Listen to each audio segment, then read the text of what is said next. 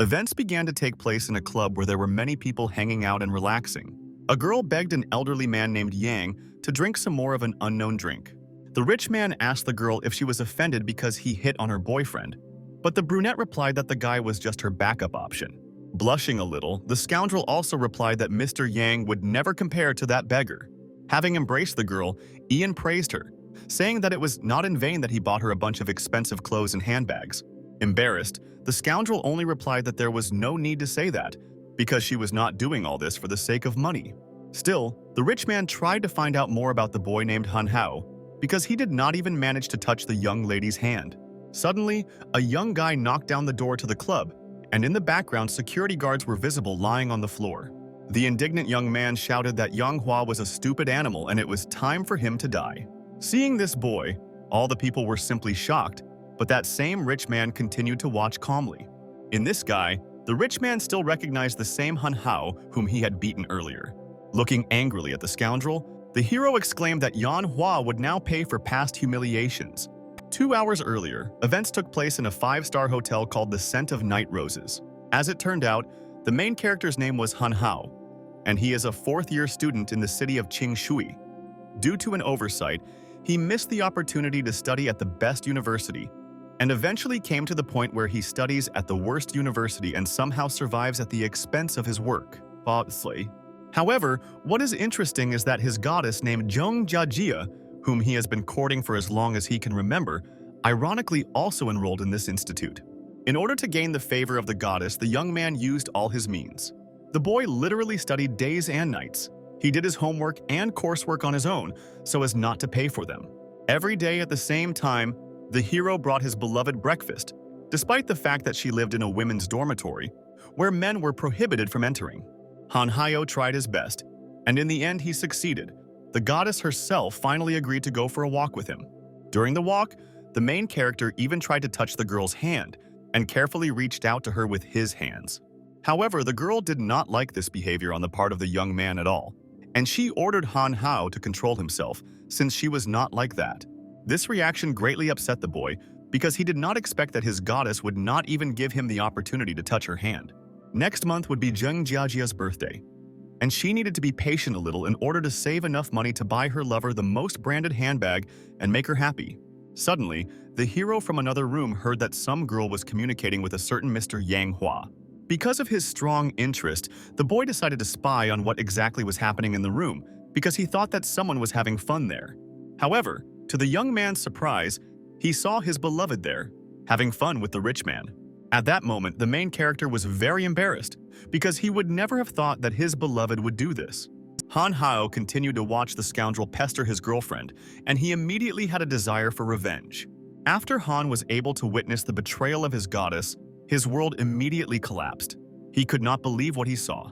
Sharply opening the door, the boy burst into the room and decided to find out what this couple had done in this hotel room. Turning her head around, Zheng Jiajia couldn't understand how Han Hao ended up in this hotel in the first place. Grabbing his beloved by the hand, the boy immediately exclaimed that they urgently needed to leave here. The rich man did not like this behavior on the part of the boy, and he hit the young man in the stomach with all his might. From such a strong blow, the hero immediately flew several meters to the side and hit straight into the wall. The damage from the impact was quite severe, as it was followed by a fall straight to the floor, causing Han Hao to hit his head hard. Despite the fact that the young guy was in pain, the scoundrel stepped on his head with his foot, humiliating him even more. The arrogant scoundrel asked the puppy where he came from here in the first place. Ian was unhappy because his time was disturbed, and now he was angry. Trying to get up from the floor, the young man began to shout that he was Zheng Jiajia's boyfriend. Just to make sure of this, the elderly man decided to ask the lady if this was really so. The scoundrel looked at the rich man and exclaimed that she was the property of Mr. Yang Hua. Soon after this, the couple decided to leave the hotel room, and the young man was left alone with himself. Clutching his fist, the boy felt incredible anger, and he continued to think about revenge. Snot started running from his nose, and he almost started crying because he was just in despair. It was at that moment that the main character was determined on the spot, and promised himself that he would make this couple pay for everything. Sometime later, events continued to occur on the streets of the city at night. Looking at the floor, the young boy did not even suspect what would happen to him next, because he was in despair and continued to think about a plan for revenge. At that very second, someone poured water on Han Hao's head, and now his day became even worse. Some dissatisfied madame began to shout that it was night, and there was no point in hanging around here because she had every right to pour water on the sidewalk. However, an elderly man appeared behind him and noticed that the young man looked very sad. As it turned out, this man specialized in luck, and for just 100 yuan, he could clear all the negative karma from Han Hao. Looking at this old man, the young man understood that he was a beggar, but he still felt sorry for this man because at such a late time he still continued to beg for money. Handing over his last money, the guy said that he only had 10 yuan and nothing else. After drinking the contents from the bottle, the elderly man grabbed the last money from the young man and said that he would still give him a discount.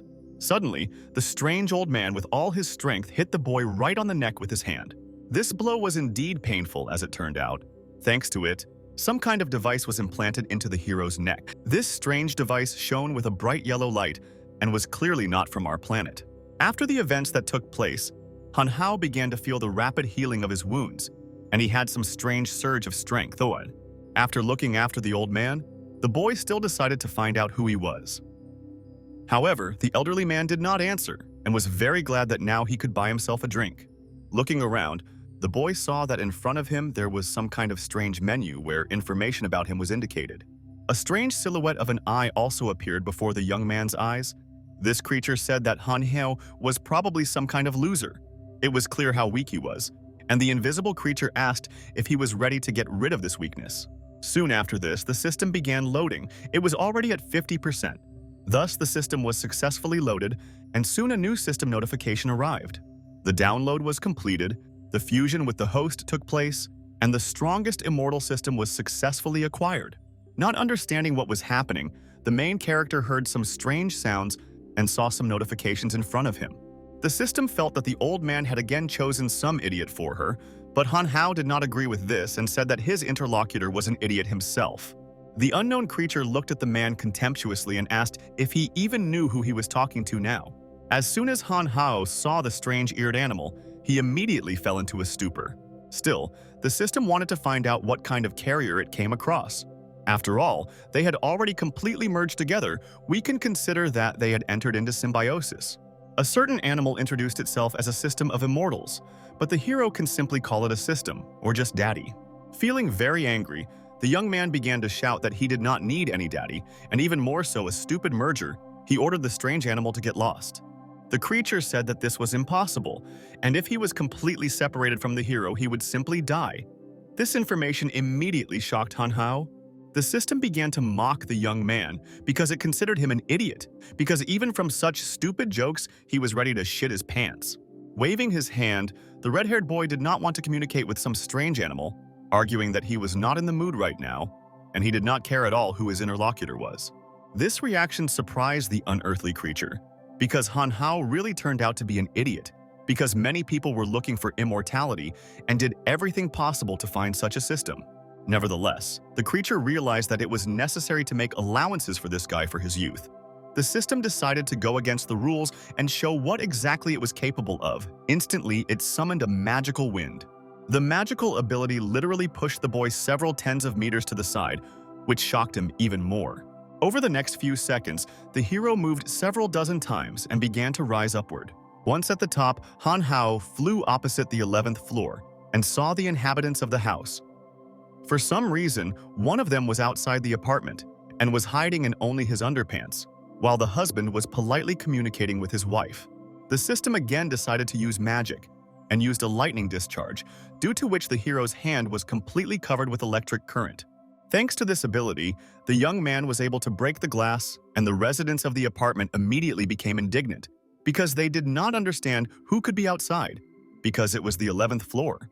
As if nothing had happened, Han Hao calmly landed on the asphalt because the effect of his magical ability had ended. After the young man landed, the residents of the apartment immediately began to quarrel among themselves, as the husband noticed that there was some strange dude outside wearing only shorts. Experiencing a strong shock, the hero did not understand how this was even possible because he had previously only seen such abilities in films. Continuing to look at his hands, the system made it clear to Han Hao how cool it was. The system of immortality only made it clear to the guy that this was not all, and all that was needed from him was diligence on the path to self-improvement.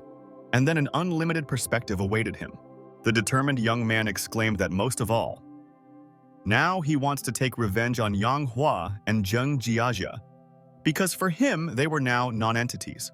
Such a goal was too easy for the system because they were just worthless mortals. And as a gift for the hero, the animal decided to give him a beginner's kit.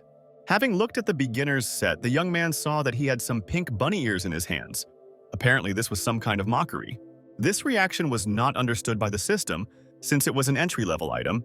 It will help significantly increase strength and agility, but the action time is only 90 seconds, so you will have to complete the mission within this time. Blushing, the young man did not understand how he would use the item, because he was a normal guy, and he could not wear this disgrace. Seeing the boy's reaction, the system asked him to turn on his brain and remember all the humiliation that he had to go through. Still, the hero admitted that the system was right, because his enemies had to pay for what they did to him, and Zheng Jiajia should have regretted. Thus, events continued to occur in the club, where Han Hao burst into. The bastard decided to ask the guy whether he came here to apologize or just to be beaten again. Showing aggression towards his offender, the young man began to shout at him to shut his mouth and began to literally rush at him. However, the man exclaimed that if even a hair falls from him today, he will already lose. As it turned out, the men who stopped the hero are Yang Hua's guards. Those same guards looked like criminals, and they decided to beat the guy for being so impudent. At that very second, the boy asked them to wait, because he was planning something. In order to get out of this difficult situation, Han Hao took out the same beginner's item. For the bandits, the pink ears in the guy's hands were a really strange item. As if nothing had happened, the hero gradually began to put ears on his head. Having put on his ears, the young man was determined to prepare for the battle in order to win. The rich man again began to mock the boy, saying that he shouldn't have put on those ears because he wasn't his type anyway. Blushing with shame, Han Hao expected the effect of the item, and the system convinced him that he should wait a little. Other people also thought this act was disgusting, and thought that Han Hao was just another pervert. Those same guards also laughed because for them such an extraordinary action was stupid. Even the beloved laughed and mocked Han Hao, considering him trash. Fortunately, the magic item began to work, and Han Hao received bonuses to his characteristics, thanks to which he became more dexterous. Seeing such a lightning-fast reaction from an ordinary guy, the guards immediately fell into a stupor. In a few seconds, the guy literally managed to slip between several strong men. He not only walked past his offenders, but also managed to hit them several times. These blows really greatly influenced the course of the battle, thanks to which Han Hao was able to knock 3 scoundrels to the floor in a few seconds. Seeing this outcome of the battle, the man immediately began to panic. He did not understand how to act in this situation. The confused rich man decided to ask the hero how he became so sharp in such a short period. Unfortunately, this question remained unanswered, and Han Hao had already begun to swing his fist in order to strike. The blow was truly impressive. The young man aimed straight at the scoundrel's face in order to knock him down. Such a chic technique allowed him to literally slam Yang Hua into the wall, which is why he could not even move. There were 30 seconds left before the item's effect ended, and the young man decided to ask the offender if he really thought that if he had money, he could afford everything. According to the main character, you cannot allow yourself to do whatever you want if a person has money. That is why the offended young man beat the fat man with all his strength, not giving him the opportunity to win the fight. The item's effect had expired, and fortunately, Han Hao had already finished the battle by this point. The winner ordered Yang Hua to kneel down and call him daddy, and if he doesn't do this, the beating will continue. Trembling with fear, the fat man obeyed and knelt down, begging to be spared, and even promised to give all his money. Nevertheless, the young man agreed to take the money, and he bent down to get the scoundrel's wallet. He took this money as compensation for treatment, and also asked the loser for the password to his bank card. The scoundrel only said that there was no password, and the guy could just swipe his card to pay. Looking around, the hero also noticed the same girl with whom he had previously been in love. Zheng Jiajia continued to look at everything that was happening, and literally trembled with fear. She thought that she would get it. However, now the main character of this girl was not interested. He simply turned around and began to leave. Thus, the system counted the completion of the mission. Its purpose was to force Yang Hua to admit his mistake, and the reward was immediately sent. As it turned out, a certain man was watching everything that was happening, and calling his boss, he said that something had happened here. The boss was called back and told about the incident, and also that some boy had taken the things. After listening to his subordinate, The boss decided to send people to keep an eye on this guy and also find out everything about him, but without unnecessary noise. What he heard really made the influential man laugh because he wanted to know who was so brave that he decided to compete with him. Sometime later, the system congratulated the guy on the successful completion of the mission. He received 15 immortality points and moved to the superhuman level, and also received a super large newcomer gift as a reward. The gift to the newcomers was the first volume of spiritual instruction on the technique of chaos, 5 amulets of X-ray vision, 1 trident of Poseidon, steely fatherly love, black stockings, and 10 points of immortality. The system also explained to the boy that since the chaos technique is a spiritual practice, it will be very useful for developing strength and physical attack, so one should practice it well. The smart young man nevertheless decided to find out from the animal what exactly he had previously said about the superhuman level. Hearing such a strange question, the creature realized that the man did not understand anything at all, and he still decided to explain everything to him. The world of immortals includes the following levels, namely superhuman, soul awareness, and spirit activation, as well as soul revelation, holiness, and absolute enlightenment. Each level is divided into initial, intermediate, and higher stages. So far, the hero was at the very beginning of his journey, namely at the initial superhuman level. However, the boy did not understand what was wrong with this, because he was already very cool for an ordinary city resident. The entire system believed that all this was thanks to the bunny ears. If he did not practice, then meeting someone higher than his level, the guy would simply risk losing his life. But the young man understood that the rest of the people who were looking for immortality did not have a system, only Daddy had one. Meanwhile, the strange man continued to watch the main character and did so in secret. The stranger did not understand what exactly the young man was talking about, but still remembered everything that happened. The next day, events continued to occur in the Han Hao dormitory. Rummaging through Yang Hua's things, Han Hao was simply shocked because he had never seen such a large amount of money before. The wallet contained about 20 or 30,000 yuan, which was quite a large amount. However, there was also another rather strange item in the wallet. The boy immediately began to look at the strange nakodka and did not understand what it was. A certain object was round in shape and resembled a small coin. Suddenly, a girl knocked and asked Han Hao if he was at home. As it turned out, it was Moise who knocked. The boy understood this immediately, but still asked if it was really her. Opening the door, the young man kindly greeted his girlfriend. The friendly girl exclaimed that it was time for them to go out because the time had come. Hearing this, the boy was at a loss because he could not understand where exactly they needed to go. Sighing heavily, the girl became indignant, saying that today was her birthday and he himself said that he would invite her somewhere to eat. As usual, the hero began to make excuses, saying that he would forget about it a little and had already thought of everything a long time ago, and today he would be able to treat Moise to the best dishes. Grabbing the boy's hand, the friend was very glad that he agreed to treat her, and they began to walk somewhere. Although Han Hao did not expect anyone to come to him, he was still very happy about such a pleasant company. After some time, the main character and his girlfriend found themselves in the most expensive restaurant in the city of Qingshui. The friend remembered that her friend had previously saved money for a gift for Zheng Jiajia, and decided to find out if he really wanted to spend a large amount of money in this restaurant.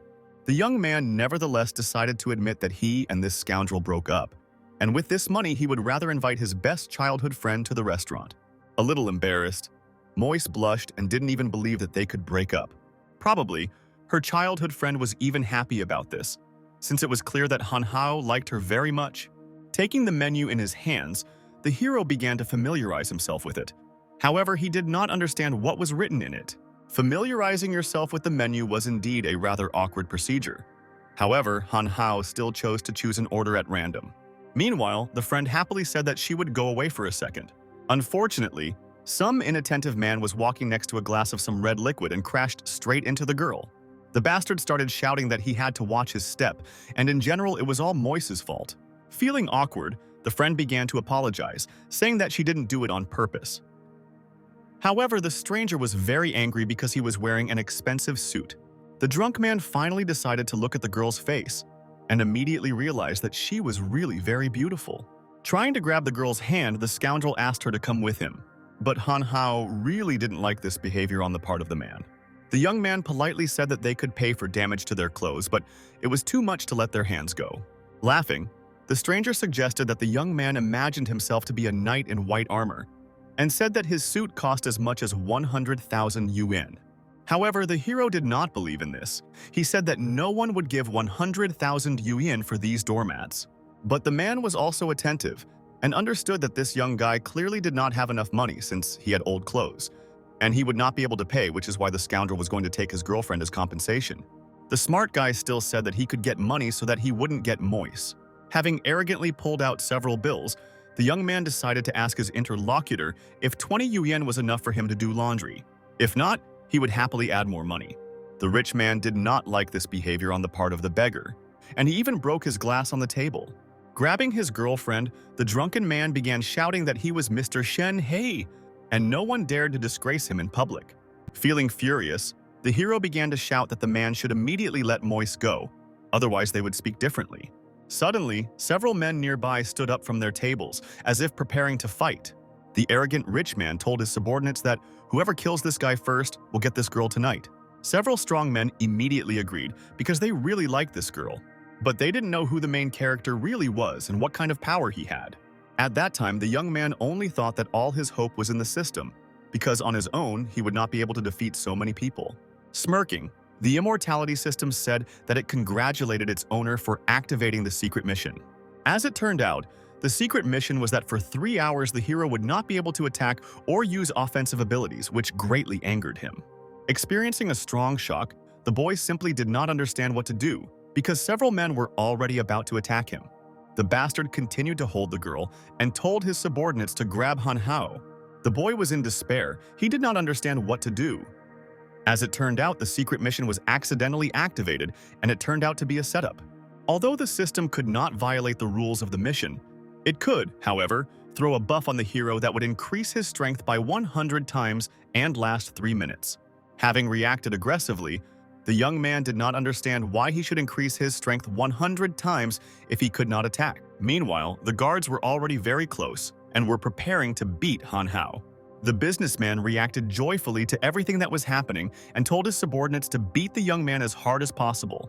The main character's strength increased 100 times, and at that moment he experienced some strange sensations. Still, the smart guy understood what exactly he needed to do in such an ambiguous situation. Looking at one of those present, the young man realized that the man with a glass of wine was the boss, and asked him to come over so that they could sort it out one-on-one. As it turned out, it was Master Jiang, and he believed that he had no need to deal with such a rogue on his own. Suddenly, the elderly man appeared behind his subordinates, moving in a few milliseconds. To demonstrate his physical strength, the old man hit several men in the back, causing them to start screaming in pain. The young man clearly did not expect such a turn of events, because who would have thought that the gray-haired man would be so strong? Unfortunately, the old man is indeed very strong, and he was also furious because he even beat his own people. Because of this, the hero even began to get a little nervous. However, he had a system under his command, thanks to which he was supposed to win. The elderly man was unhappy that his subordinates were choosing for him and believed that he would not fight Han Hao. Master Jiang turned out to be a former Special Forces soldier. He unscrewed the heads of lions with his bare hands, which is why the hero will definitely lose in this fight. The friend tried her best to dissuade Han Hao from fighting because she was afraid for his life. However, the master was still going to fight the guy. According to the old man, there was no one in Qingshui City who could survive his blow. Looking mockingly at the master, the boy said that he felt sorry for this old man. He could even give him 20 yuan for a taxi so that he could finally go out of town and see the world. At this moment, the main character only hoped that he had not miscalculated, and the only thing left was to go all in. The strongest old man clearly did not like such an upstart, and he immediately began to attack. At this moment, the red-haired youth continued to stand like a pillar and expected an attack. Watching his opponent, Han Hao saw that his blow was indeed quite strong. Closing his eyes, he only expected the worst, but hoped for the best. The impact occurred, and the outcome of the battle was unfortunately not known, since after the shockwave, only human silhouettes were visible. After that very blow, the opponent's clothes literally began to tear on his arm and she was severely injured. In great pain, the adversary began to scream as his arm was now broken. The shockwave even sent the master flying several meters to the side and was now lying on the floor.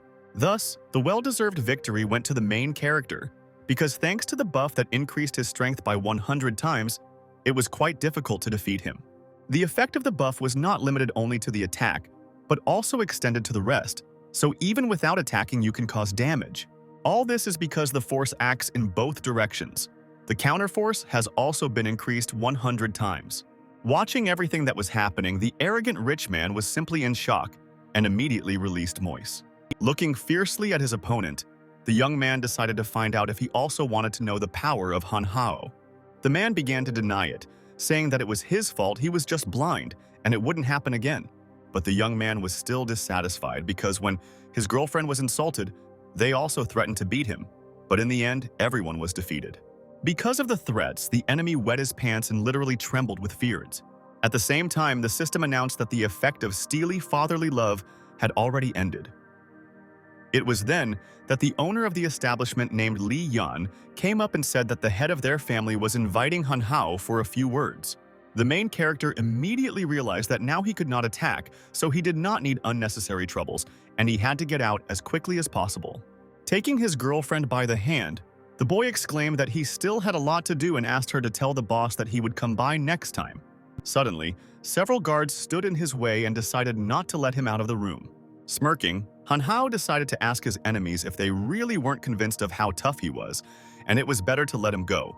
But the man believed that although his technique was impressive, it was in no way comparable to Elder Li's technique. No one in the city had ever offended Elder Li by refusing. All the great masters wanted to fight him. Now, if the main character knew what would happen in advance, he would not show off so much, otherwise who knows what this Elder Li can do. There were still 2 hours before the end of the secret mission. At the same time, they had already knocked on the Elder's office and brought the boy. Suddenly, the Elder exclaimed that the guy should wait until he finishes the game, after which they will talk. The hero was left in the next office. He sat on a bench and waited for a conversation with the Elder. Using the amulet of X-ray vision, the system explained to the hero that he had met like-minded people, because it was necessary to find out exactly what stage of cultivation he was at. X-ray vision was successfully used, thanks to which the boy could see through walls. This man's name was Li Tianhuo.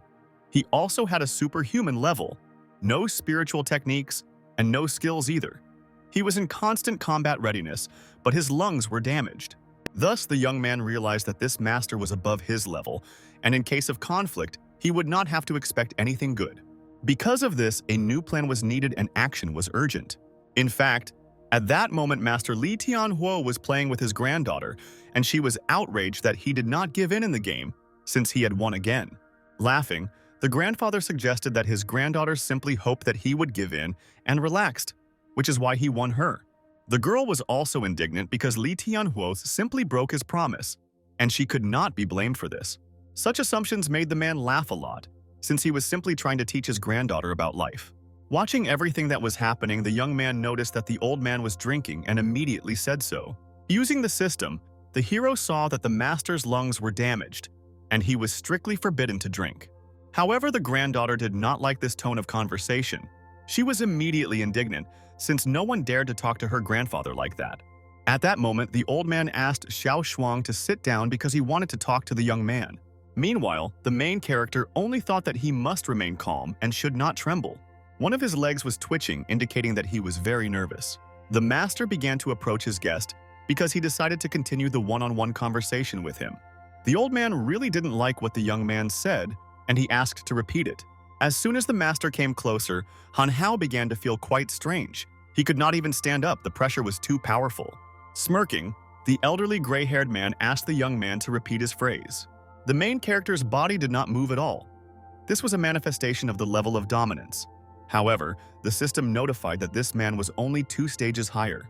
Raising his head, the boy exclaimed that he had previously said that Li Tianhuo was already feeling pretty bad, and yet he continued to drink. It turns out that this is all because he does not want to go above the superhuman level. Indignant, the elderly man could not understand how his interlocutor was able to find out the level in the first place. Thus, the pressure was gone. It was really good that Han Hao used X-ray vision and saw the man's condition. Thanks to X-ray vision, it was possible to understand that enormous damage had been done to the interlocutor's body. As soon as the weather deteriorated and it started to rain, he began to have aching pains in his chest, and this is what prevents him from moving to a level above superhuman. However, that was not all, and the boy told the information that the system had previously reflected to him.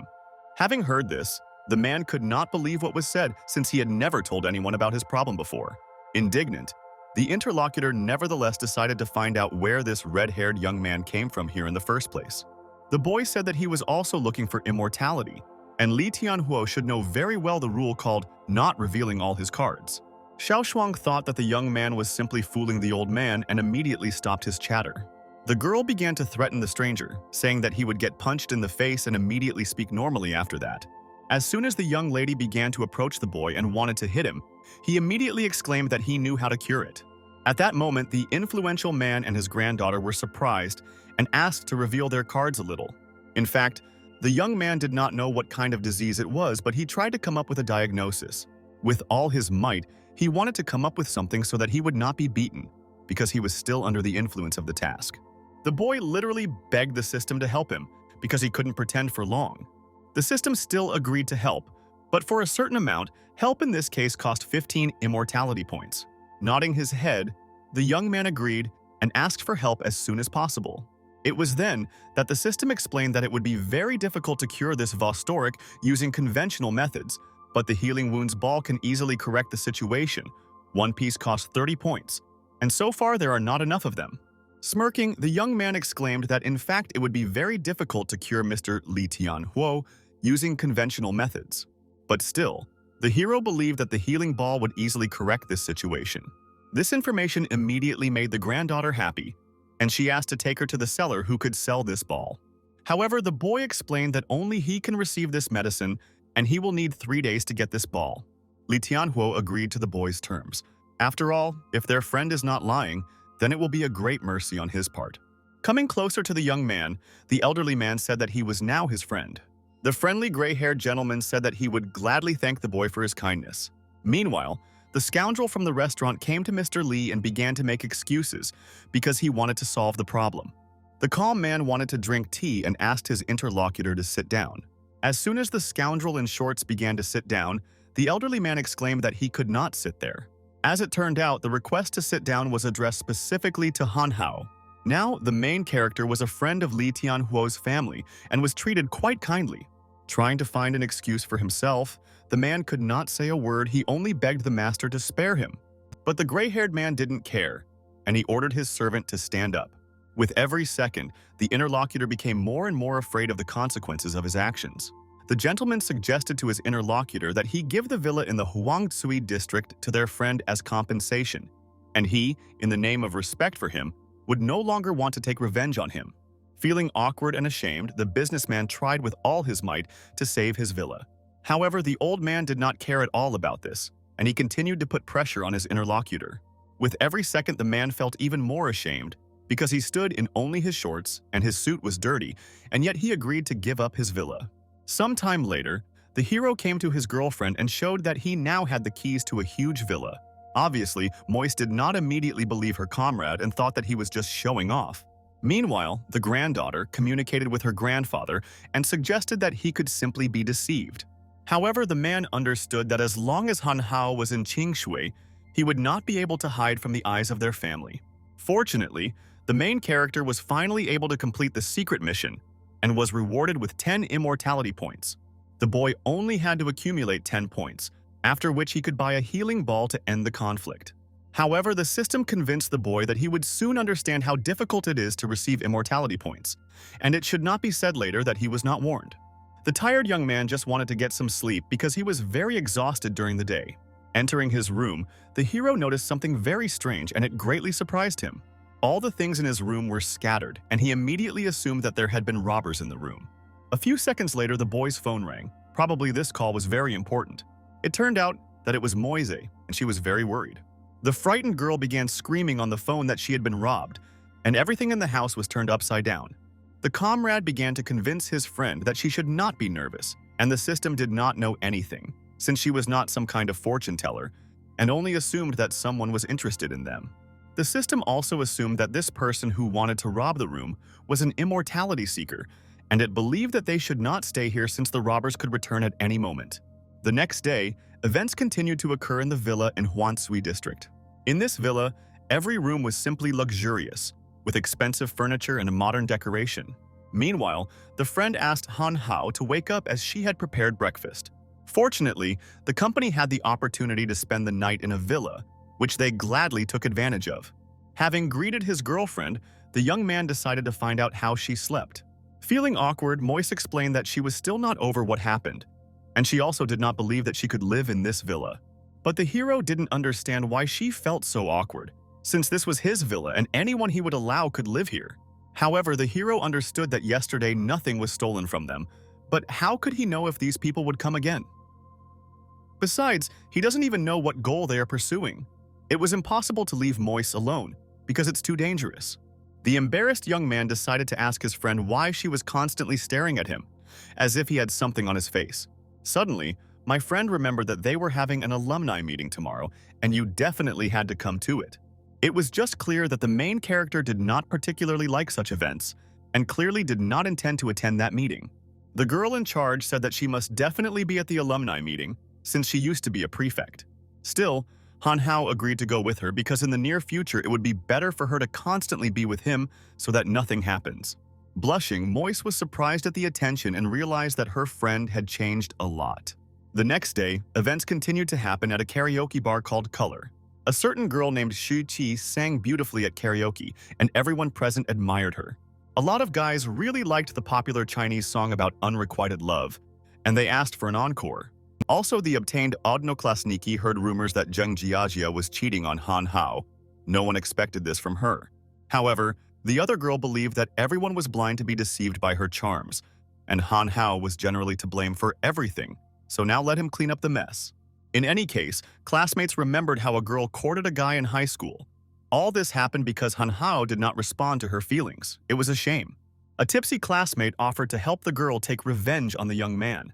At that moment, the main character still did not suspect anything and sat calmly on the phone. Some classmate approached the boy and decided to find out why he was sitting here alone.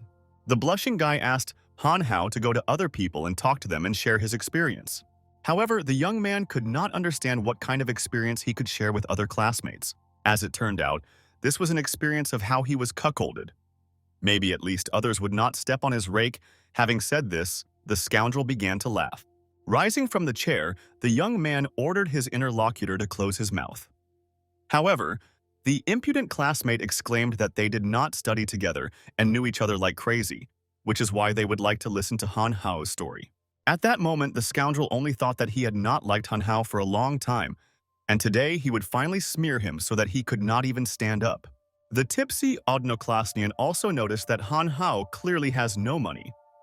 After all, their company just doesn't have enough of a cleaner. His salary is 2,000 yuan, which is just right for the guy.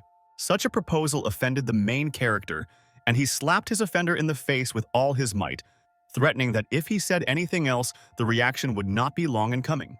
Looking arrogantly at his interlocutor, Odnoklasnian was offended by the blow and said that his people would literally finish off Han Hao. The young man didn't care at all. He said that just let them try because even if his father has money, it doesn't mean that he's so cool. Another classmate named Shiki decided to stop this conflict and asked everyone to shut up. Approaching the guy, Shiki decided to find out if he regretted not dating her back then at school. But Han Hao didn't understand why he should feel sorry, because now an ordinary girl stood in front of him, and she was nothing remarkable. However, at that moment, Shiki noticed that Moise hugged her interlocutor. Realizing that this guy was probably busy, the girl began to leave, saying that she was bored. Seeing the girl's reaction, the guy with the strange hairstyle decided to find out where she was going after all. Suddenly, some strange man sharply pushed Shiki, as if he had done it on purpose. The girl was immediately indignant and asked whether he was blind or a stranger, because he should have been taught to look at his feet. The stranger did not like this reaction, and he literally grabbed the girl by the throat.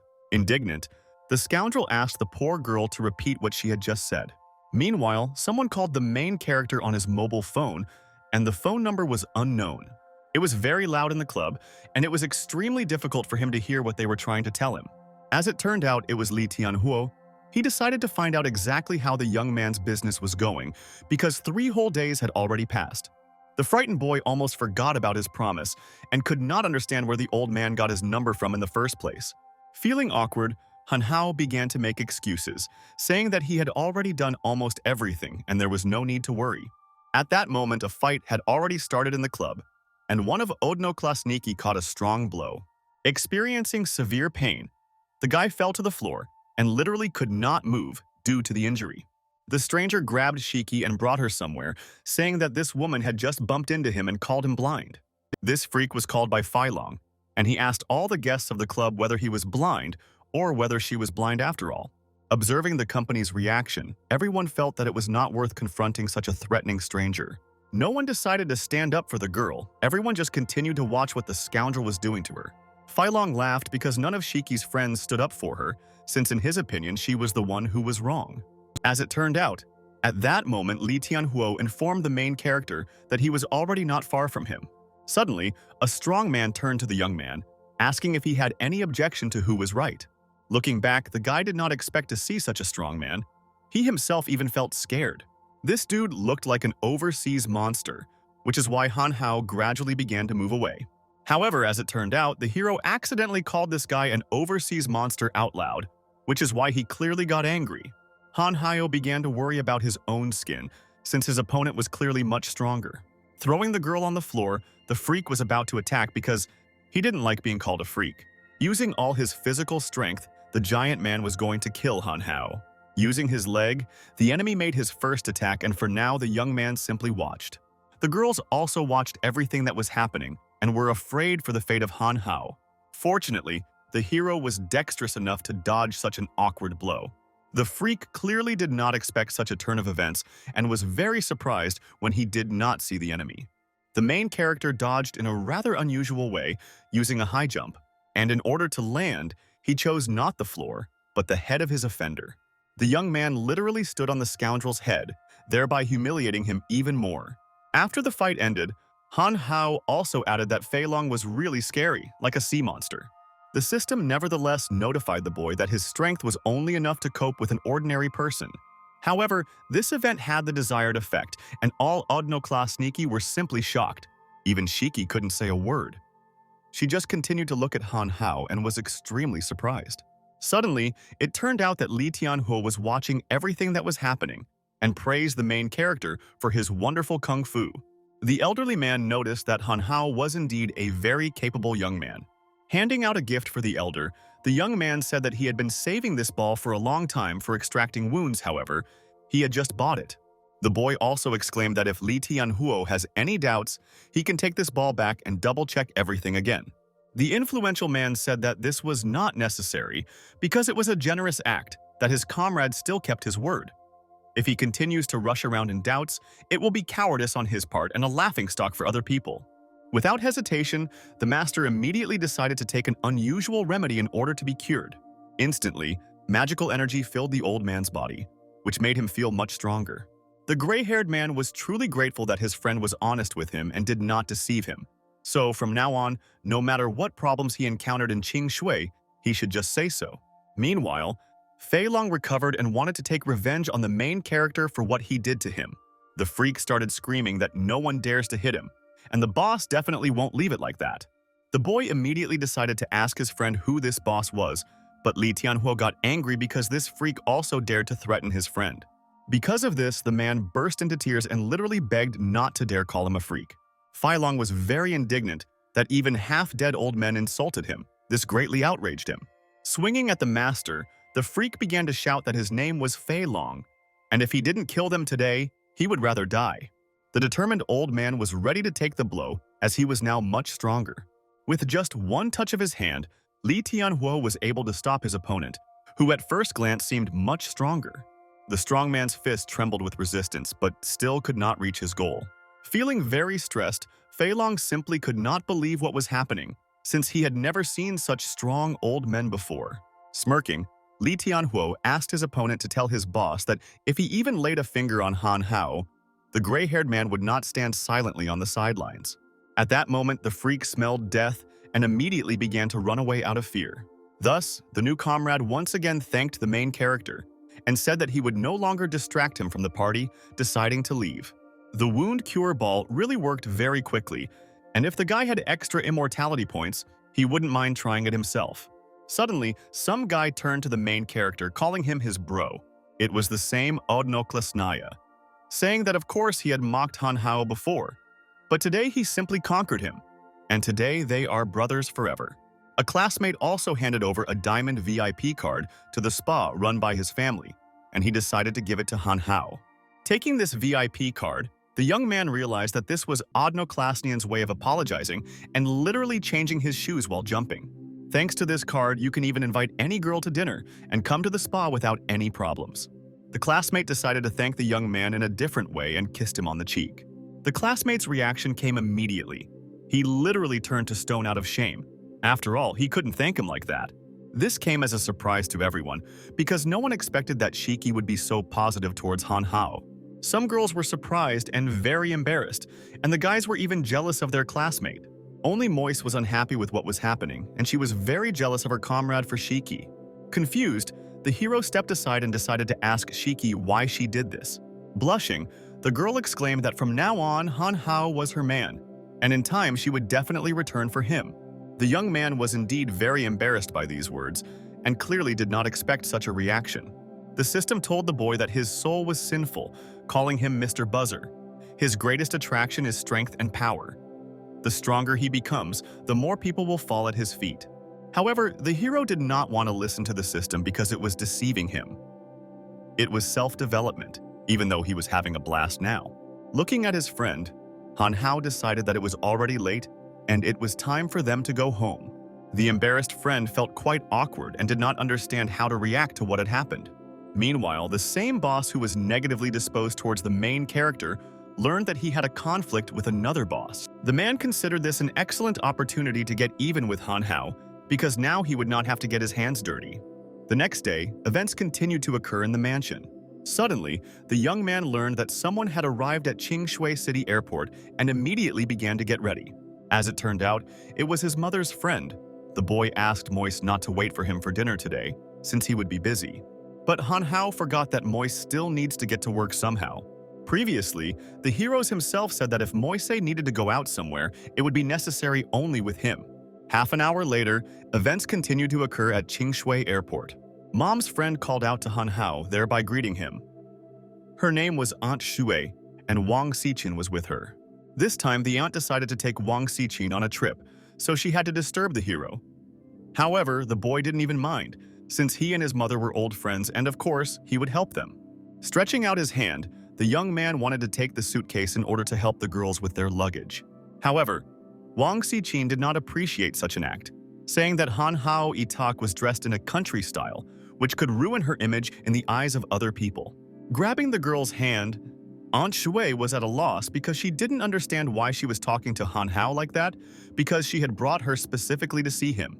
So she should be kind and not spoil the first impression. The girl exclaimed that she didn't like him at all, and in general, she asked him to stop looking for suitors for her. With such a beggar, she definitely doesn't want to be together. The polite aunt tried to smooth things over by saying that Wang Xiqin simply had such a character, and Han Hao should not take these words to heart. Having heard all the statements in his direction, the boy happily agreed, but he understood what this Wang Xiqin really was like. Thus, they all took a taxi to the main character's mansion, because Auntie and Xiqin were supposed to stay with him for a couple of days. The boy also said that he had already booked a table for them at a restaurant and would take them there in the afternoon. However, Wang Xiqin was unhappy because she assumed that Han Hao would not have room in the house for guests. After all, he and his mother have a lot of things, so it is better to book a hotel room. The aunt was clearly unhappy with her daughter's behavior and again began to beg her to be more polite. At that moment, the hero only thought that his mother had long wanted to match him with Wang Xiqin. And then Auntie really brought her. He didn't even know what was on her mind. In any case, even if Xiqin didn't like him, there was still nothing much to lose. Unexpectedly, the system gave a new task, which was that it was necessary to make Wang Xiqin fall in love with Han Hao. The hero even wanted to refuse him, but this was impossible. The system simply offered to complete the task, and, as a bonus, new items in the store would be revealed to him. Han Hao still decided to find out how he could understand that she had fallen in love with him. But there was no need to worry about this, because she had a special number above her head. The number -20 actually appeared above the girl's head. This was an indicator of sympathy that only a young man sees. When he reaches the 100-point mark, this mission will be completed. Sometime later, the main character and his comrades arrived at the mansion. The group of girls did not expect to see such a luxurious house because they thought that the boy lived in some kind of shack. Aunt Shui immediately checked out the house and praised the young man for what he had acquired during this year while they had not seen each other. But the girl did not believe that this was his mansion, saying that he was simply lying, because such wealth could not fall on the head of a beggar. At this moment, the sympathy points decreased even more. This happened even when the hero did nothing. Thus, the guests sat down on the sofa while the young man was about to bring them water. The caring young man brought 2 glasses of water, and Aunt moved so that he could sit next to her daughter. However, the girl was completely cold. Her sympathy points decreased even more. Suddenly, the woman remembered that she urgently needed to get something out of her suitcase. With a wink at Han Hao, Auntie asked Wang Xichin to chat with the boy until she returned. As it turned out, this was a cunning plan by the woman, since she really wanted Han Hao to be with her daughter. The dialogue never began, because the young people simply sat and were silent, because they felt quite awkward. With every second, the sympathy on the girl's part was getting worse, because there was simply no communication between them.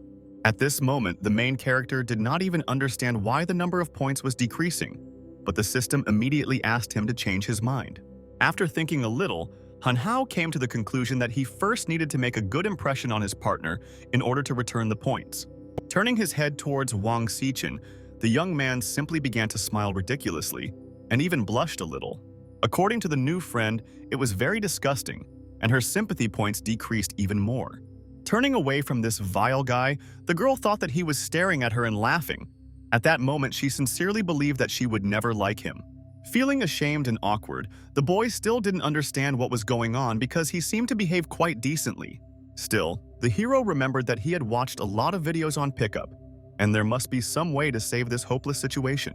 Suddenly, it dawned on him. He remembered the very method that always saves him in communicating with girls. Taking the initiative, Han Hao decided to ask the girl what she liked best, cats or dogs. Not understanding what was going on, the interlocutor only replied that she liked dogs better. Laughing, the young man literally began to bark, imitating a dog.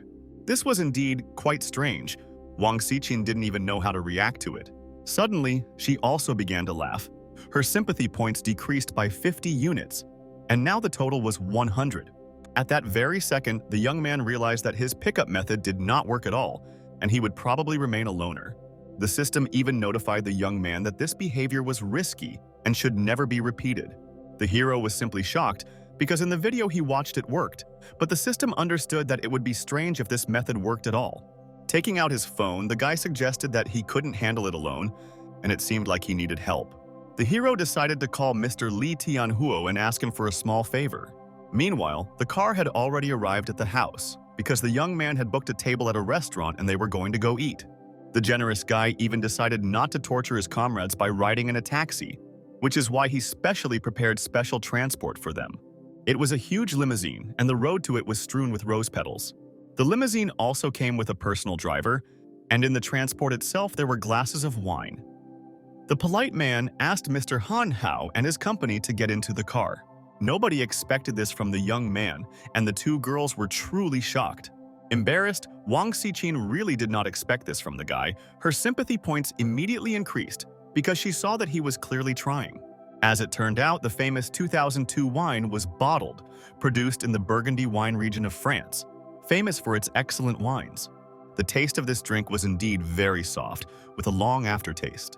Auntie didn't expect that the young man was so knowledgeable about wines, which made Han Hao even a little embarrassed.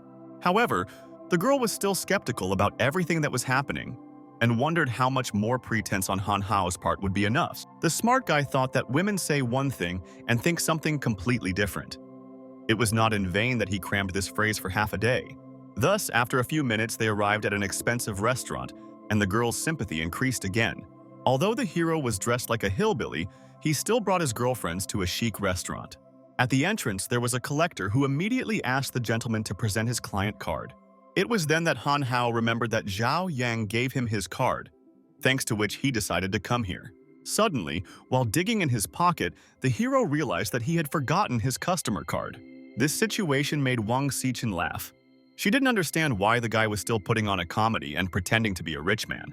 Feeling awkward, the young man began to look for a way out of the situation and asked if it was possible to let them through while his driver went to get a card.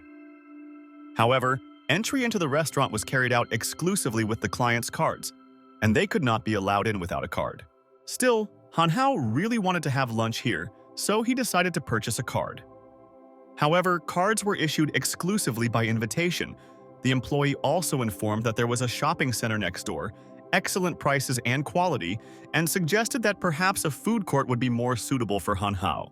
Hearing this, the young man fell into a stupor. He shouted that there was no need to underestimate him and ordered to call the boss because they knew each other. However, the man didn't care. He said that too many poor people were divorced here and asked Han Hao to leave since there was no time for him. The aunt began to calm the boy down, saying that they didn't need problems and they should better go to another restaurant.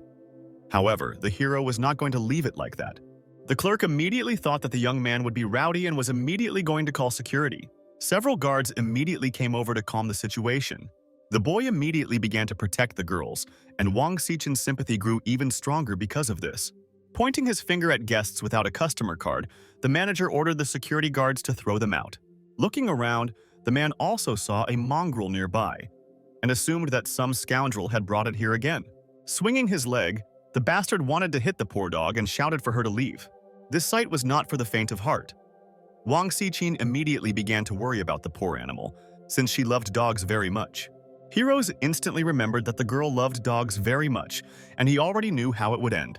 In order to stop the restaurant worker, the young man kicked him with all his might so that the dog was safe. Smiling, Han Hao exclaimed that with such a cute puppy, it is necessary to be more gentle. The girl's sympathy increased even more, and now she was at 81. Sometime later, the guards also suffered because they prevented Han Hao from entering the restaurant. In this way, the smart boy not only almost won the girl's heart, but also saved a cute little animal. Suddenly, someone started shouting, "I asked who was tired of living here," that he decided to make some kind of fuss.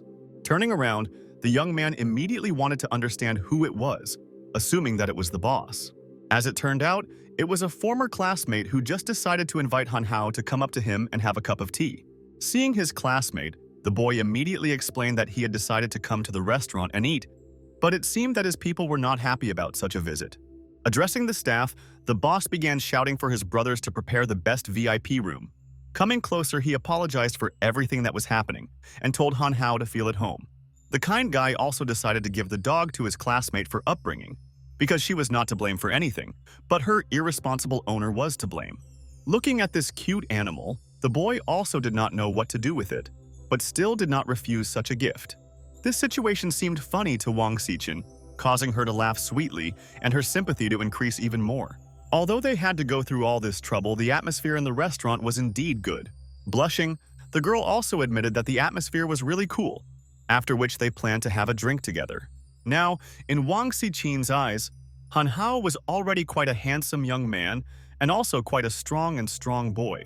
Feeling shame and embarrassment, the young lady could not imagine how this was even possible because she felt that she had fallen in love with this guy. The system notified the hero that there was only one sympathy point left to complete the task, but his phone rang. Expecting that this was some kind of urgent call, the young man immediately decided to answer. What he saw during the video call shocked him because it was truly unexpected. As it turned out, he was shown Moise via video call. She was tied up and could not speak because of the bandage in her mouth. The kidnappers also sent a message in order to come to the Big Dragon's Bay in Hangar 15 within 30 minutes, otherwise the girl would die. Rising from the table, the hero exclaimed, saying that he had some business to do and needed to leave for a while. The daughter and her mother did not understand where exactly Han Hao was going. His behavior changed dramatically, and he literally disappeared somewhere. The red-haired girl didn't understand what was happening, and she really didn't want her lover to leave. Some time later, events continued to occur in the hangar of the large Dragon's Bay. The boy was already near the entrance to the hangar and hoped for the best while expecting the worst. Entering the building, he began to look around in order to reconnoiter the situation. At that very second, he discovered that his girlfriend was indeed in this building. For the girl, the visit to his friend came as a surprise. She immediately opened her eyes and seemed to want to say something, but could not. The hero immediately began to run in order to save her and wanted to untie her in order to find out what exactly happened. However, Moise began waving her head with all her might to signal danger. The system also notified Han Hao that there was someone behind him and he needed to be careful. As it turned out, there really was a man behind him with a knife who immediately attacked the guy. Glancing arrogantly at his opponent, the young man assumed that the half-baked cripple had attacked him again. Indeed, it was so. The attacker turned out to be that same freak. and now he was armed. The bastard took out his knife and began to lick it, thus showing how dangerous he was. However, the boy still understood that such an opponent was unlikely to harm him, but the attacker was quite self-confident. At that same second, he began to run towards the girl in order to attack her with a knife, thereby discouraging Han Hao. Feeling angry, the hero has already begun to think through a further plan of action in order to carry out an attack. Thanks to his physical strength and dexterity, the young man was easily able to intercept the scoundrel's attack, thereby protecting his girlfriend. Although it was quite painful to grab the knife in this way, the counterattack was successfully carried out. Suddenly, Han Hao began to fall to the floor and assumed that there was something wrong with this knife. It turned out that this knife was called the Destroyer of Immortals. It was created specifically for people like the main character. Looking at this object, he realized that this thing had absorbed all of his spiritual strength and energy. It was then that the system advised the boy to quickly use the Chaos Technique. Thanks to the Chaos Technique, the energy no longer leaked. He thought that this technique would help. However, the system decided to warn him that if he had not been negligent in his training, then this toy could not have harmed him in any way.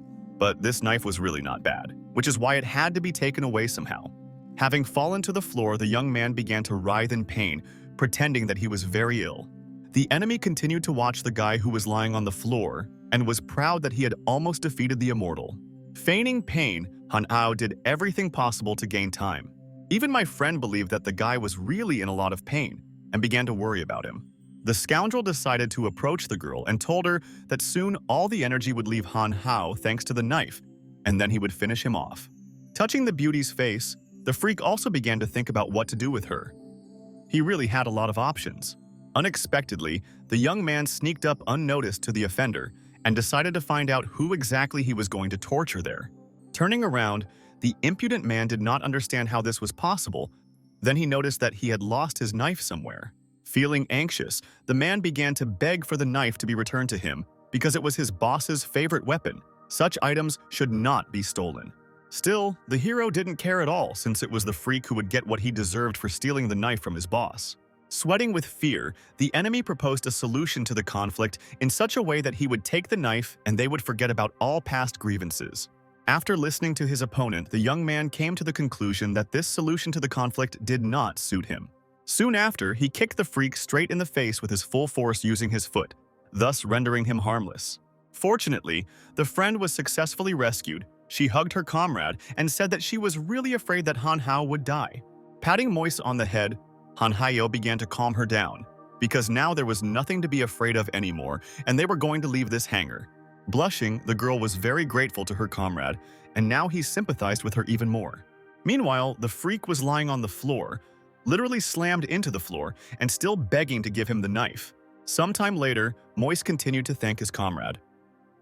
However, he also apologized to his friend because he should not have allowed this to happen, and asked her not to leave one step away from him.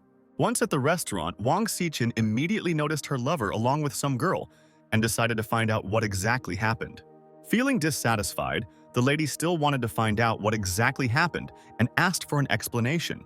This whole situation was really out of control. Han Hao forgot about the girl, and he was also in Moise's company. Sympathy quickly began to decrease. The young man assumed that he would definitely fail this mission.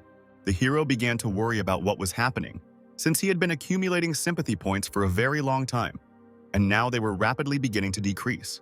However, as it turned out, the number of points reached 100 units, thanks to which the mission was successfully completed. Sighing heavily, the girl in love decided to find out exactly where Han Hao was running away. The system suggested that this was probably love, even though he didn't know much about women, but later asked Han Hao to sort out this whole situation on his own.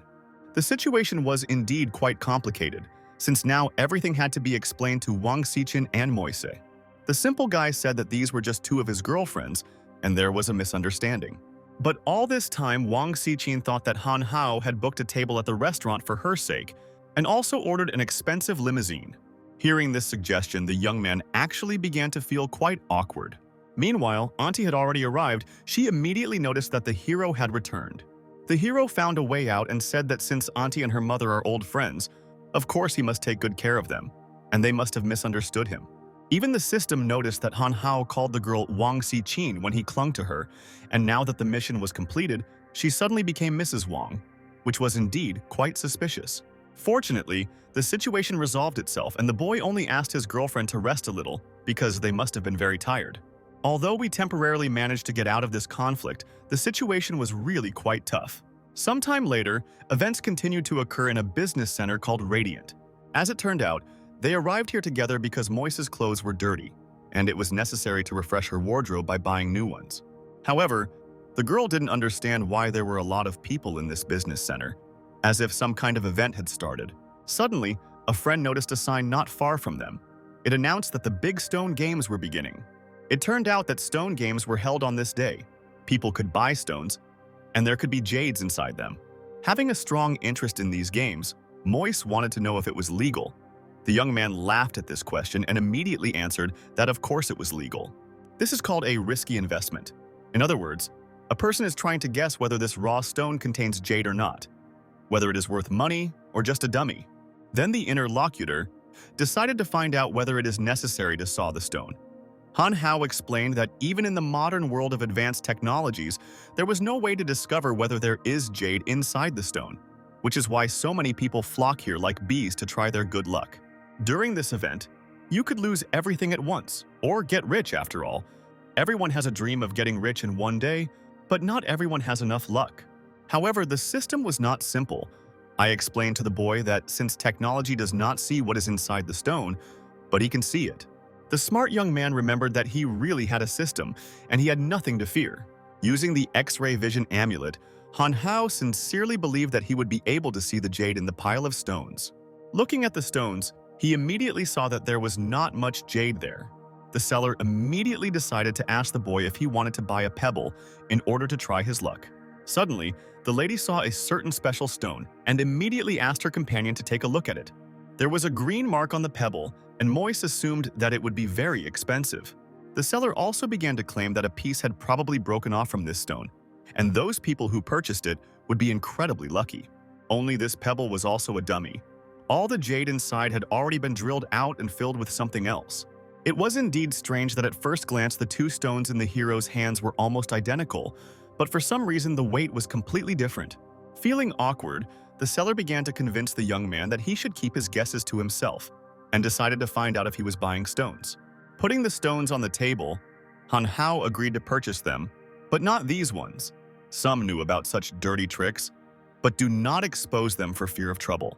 One of the pebbles turned the boy's attention, and he decided to take it, although it was lying on the table where there was waste. The smart hero knew that there was jade inside, and thanks to this, he could get rich in a matter of minutes. The arrogant man thought that the young man was a poor man, and one should not look at the prices at the stone games. It was impossible to convince the guy. He was determined and wanted to buy this particular stone. Soon a crowd gathered to see what exactly was in the stone. People discussed that every year there were naive fools who were so deceived. As soon as the pebble was cut, everyone immediately fell into a stupor since there was jade inside it. The girlfriend began to praise her friend, saying that he was really very cool. One of the men immediately approached the lucky man and said that he wanted to buy this stone for 200,000 yuan.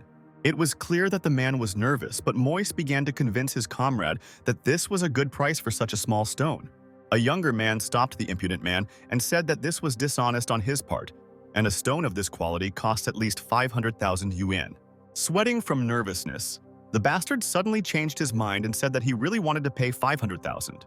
Thus, 500,000 yuan was credited to the main character's bank account, thanks to which he became a little rich.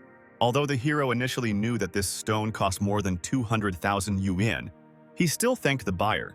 Because business sharks are constantly trying to profit from newcomers, they really infuriated him. Laughing, the young man decided to tell him that he almost bought a stone, which turned out to be a fake. However, the gentleman still decided to ask how he managed to figure out that there was jade inside.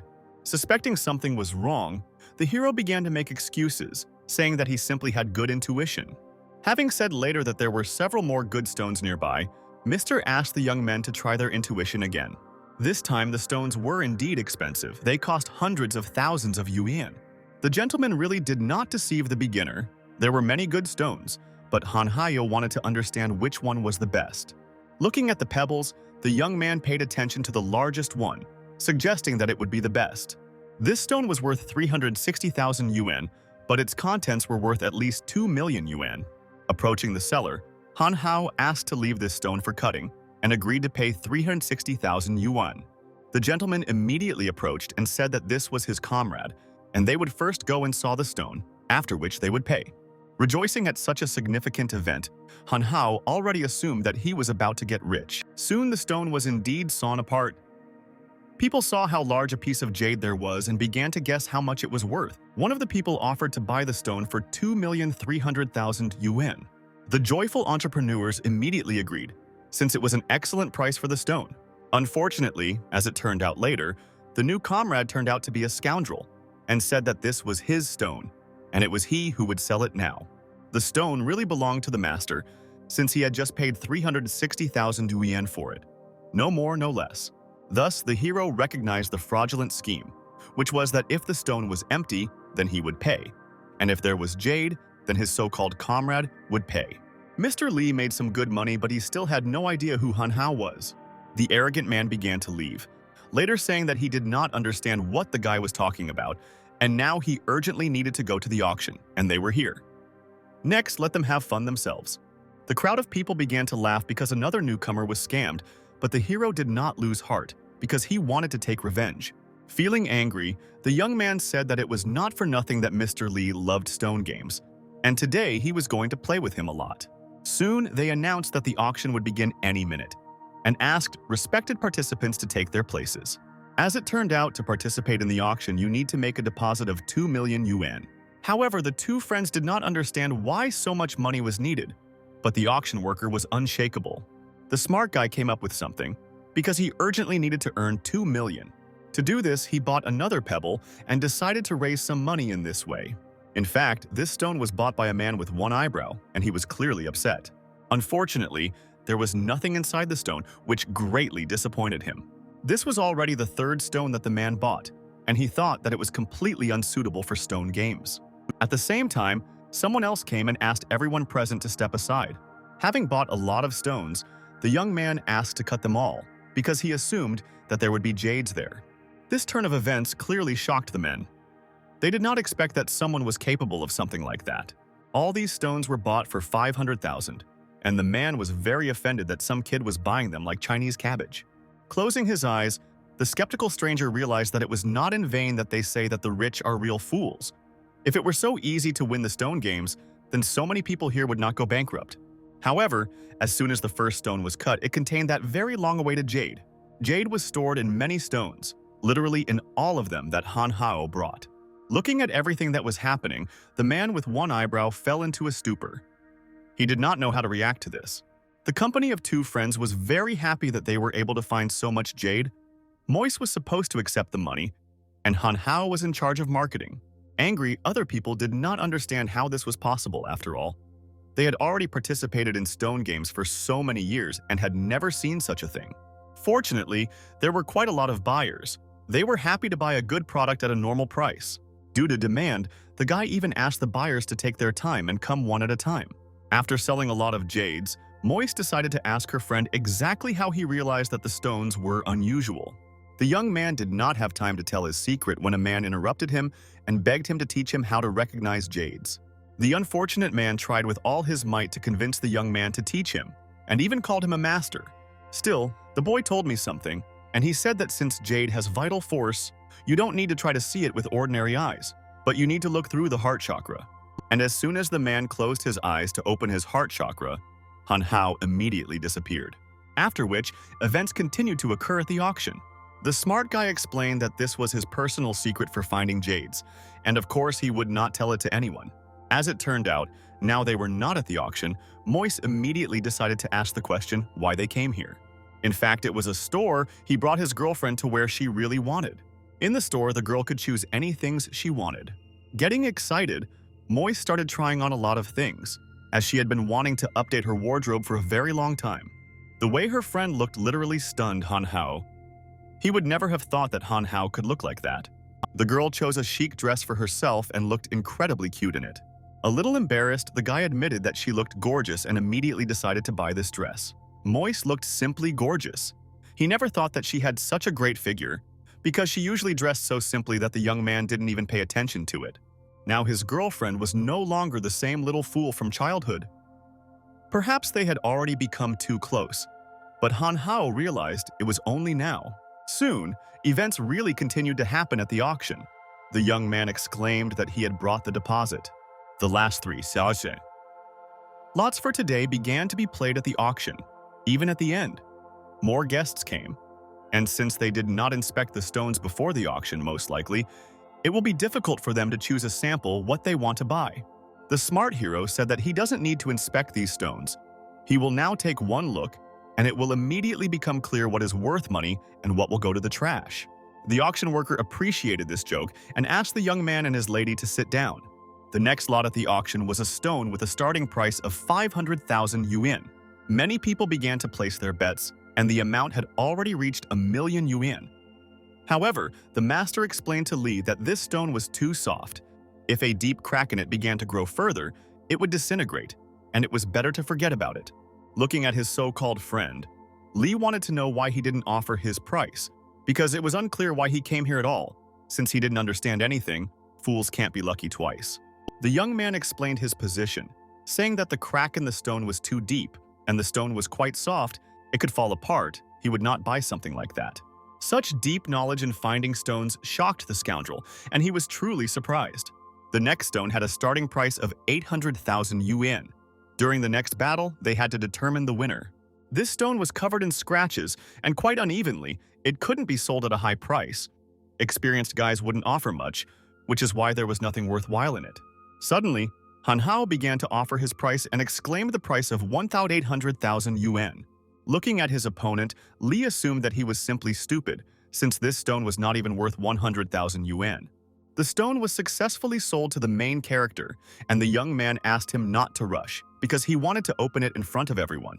Soon they began to saw the stone, and everyone wanted to find out what exactly Mr. Han Hao's stone was hiding. After sawing, it turned out that there was ice jade inside, so it was also very pure, completely without impurities.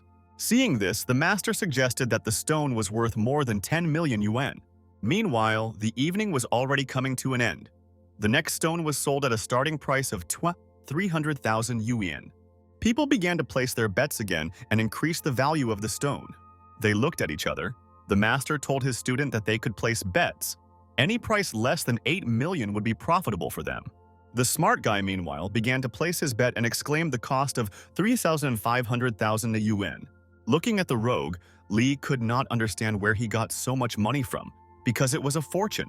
At this moment, the young man even began to stop the auction worker because, judging by their information, he was offering a price that exceeded the amount of his assets. Although the previous lot was worth quite a lot, there was still a risk. Moreover, Han Hao participated in the auction for the first time. To avoid a deliberate increase in price and an unsuccessful end to the auction, the main character's ability to participate has now been limited. This greatly angered the young man. He wanted to prove that the value of his assets was enough to participate in the auction. Although he admitted that he is a beginner today with a small amount of money for fun, he still would like to continue participating. It was then that he mentioned that he had a villa in Huangkou district that belonged to him. Its total price was more than 100 million yuan. They could check it themselves.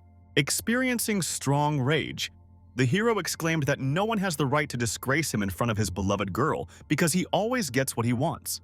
Hearing this, the lady was indeed very embarrassed. However, she was pleased with such a statement. The auction worker began to stop the young man, and Li did not understand how a real hillbilly got so much money and why he was so determined. Suddenly, the master received a message from his people below about this guy. He just went down there and opened 10 stones in a row. All of them contained jades. In the meantime, the worker apologized to the gentleman for the delay, and Mr. Han Hao's offer was valid. Now the bid for the stone was 4,200,000 yuan. Acting arrogantly, the young man began to say that no one dares to waste his time, because he said that he always gets what he wants. Raising his hand, the determined hero exclaimed that he would give 100 million for this stone, since the jade would be the best in the world for decorating his girlfriend. The amount of the bid shocked all the auction participants. No one could have imagined that a certain hillbilly would be able to repay such a large amount of money. Even the auction worker began to get nervous. He felt uneasy that some young man owned such a large sum. Suddenly, Mr. Li picked up his number and exclaimed a bet of 100,500,000 yuan. The master began to stop the young man, But Lee began to convince him that this guy really had talent, and apparently this stone should cost much more than they thought. At this moment, the rich man was actually thinking that the brat just wanted to humiliate him by interrupting his proposal.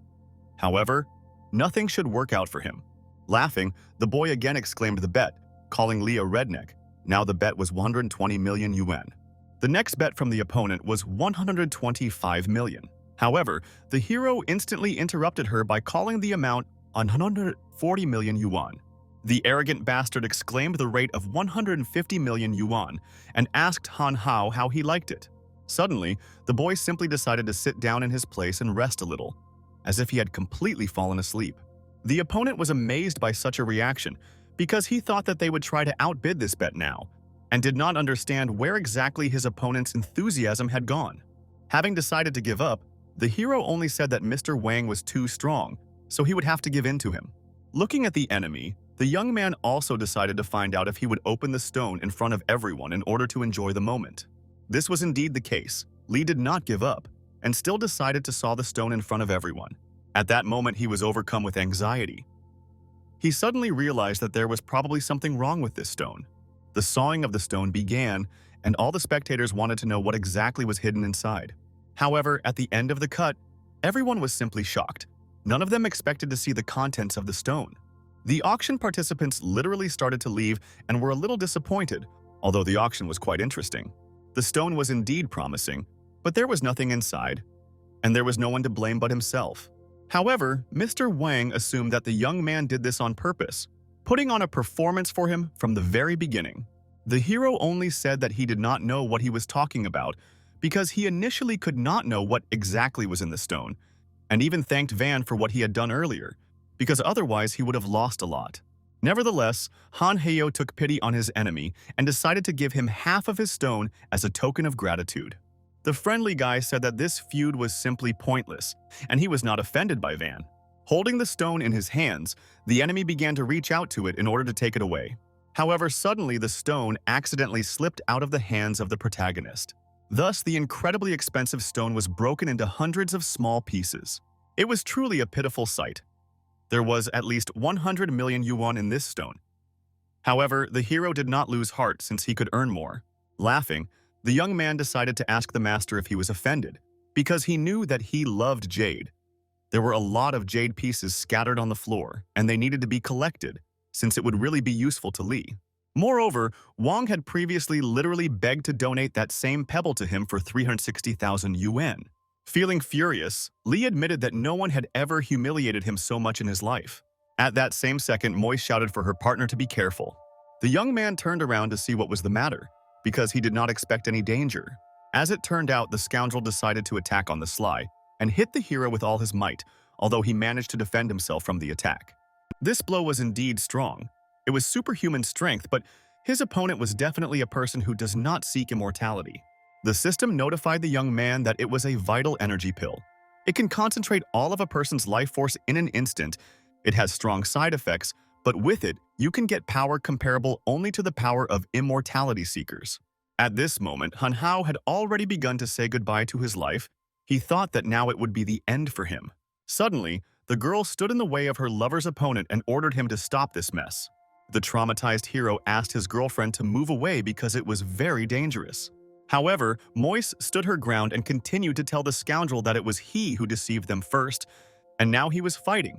He had neither shame nor conscience. At this moment, the opponent simply remained silent and listened to what exactly the girl was telling him. As it turned out, the enemy really liked the girl, and he literally stared at her. Soon after, Lee fell to his knees and appeared to be extremely dizzy. It was not clear what happened to the opponent. However, the heroine still decided to clarify whether everything was okay with Han Hao, and fortunately, everything was fine. The system again warned that the opponent's vital energy had ceased to concentrate. The pill had stopped working. One of the disadvantages of this pill was its absolute instability in front of the opposite sex. In other words, it was neutralized thanks to Moise. Apparently, the enemy did not know about the side effects of this pill. Moise needed to continue to stand in front, and thus he would not be able to do anything to Han Hao. The brave warrior shouted that if there is the slightest danger, he will not let Moise be offended in any case, even if he himself finds himself in a stalemate. Starting to stretch his fists, The young man exclaimed that now it was his time for fun. Meanwhile, the sale of stones continued, and the seller continued to deceive people. However, at that very second, someone began to fly straight towards the man. Because of some strange flying object, the man fell to the floor and could not move. As it turned out, it was not some object, but Wang, who was thrown by Han Hao in order to take revenge on him. Representatives of the Association of Jade Sellers and Manufacturers also arrived. They immediately said that the man was suspected of cheating during the stone games. They demanded assistance during the investigation. Another witness also volunteered, saying that he bought 3 stones from this seller and there was absolutely nothing in them. An angry man with one eyebrow explained that he had been sitting for half a day with his heart chakra open and could not see anything, which meant that the seller was a deceiver. Representatives of the association were very surprised when they heard about the heart chakra, and yet decided to find out who exactly taught him this.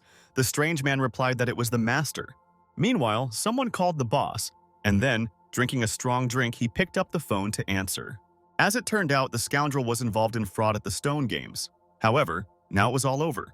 The scoundrel became very angry when he heard that it was Han Hao who was involved in the end of the games. Because of his strong anger, the man even broke the glass he was holding in his hands.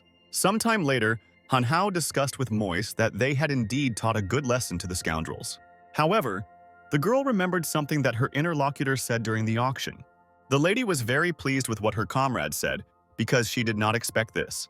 Unfortunately, the hero did not remember what exactly he said during the auction. At that very moment, he remembered what he said about the jade and thought that Moise might want it, which is why he decided that next time he would buy her something too. Laughing, the boy said that the next time they were together, they would come up with something. Meanwhile, someone called him on the phone, but Moise blushed again and decided to find out more about when they would be together. Auntie called the main character and said that they left earlier than planned because Wang Xichin was dissatisfied with something. Confused, the friend nevertheless decided to find out what exactly the hero wanted to tell her before the call. Suddenly, Han Hao seemed to remember what he had said at the auction. Walking closer to his companion, the young man put his hands on her shoulders. Looking closely at the girl, he exclaimed that it was very important that she now tell him yes. Blushing, the blue-eyed girl exclaimed that she agreed to everything. However, she just agreed to let Han Hao look at her coursework. This was clearly not what the girl expected because she was already dreaming of a long-term relationship and marriage, and not about some kind of coursework. Sighing with relief, the girl grinned and said that she would still let her see the coursework, and the young man promised her that the next time they went for a walk, he would buy her jade because he didn't know that she liked them. Then the interlocutor realized that he was talking about going shopping while he said that they would be together. The next day, events continued to occur at Tsinghua University. Some cool guy was walking with a very fashionable backpack, and he was quite unusual. Many people looked at this young man and admired his beautiful backpack. As it turned out, it was Moise's backpack, and Han Hao valiantly volunteered to carry it. It was a sign of gratitude that his friend had given him his homework to copy, and now it was his turn to help. Suddenly, some expensive car rushed past a group of young people. Someone started to get out of the foreign car and was probably in a negative mood. In fact, it was a former classmate of the main character, and he greeted his brother kindly. Feeling a little awkward, the boy said that they had not seen each other for a long time. But Han Hao exclaimed that they had only seen each other yesterday. Unexpectedly, the main character began to pull his former classmate by the tie with all his strength and asked him to be careful. At the same second, another foreign car drove into his car at enormous speed. Thus, the young man saved his friend. Nobody understood what was going on. The classmate felt sorry for his car, and Han Hao was very angry because of the assassination attempt on his brother. Some arrogant scoundrel realized that it was Zhao Yang's car and said that this was now his place. This caused obvious aggression in Zhao Yang, and he decided to find out from Yan Bin why he allowed himself to behave this way. Still, the strange dude was in a negative mood and only said that Zhao was just somehow disturbing him. It was clear that Yan Bing simply couldn't get over the fact that Zhao Yang's family took away his business, but the arrogant dude believed that their stall was no match for his family business. Feeling very angry and aggressive, Zhao Yang was even going to hit his interlocutor, but he didn't mind. Still, the comrade decided to stop his aggressive friend and calm him down a little. Moving closer to Yan Bing, Han Hao politely asked him to move away as he had just crushed the briefcase. This was indeed the case.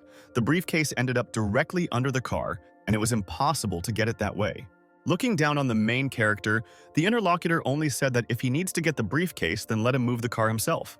The guy, in principle, was not against it and said that in this case he would do it. In order to move the car away, Han Hao decided to kick it with all his strength. Soon he bent down and extended his hand to take out the backpack Usei. The smart young man was like a soldier who rolled over to grab the backpack and put it on.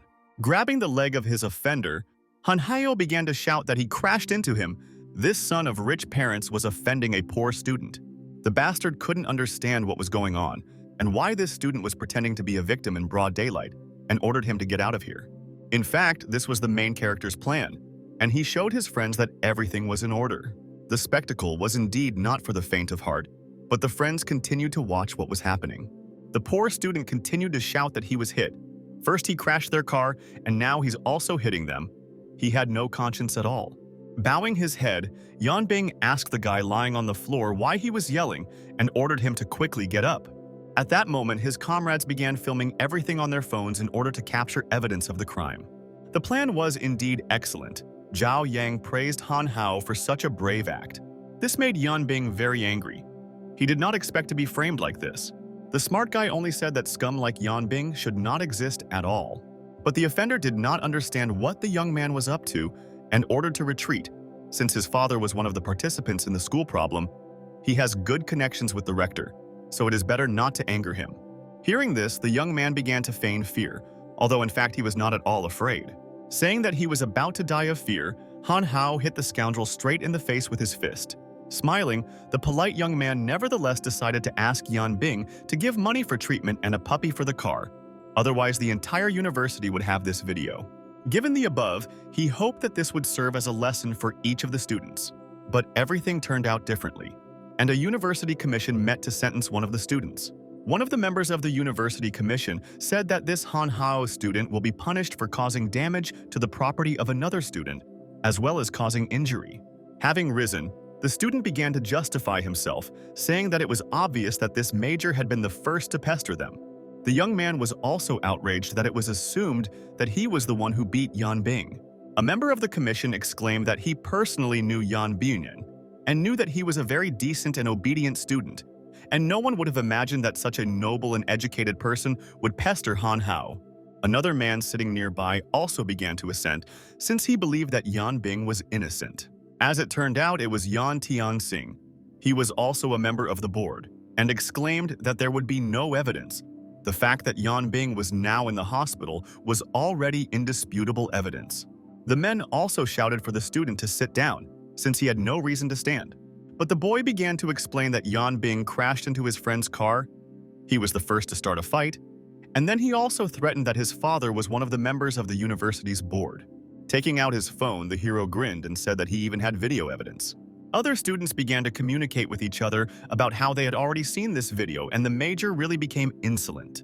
However, the commission members believed that Han Hao was still wrong because he did not care about discipline and the rules of their university. So he is also shamelessly trying to slander an innocent person. Han Hao began to talk to the students about how some poor student should not be a punching bag in the eyes of the rich. The scoundrel's father said that Han Hao is a scoundrel, and this is all slander. Now he simply cannot get away with just one expulsion. The guy again. Such people have no right to threaten because, with leaders like them, it's better not to study at all. Many students began to shout that such a member of the board should be expelled, and their rector was worthless. It was literally a coup of power at the university, which is why the man even began to get nervous. They were at a loss because they did not know exactly how to calm the students down. Another man came and noticed that he was late, but wanted to find out what the fuss was about here. Arriving at the meeting, the elderly man decided to find out what exactly was happening here. As it turned out, it was Mr. Li, and yet he decided to ask why they were fighting here. Nervous, the rector tried to find an excuse for himself and wanted to somehow explain himself. The main character continued to break up the commotion among the students and encourage them to agitate. Taking the microphone in his hands, the rector ordered all students to calm down, because the ceremony of the beginning of the academic semester was over and Han Hao would need to go to the office. The gray-haired man decided to find out who this Han Hao was, and the rector explained that he was one stubborn boy, but in any case there was no need to worry about him. These words really made the elderly man laugh because he did not expect to see a familiar face. Sometime later, Events continued to occur in the rector's office. He demanded a public apology to Han Hao. He had to admit that it was he who had set up this whole farce. Otherwise, the rector had many levers that could make his life even more unbearable. But Han Hao sincerely believed that Yan Bing deserved to hit him, and the young man was not going to apologize. However, the father of the offender did not think so, and said that this guy needed to be taught a lesson. The smart guy used the X-ray vision amulet and saw that the man had the skills of primordial qigong. As well as a stone fist, he was a master methodologist, but not seeking immortality, he did not pose a danger.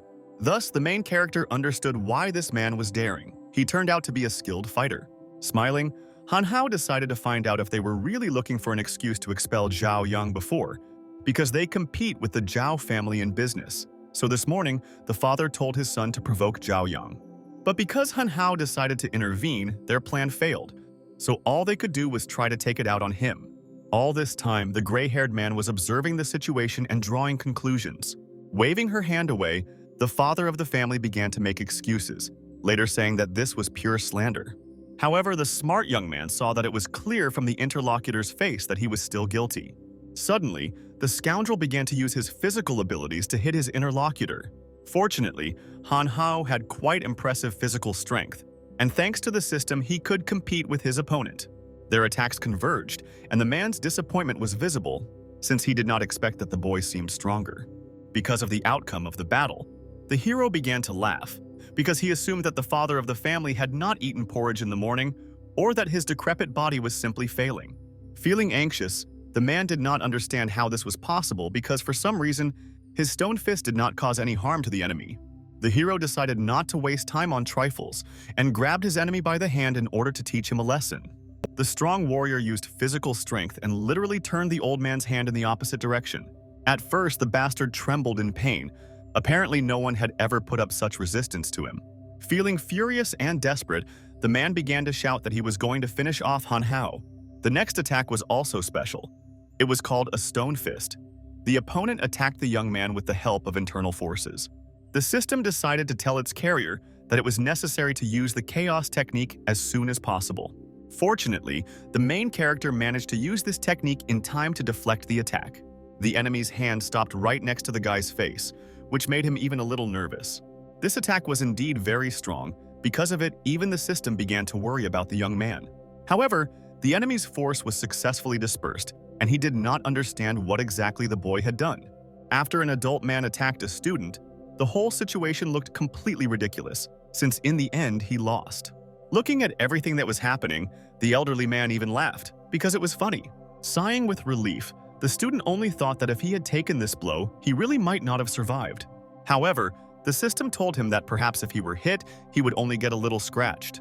In any case, scratches are also winding, but at the same time, the system decided to give him a small exam, which is why he now received a pass. The rector also began to get nervous because the man had previously said that he was very strong, but in reality he could not defeat some young man. Pointing his finger at the next opponent, the young man exclaimed that now it was his turn. An influential man used his official position to help with authority to do their dirty deeds. Everyone should have known about it. Hearing such a statement, the man began to deny everything, ordering the young man to get out right now. Suddenly, the elderly man shouted that enough was enough and this hysteria needed to stop. Running up to the man, the rector began to apologize to him and asked him not to pay attention to what this guy was saying because he was just lying, and there was nothing terrible about it. The concerned man explained that he did not at all betray the reconstruction work to his relatives and did not quietly sell budget places. In fact, the student did not mean that the rector is a stingy person who cheats students on food in the canteen, and could never have imagined that he had done so much. Having started to make excuses, the rector literally begged to listen to him. However, the elderly man replied that this was not necessary. As it turned out, Mr. Lee was the largest investor of this university and would be very grateful for the help provided by Brother Han Hao. Otherwise, he would still be in the dark because of them, a bunch of unfortunate parasites. Thus, the student and one of the largest investors slammed the office shut, leaving the rector alone. The young man was really very glad to have such a pleasant feeling, that someone was standing behind him and helping. Sometime later, events continued to take place in the protagonist's mansion. The boy lay down on the bed because he was tired to death, but the system notified that it was too early. Modern youth are only interested in eating and sleeping. Still, Han Hao didn't understand what else to do. He was kicked out of the university, so tomorrow there's no need to take classes. It's time to have a good rest. The hero also believed that he was already cool. It was okay that he wouldn't study, so at least he wouldn't have to do his homework. But the system sincerely believed that it was necessary to seek immortality, since it was already chapter 15, and he still had not practiced on his own. It was necessary to hone his chaos technique. This is one of the fundamental practices of those seeking immortality. And yet Han Hao decided to agree with the obsessions of the system. After a few minutes, the cultivation finally began and the youth began to hone his skills. Magical energy arose around the main character, thanks to which he became stronger. Seeing the boy's efforts, the system immediately encouraged him and said that he must try to make this energy constantly circulate throughout his body. Events continued to happen the next morning. The main character will finally begin. Looking around, he realized that it was already dawn and did not even understand when he fell asleep. Looking at himself, the boy realized that he probably really had gained a little strength. The system also made it clear that only by putting more effort into self-improvement, he could take his power to a whole new level. The smart guy immediately decided to find out. Since in order to increase power, you need to constantly practice yourself, why in this case you need a system. The first volume of instructions on chaos techniques will be enough only until the end of the superhuman level, and all subsequent techniques, materials, objects, elixirs, everything necessary will be purchased for immortality points. But searching for immortality points is not so easy. Searching for immortality is one of the types of self-improvement. However, one cannot compare oneself with ordinary mortals. After all, they are just mortals. And the ultimate goal of those seeking immortality is to reach the level of absolute enlightenment. In addition, it should be considered that Han Hao has already said goodbye to the mortal world forever. However, the hero exclaimed that he does not practice for absolute enlightenment. Freedom to do all sorts of bullshit, that's what's important for a joyful young man. Looking down, the boy saw that someone was standing not far from his gate. As it turned out, it was Mr. Lee who came for a visit. Having arrived to the hero, the man immediately decided to find out whether he had practiced, because otherwise Han Hao had already surpassed the superhuman level and had probably moved to the level of soul awareness. Laughing, the young man replied that he was still at the superhuman level and he still had a long way to go before reaching the next level. Having sat down for negotiations, Han Hao still decided to find out why Lee had come. There was nothing special about his visit. He simply solved yesterday's problem. The rector had already been fired. So now Han Hao could go to regular classes again. Of course, the young man thanked his comrade, but in his heart he was not at all happy. Also, the comrade did not forget to mention Yan Tianxin, who wanted to take revenge on Zhao Yan. Yesterday's event was indeed very strange, and Lee asked his friend to be more careful in the future. If he needs help, then he naturally knows who to turn to. After thinking a little, the boy came to the conclusion that he really needed to be more careful. Meanwhile, events continued to occur in some abandoned building. That same boss said that he wanted Han Hao to be properly taught a lesson and to see what he was capable of. However, the bastard could not do this since his arm was also broken. Still, the boss decided to find out if this guy is really that cool. Yan himself didn't know what this guy did, but his technique was absolutely useless against him. The traumatized man began to beg his boss to intercede for him, since Han Hao had beaten his son and he could not simply tolerate the shame. Still, the boss came to the conclusion that after the random stone games and the initial chi pill, it was time for him to pay the bills. Hearing this statement, Yan decided to ask if this guy really had the lost primordial chi pill. The boss admitted that this was indeed the case. The pill was taken from one of the couriers. They then searched everything in his house but found nothing. This time, they will not be able to continue to act because they left too many traces. However, the convoy still ordered to contact Mr. Wu, but not to mention his name, because it was necessary to hire one of his killers and remove Han Hao. In any case, you first had to ask where the pill was, and then act. Sometime later, events continued to occur in the city. The young man was calmly walking along the street, but suddenly Moise called him. The girl heard out loud that her friend was returning to university because she knew about the cancellation of expulsion. The carefree young man nevertheless decided that today he was unlikely to show up for classes. It's not every day that he gets expelled, so of course it's better for him to pretend that he doesn't know anything and come back tomorrow. As it turned out, at this time the main character was being watched, and they did it quite unnoticed. Strangers watched the young man and drew conclusions about his every action. Suspecting nothing, Han Hao ordered one glass of lemonade, but without lemon, and he was asked to wait. Rejoicing that he would soon have the opportunity to drink a good drink, the young man was looking forward to it.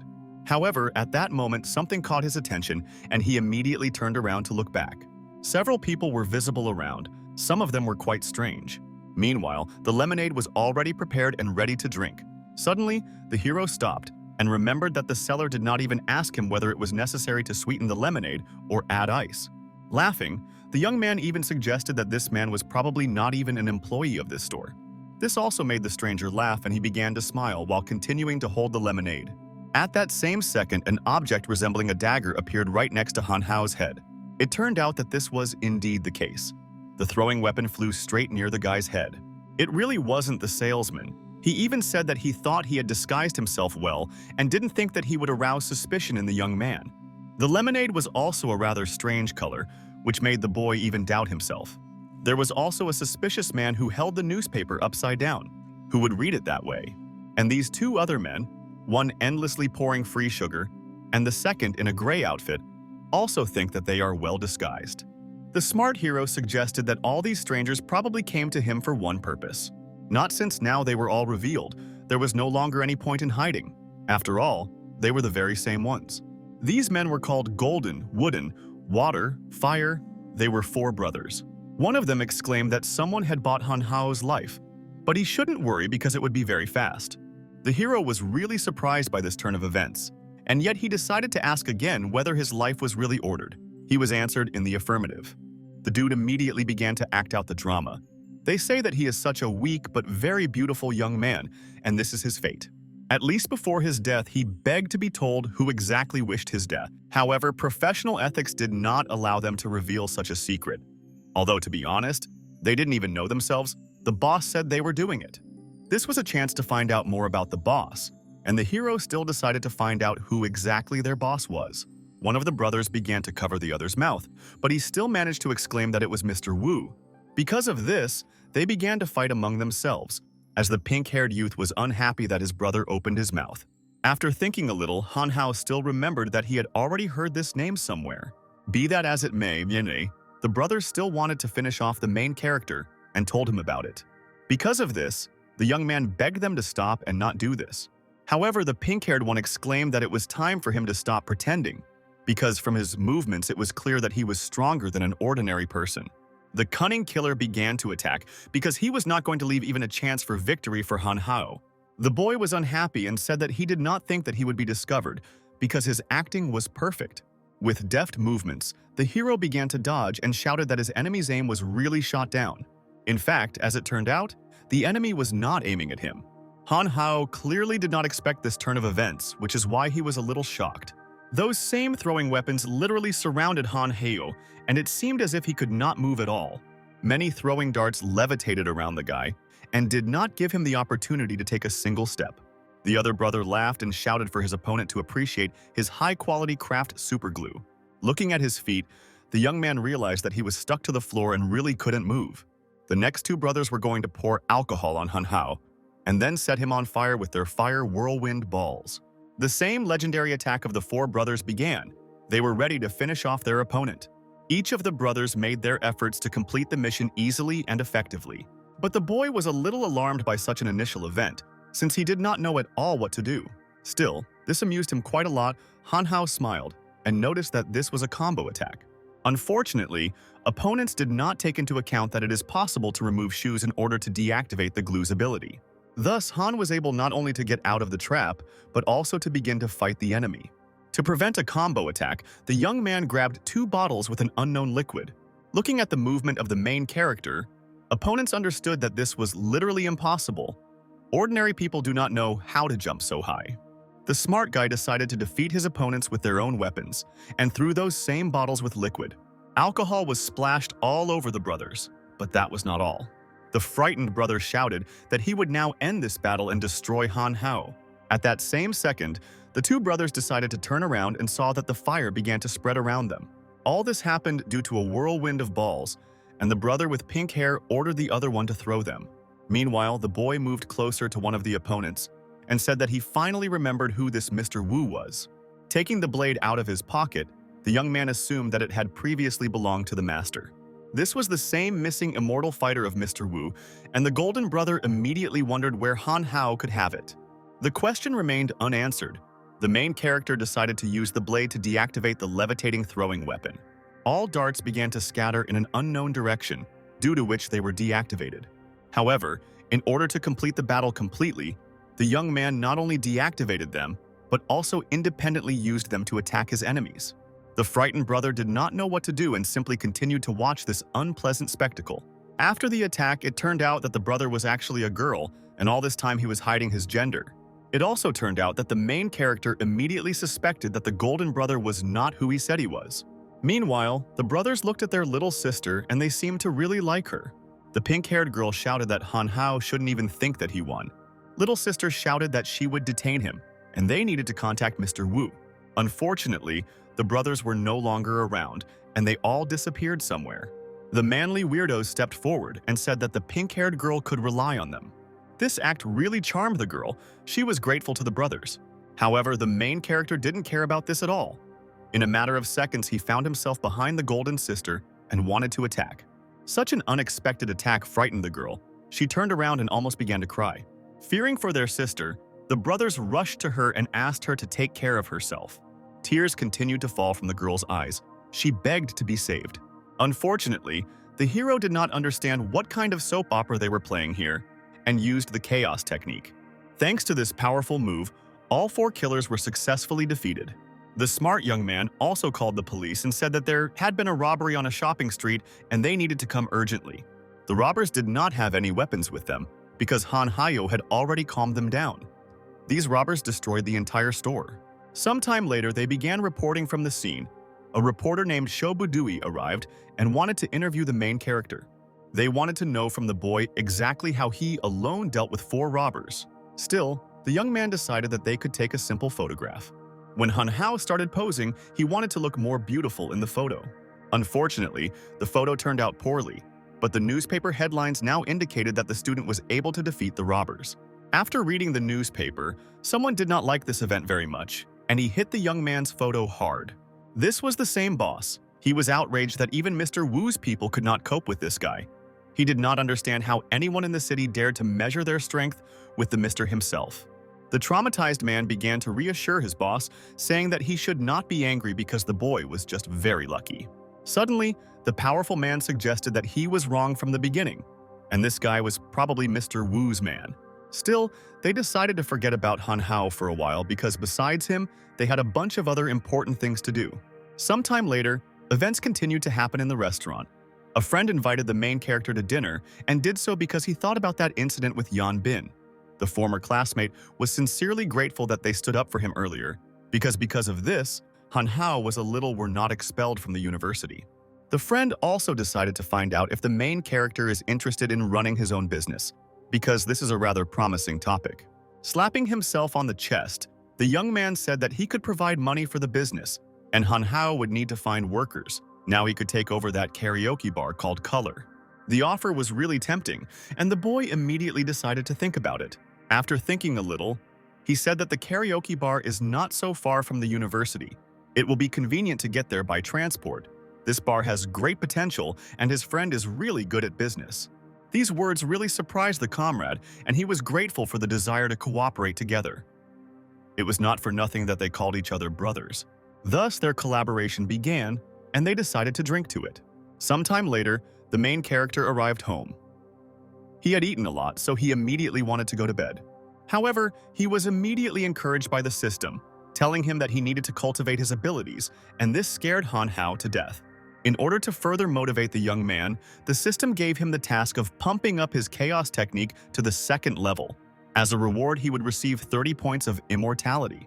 Laughing maliciously, Han Hao began to cultivate his abilities and exclaimed that he had come for the glasses of immortality. Unfortunately, the guy didn't last long, and yet he fell asleep because he was very tired.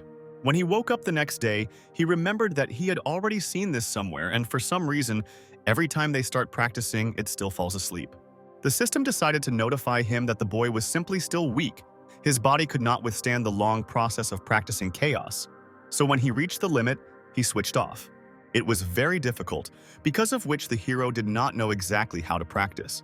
However, the system encouraged him and said that he was able to sleep quite well. Suddenly, Zhao Yang called. It was probably an urgent call. Little brother shouted into the phone that there was an urgent matter and Han Hao needed to come to him urgently. Soon after this, the friend immediately hung up the phone. The young man was a little infuriated because nothing was even explained to him. A few hours later, the young man finally arrived at the place where Zhao Yang called him. At that same second, glass broke behind the main character, and small fragments began to fly towards the boy. Not understanding what was happening, the brave man began to look around to still understand what was going on. As it turned out, that same bastard brought a certain master who possessed superhuman strength. Seeing this man, Han Hao immediately fell into a stupor, as if he knew who he was. The hero fell into a stupor because he saw the man's hairstyle. It reminded him of something. This hairstyle reminded the main character of a survivor on a desert island in the Mediterranean, and he almost started laughing. The enemy, meanwhile, rejoiced because he thought that Han Hao had shut up precisely because of the intimidating master. But in fact, this was not the case. However, the hero shouted that there was no need to bring the old man here because Han Hao did not want to go to prison for insulting the feelings of the dying. Bowing his head, the old man decided to ask the young man if he knew him. People around recognized the elderly man. His name was Lu Zhangbai. He was the most famous Qigong master and performed on TV. As it turned out, the defeated cunning man wanted to attract a real master in order to take revenge on the main character. Seeing this old man, the young man did not believe that he was a real master and thought that he was probably some kind of wandering deceiver. These words instantly angered the elderly man. Veins immediately appeared on his forehead, and his grimace changed to an angry one. As he began to approach the boy, the master exclaimed that he most hated those who spoke about him like that. Suddenly, the old man came even closer and decided to strike his first blow. Looking at this blow, the young man immediately felt that the jerk was indeed powerful, an order of magnitude more powerful than this Yan Bing's. Fortunately, the smart guy was able to easily dodge, although the blow was quite strong. The striking technique was indeed quite unusual, since it implied a strange gesture. In order to maintain his balance, Han Hao used his hand and used it to create support. Having delivered another blow, the master literally destroyed the floor on which they stood together, and fortunately, the guy managed to dodge again. Looking at his opponent, the young man began to analyze the situation and think through a further plan of action. However, the master at that moment did not understand how such a young guy was able to dodge his blows, and thought that it was just a coincidence. Smiling, Han Hao began to think that the results of practice had finally begun to appear. Now everything was clear to him about his enemy's technique. The arrogant boy began to say that it seems that the Qigong master is not so strong. In fact, at that moment the master launched a secret attack that struck the young man's body. The hero literally began to tremble from the blow. It was a non-contact technique of punching points. It makes all the hero's organs suffer from pain, so much so that he doesn't want to live. The pain was really hellish. The young man's whole body was numb. He could hardly even breathe. The system notified that his points on the meridians were clogged, and it was rather necessary to use the chaos technique to break through them. The enemies were watching their opponent all this time and were already rejoicing over the victory, since the master was quite cool and underestimated in the end. Closing his eyes, the young man continued to resist with all his might and did everything possible to continue the battle. Due to the lack of ability to move, the enemy was able to get even closer and decided to ask Han Hao if he was cool now. Starting to swing his hand, Yan Bing wanted to make his strike in order to further humiliate his opponent. Fortunately, in the meantime, the main character used the chaos technique, and now events were about to turn against the master and his accomplice. Thanks to his improved chaos technique, Han Hao was able to fend off his enemy's attack in a matter of seconds with just one finger. For the opponent, this immediately caused hellish pain. He could not resist and immediately began to scream loudly. The system noticed that its owner was able to successfully improve his technique to the second level, and now the task was successfully completed. He received 30 points of immortality. Looking into the eyes of his enemy, the young man decided to ask if he needed this hand because he could easily deprive his enemy of this limb. Trying to hold back the pain, Yan Bing quietly said that he really needed his hand. Meanwhile, the brother was already running to help and saw that his comrade was in danger. Starting to run to his friend, Zhao Yang asked the worker why she didn't say that his brother had come. She only replied that she was confused. Not understanding what was happening, the protagonist's friend came closer to understand what was going on. Stretching out his hand, Zhao Yang shouted that Yan had brought his teacher to take revenge on him. His teacher was a great Qigong master, and he should quickly flee the city. The brother also noticed that he had already prepared a car for his friend. It was standing at the black entrance. However, as it turned out, Han Hao had already easily dealt with his enemy. In order to continue the dialogue with his comrade, the young man even abandoned his enemy. Both opponents were successfully defeated. Their faces were exhausted, and it seemed that they could not even stand up. Looking at his comrade, Zhao Yang immediately praised him, since Han Hao was indeed incredibly strong. Turning to his friend, the young man decided to find out whether he really called him because of this misunderstanding. The worried boy exclaimed that in fact this was not so, and there was something else. Hearing this, the hero instantly decided to find out what was the matter, because he did not understand what all this was about. Zhao Yang explained that his father did not allow him to talk about this, but after he saw everything with his own eyes, he believes that only Han Hao can help in this situation. As it turned out, the problem was that Zhao Yang's father needed to be saved. Laughing, the young man happily agreed, saying that he would help daddy's boy. But his comrade clearly did not like this expression. As it turned out, his father had a mortal enemy named Cheng Yi. He did not know when their feud began, but a few years ago, his father drove this man out of the city. There was no news from the enemy for several years, but then he suddenly returned and decided to deal with his father. They made inquiries, and it turned out that Cheng Yi became the head of a group of killers. In the past few days, the comrade's father had not eaten or slept at all while they were making inquiries about Cheng Yi rather than accidentally learning about Yan Bing's plans. Hearing this, the young man assumed that this was why Zhao Yang called him, which made him think that he was now indebted to him. Turning around, the main character promised his friend that he would definitely help his father. However, the guy was very afraid for Han Hao because it wasn't that he didn't believe in his strength, but they were still a squad of killers. The hero hit his comrade and ordered him to stop talking and better show the way to this Cheng Yi. Sometime later, they were already on the road and gradually headed towards the house of the head of the killers. It turned out that before starting the operation to eliminate Cheng Yi, Zhao Yang offered to stay with him for a while. His house was located outside the city. The boy, of course, agreed to this outcome of events. However, he thought about Moise and was worried that she was left at home alone. Meanwhile, the girl came out of the shower and her phone was ringing, and she didn't hear it for quite a long time. Still, the girl answered, and the young man joyfully exclaimed that it was him. A little worried, Moise still decided to find out if Han Hao would return today. However, he replied that he was going on business for me for a long time. The smart guy was very worried about his girlfriend and asked Mr. Li to send a couple of guys to her to protect her. Suddenly, the comrade changed his expression when he heard that Moise was living with his friend. Because of the information he had just learned, the boy even stopped driving the car, which is why it was driven from side to side. Sometime later, they arrived at the Zhao family's estate. The house was indeed huge. It was no wonder why this huge mansion was located outside the city because it was very impressive in size. Zhao Yan decided to call his father because he wanted to notify that they had arrived with a friend.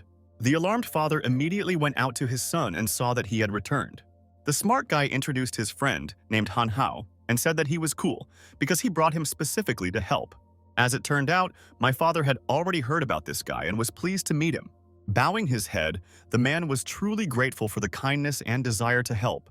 However, he believed that Han Hao was not able to cope with this task. Scratching his head, the young man only asked, "It's okay if he spends one night with them." This was not a problem for them, and they and their father happily agreed to accept such an offer. However, the man was still afraid that it could be dangerous here at night. Sighing heavily and looking away, the man only thought that these children simply don't raise anything. Looking at the workers nearby, the boy decided to find out what they had done here. As it turned out, they installed cameras on the approaches to the entire house and equipped it with a security system. The son tried with all his might to reassure his father. They say that they have many types of security systems, and probably the enemies will not come here at all. At the same time, the boy decided to step away and think about exactly how he could help. Still, the hero decided to turn to the system to ask if they have anything against the killers. The system decided to please its carrier and said that they had a shadow catcher stand and a one-time shadow catcher scroll. The arrogant young man exclaimed that he was not a fool and would prefer to choose the shadow stance. However, it cost 100 immortality points, which made it impossible to purchase. This upset the hero a little, but he still had to make his choice. Throwing up its hands, the system only said that Han Hao himself chose to be an idiot No one forced him. The purchase of the Shadow Catcher's scroll was successfully completed. As many as 30 points of immortality were debited from the young man's account, and this made his heart ache. In order for the scroll to take effect, it had to be applied to the ground, and it did so immediately. Thanks to this scroll, it was possible to see every movement anywhere in the estate. If anyone appeared, Han Hao would immediately know about it. Unfortunately, the main character still fell asleep and could not in any way sense the approach of the killers. Suddenly, his ear heard some strange noise. The sleepy guy woke up and sharply opened his eyes to see what was happening. Thanks to the scroll, it was possible to discover that someone had entered the estate. As it turned out, the strangers were digging a tunnel right under the estate. And thanks to Han Hao's supernatural abilities, he was able to detect it. The bribery was aimed directly at the security room, where the head of the Zhao family was sitting. The enemies were already almost there. Having quickly gathered himself, the main character decided to act and wanted to show the villains what he was capable of. The security room was already very close. A few more seconds, and the clashes with the best healers were about to begin. Using his physical strength, the young man Yi pushed the door with his foot with all his might and shouted that he had come to help. However, at that moment, the father of the family was busy watching a very entertaining show. As soon as the main character was in the security room, an awkward silence immediately arose, and the man continued to look at his guest. Feeling very angry, Han Hao did not understand where the enemies were, and his reaction followed immediately. Not understanding how this was possible, the hero simply fell into a stupor because he thought that the enemies should have already gotten here. As it turned out, the scoundrels simply decided to give themselves a rest, although they could have worked harder. Feeling awkward, the man stopped watching the entertaining show and asked little Han Hao what he was doing here. Also feeling awkward, the young man apologized because he noticed that the man was obviously busy. In fact, the head of the family simply did not want to fall asleep, and the killers, after all, could arrive at any moment. Having interrupted the interlocutor, the young man exclaimed that the killers were actually already here. Hearing this, the man assumed that the child was simply scared after all, and explained that they had cameras and security systems watching every corner, so this was impossible. If the enemies came, the cameras would immediately detect them and the workers would notify them. However, the main character knew that the cameras would in no way be able to detect the enemies because they were right below them and were about to crawl out. There were only a few seconds left before the scoundrels would reveal themselves and finally allow themselves to be discovered. At this moment, the main character really looked like a fool and paranoid, because still no one had come out yet. At that very second, the enemies rushed through the door and shouted that Zhao Tiande must accept his death today. One of the killers continued to shout that today the man's hour of death had come. Turning around, the boy could not even imagine that the killers worked like that, because they entered straight from the front door. Realizing the essence of what was happening, the head of the family realized that his enemies still dared to come here. This man turned out to be Cheng Yi, and he came to take Zhao's dog's life.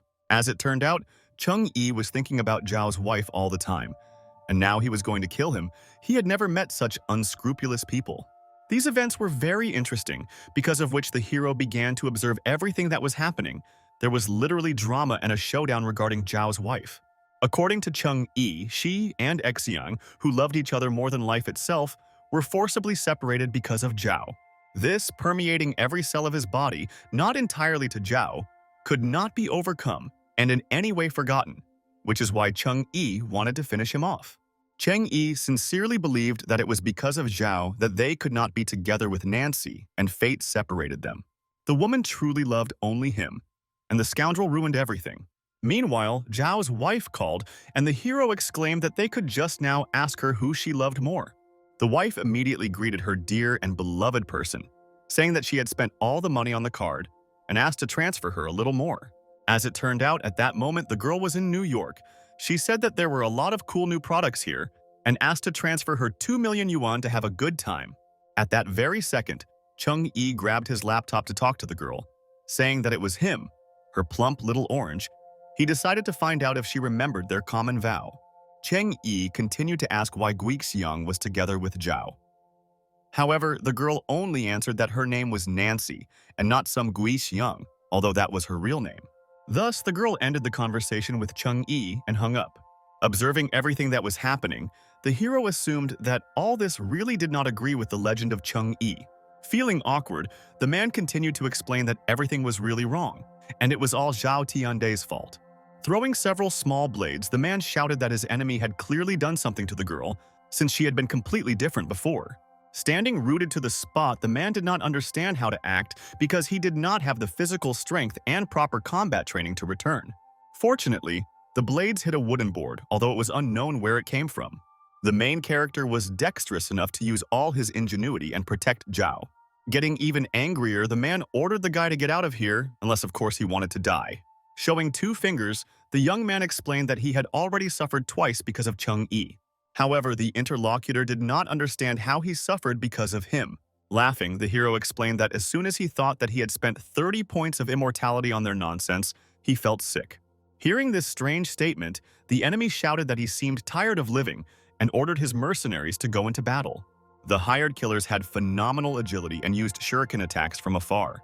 The guy tried with all his might to protect the father of the family and covered him with his own body. The warrior used a magical technique thanks to the system, which is why he was able to absorb the entire blow. After the blow was accepted, Han Hao decided not only to disarm the shurikens, but also to return them directly towards his opponents. The spectacle was unpleasant, since many men were defeated by their own weapons. Looking at everything that was happening, Cheng Yi couldn't believe that everything turned out this way, because he didn't even imagine that some brat was capable of something like that. Seeing that the enemy was running away, Zhao began to call his guards in order to detain the enemy. However, the young man thought differently and asked the man not to rush, because everything will have its time. The worried man was still worried, because his opponents had fled. Han Hao suddenly began to laugh and said that he needed to beware of the earthquake. The wounded enemies tried to escape and wanted to head into the tunnel in order to escape through it. All the men jumped into the narrow tunnel and tried to make their way to the exit. At that same second, something from the mansion took off sharply, like some kind of small rocket. It turned out that it was the main character who shouted that the bandits should not run away anywhere. Using his phenomenal physical strength, the young man landed straight on a tunnel that had recently been dug. Due to such a strong blow, the narrow tunnel began to gradually collapse, and thus it collapsed. This turn of events surprised even Zhao. He continued to watch what was happening in amazement. Thus, the main character dealt with all the enemies at once. It was better than messing with each one by one, and most importantly, it was very beautiful. And indeed, the enemies were successfully defeated. None of them could move. Everyone was unconscious. Looking at the place where the enemies were, Zhao realized that they had indeed come out of the ground, and Han Hao was indeed right. Meanwhile, Zhao Yang and other guards began to run outside to make sure that the head of the family was okay. The man was clearly unhappy with what was happening, and the young man only laughed because his guards were a little late. Changing his expression, Zhao was sincerely grateful to Han Hao for his help in such a difficult situation.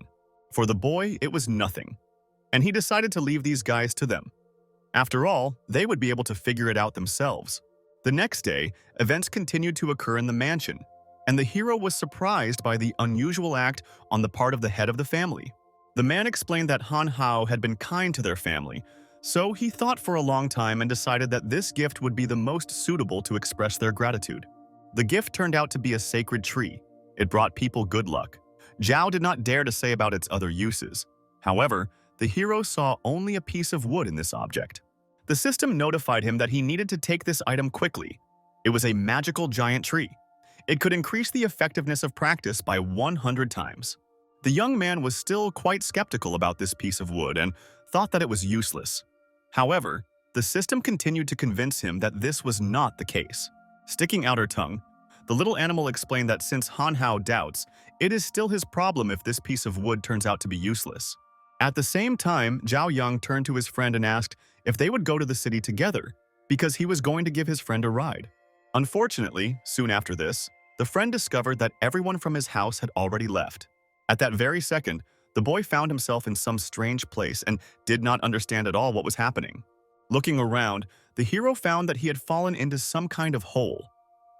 However, the system explained that this was a place where he could fully concentrate on practice. And in order to leave this place, it will be necessary to master a new ability the system has provided for this. The slightly worried guy was in shock and did not expect that the system was ready to do anything in order to argue with him. However, the system only explained that it wanted to thoroughly stimulate her, because anyway, now he has a magic tree so he can handle it quickly. Having cultivated his abilities a little, The hero assumed that this toy had absolutely no effect on improving his abilities. The system remembered something, although Han Hao became someone who seeks immortality, but he still has not worked on his spiritual component. His soul is still full of worldly obscurations, and the more obscurations he has, the weaker the effect of Magic Tree. Frightened by this turn of events, the boy still thought that everything should go without problems, but the system began to convince him that he shouldn't find fault with the little things, and that he needed to continue improving his skills. Still, he would have to master a new ability in order to leave this place. Without the Magic Tree, cultivation would take about a month. The hero began to scream with all his might, but no one heard him, since he was almost on a desert island. Events continued to occur 3 days later. A bright light began to shine from the hole in which Han Hao was located. As it turned out, all this time the boy continued to cultivate his abilities, and now he had a fire aura. Looking at the young man, the system could not understand how it was even possible to master the ability in 3 days without a magic tree. This fellow was really very capable. He probably just didn't want to stick around in this hole. Soon after, events continued to occur in Li Tianhuo's house. Looking around, the hero understood that the more money the further you live, since there was only one forest around the house. The elderly man was very glad that his friend came to visit him. The benevolent young man was sincerely glad to the elderly man for looking after his girlfriend, because for him, it was a mere trifle. Li Tianhuo also explained that Moise was probably upstairs with Xiao Shuang right now. Smiling, the man explained that Xiao Shuang was his granddaughter, and they had probably met before. I feel awkward. The guy finally remembered who this girl was and how she behaved earlier. The man asked to call both girls, and in the meantime, he would order tea to be prepared for them. Walking along the huge corridor, Han Hao tried to guess which room they were in, since he was not told where exactly they were. One of the doors was open, and the curious boy immediately decided to look at what was behind it. Having opened the door slightly, Han Hao wanted to see his friend behind it, because he had no idea where she was. However, at that very second, he saw Xiao Shuang, who had just changed her clothes when they entered the room. This made the young guy feel even more awkward because he did not expect to see the girl in this particular room. The lady immediately blushed as she felt embarrassed by the boy's presence. Experiencing fury, Li Tianhuo's granddaughter threw dumbbells straight at the main character and shouted that he had become completely insolent. "I feel fear," the young man tried to hide somehow so as not to become a victim. Suddenly, Moise arrived, and she decided to find out exactly when Han Hao arrived. The alarmed girl wanted to know where her friend was all these days because she called him so many times, but he did not answer. The hero only said that he had to go on a long trip. Hearing the screams, the friend just came here and still decided to find out what was the matter. The worried Han Hao only said that nothing had happened, and perhaps Moise just heard it. The boy lied at that moment because the new girlfriend again began to scream in bewilderment. Hearing the screams, Moise exclaimed again that Xiao Shuang was screaming, and they urgently needed to come in and see what was wrong. Having opened the door, the boy only said that if anything happened, he was not to blame for anything, and it was Moise's idea. Having opened the door, the company found absolutely no one. It seemed as if the girl had disappeared. The alarmed boy immediately began to look around in order to understand what had happened. Instantly, Han Hao began to run somewhere, and at the same time did not even explain anything. As it turned out, the hero ran to the balcony in order to inspect the area around the house. Looking around, no one was visible, but still Han Hao wanted to understand what happened. Suddenly, he saw something interesting and immediately told his girlfriend about it. It was probably a kidnapping. Xiao Shuang was in the hands of a criminal who was wearing a dark and long cloak. To save Xiao Shuang, Han Hao quickly began to run and literally jumped from the second floor. At the same time, my friend watched everything that was happening and was very worried about her friend. The worried girl literally begged the red-haired young man to be careful because he was really performing dangerous stunts. The chase began, and the main character ran after the criminal because he understood that no one dared to kidnap girls in front of his eyes. Feeling furious and angry, the young man continued to run after the kidnapper and shouted that he should not think that he could escape. At that same second, the criminal suddenly turned around, as if he was not afraid of Han Hao. "I don't understand what's going on." The young man suggested that the kidnapper was probably just exhausted and decided to rest a little. This was indeed the case. The kidnapper was breathing very heavily. He had severe shortness of breath, and it was clear that it was very difficult for him to run. Stretching out his hand, the young man asked to return the girl, and then he would have mercy on the kidnapper. However, the criminal did not agree with such a deal and indicated that he would not return the girl. The main character explained to his enemy that although he does not know what goal he is pursuing, but since he fell for him, then it should be assumed that the scoundrel simply has no chance. The situation was indeed suitable to try out your new ability on the enemy. The brave warrior began to use magical abilities. His hand began to glow with a bright yellow light. This ability was called weightlifting. The boy literally grabbed a tree with his bare hand. Thanks to her unusual magical ability, she was able to not only grab onto a tree, but literally lift it with one hand. Such skills were indeed quite impressive because the tree was so much fun that no one could lift it. The criminal was surprised because he did not expect that the young man was capable of something like that and assumed that he was the one who was looking for immortality. Laughing, the hero congratulated his enemy and began to gradually throw a tree at him. The assumption was indeed correct, since he is indeed the very person who seeks immortality. The enemy still managed to evade such an attack. Although it was powerful, it was also quite slow. The scoundrel could not understand why he should save the girl, because the boy was not from the Lee family. The boy explained that Mr. Lee is his friend, which means he will not stand on the sidelines and watch indifferently. The stranger exclaimed that since Han Hao decided to be this old man's errand dog, he would have to deal with him. Lifting 2 more trees with his bare hands, the hero exclaimed that in this case his enemy might come up to fight. Using all his physical and magical strength, the boy easily threw 2 trees straight at the enemy. The bastard managed to dodge this attack again. He did it quite easily. This turn of events really shocked the young man because he expected the enemy to fight him. However, the criminal probably realized that his opponent was too strong, which is why he began to run away. With all their might, the young cultivator began to catch up with the kidnapper because he wanted to save Xiao Shuang. Meanwhile, the main character shouted to the criminal to stop, but he still continued to run. Picking up a giant stone, Han Hao rushed into battle because he hoped that in this way he could stop the stranger. Thanks to the giant stone, the road was closed and there was no more passage for the enemy. This stone could really have broken the enemy's head, but the young man spared him. Smiling again, Han Hao gave one last chance for his enemy and asked him to kindly return Xiao Shuang. As it turned out, the scoundrel didn't even think about doing this and began to use his dark magic to hide. Not understanding what was going on, the young man just stood there like a pillar and watched everything that was happening. Looking at these strange magical abilities, the hero assumed that the stranger decided to hide in the smoke, and this was very uncivilized. He began to run after the criminal. Han Hao continued to shout at him to stop. Looking around, the young man ultimately could not detect his enemy since he really was able to hide. After several minutes of observation, the boy still managed to notice the silhouette of a potential kidnapper. Using his physical strength, Han Hao tried with all his might to kick the enemy with his foot. However, as it turned out, in the place where the silhouette was located, there was only the scoundrel's costume, but he himself was not there. Feeling bewildered, Han Hao began to shout that the man did not do this because they wanted to fight, but now the enemy was hiding. The system at the same time notified him that one X-ray vision amulet could easily cope with this smoke. Looking at his feet, Han Hao saw that the kidnapped girl was nearby and she was unconscious. Raising the girl's head, the young man decided to make sure she was okay and begged her to wake up. The lady's behavior was quite strange. It seemed that she had not just lost consciousness. It was unknown whether it was worth continuing the chase, but the hero sincerely understood that Xiao Shuang felt very bad, and it was better to return home for now. A few seconds later, the young man began to feel ill, and his entire body became numb, and he could not even move. The alarmed boy did not understand what happened in the end.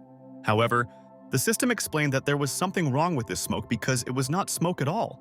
It really wasn't smoke, but poisonous insects, and specifically poisonous midges. They paralyzed the protagonist's nervous system. From the moment Han Hao burst into this smoke, he had already lost. This is how the villain explained this battle. According to the enemy, the young man was too careless and also not up to the immortal. Since he fell into the clouds of his insects, he may no longer hope to leave alive. Looking straight into the eyes of his enemy, the boy still decided to find out what his ultimate goal was. The strange stranger explained that his goal isn't really about anything, and he's just doing it for the sake of it. The bastard not only treated the young man badly, but also grabbed Xiao Shuang by the hair and began to pull. The enemy shouted that he was going to present the body of his granddaughter to Li Tianhuo, because he must feel the pain of losing a loved one and complete despair. Having difficulty trying to move, the young man almost cried because he could not do anything about it.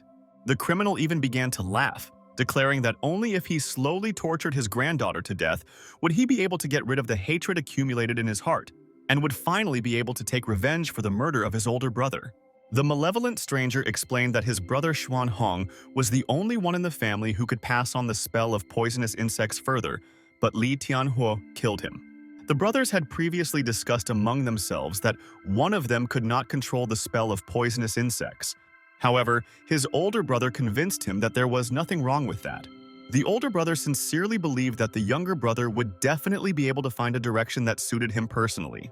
One day, rather than suddenly receiving the news that Xuan Hong was dead, the family's hope, the family's pride, was no more. No one understood how this was possible and whose hands it was. There were rumors that Li Tianhuo from the city of Qingshui did it. Hearing this name, the younger brother immediately decided to take revenge as he was very angry due to the death of his elder brother. Having not yet achieved anything in life, he will suddenly find the very direction his brother was talking about. Because of this, the young man went straight to the lair of the womb of poisonous insects because no one had ever returned from there alive. However, he did not care. The insects bit and created wounds on his body, so the smell of their womb settled in him, so now he could freely control them. This is the most sinister spell of their family. No one has been able to comprehend it for hundreds of years, but for the sake of his brother, for the sake of the honor of the family, the guy was ready to do anything. Tormented by endless despair and torment, he still survived, having mastered the most cruel and ferocious form of the poisonous insect charm.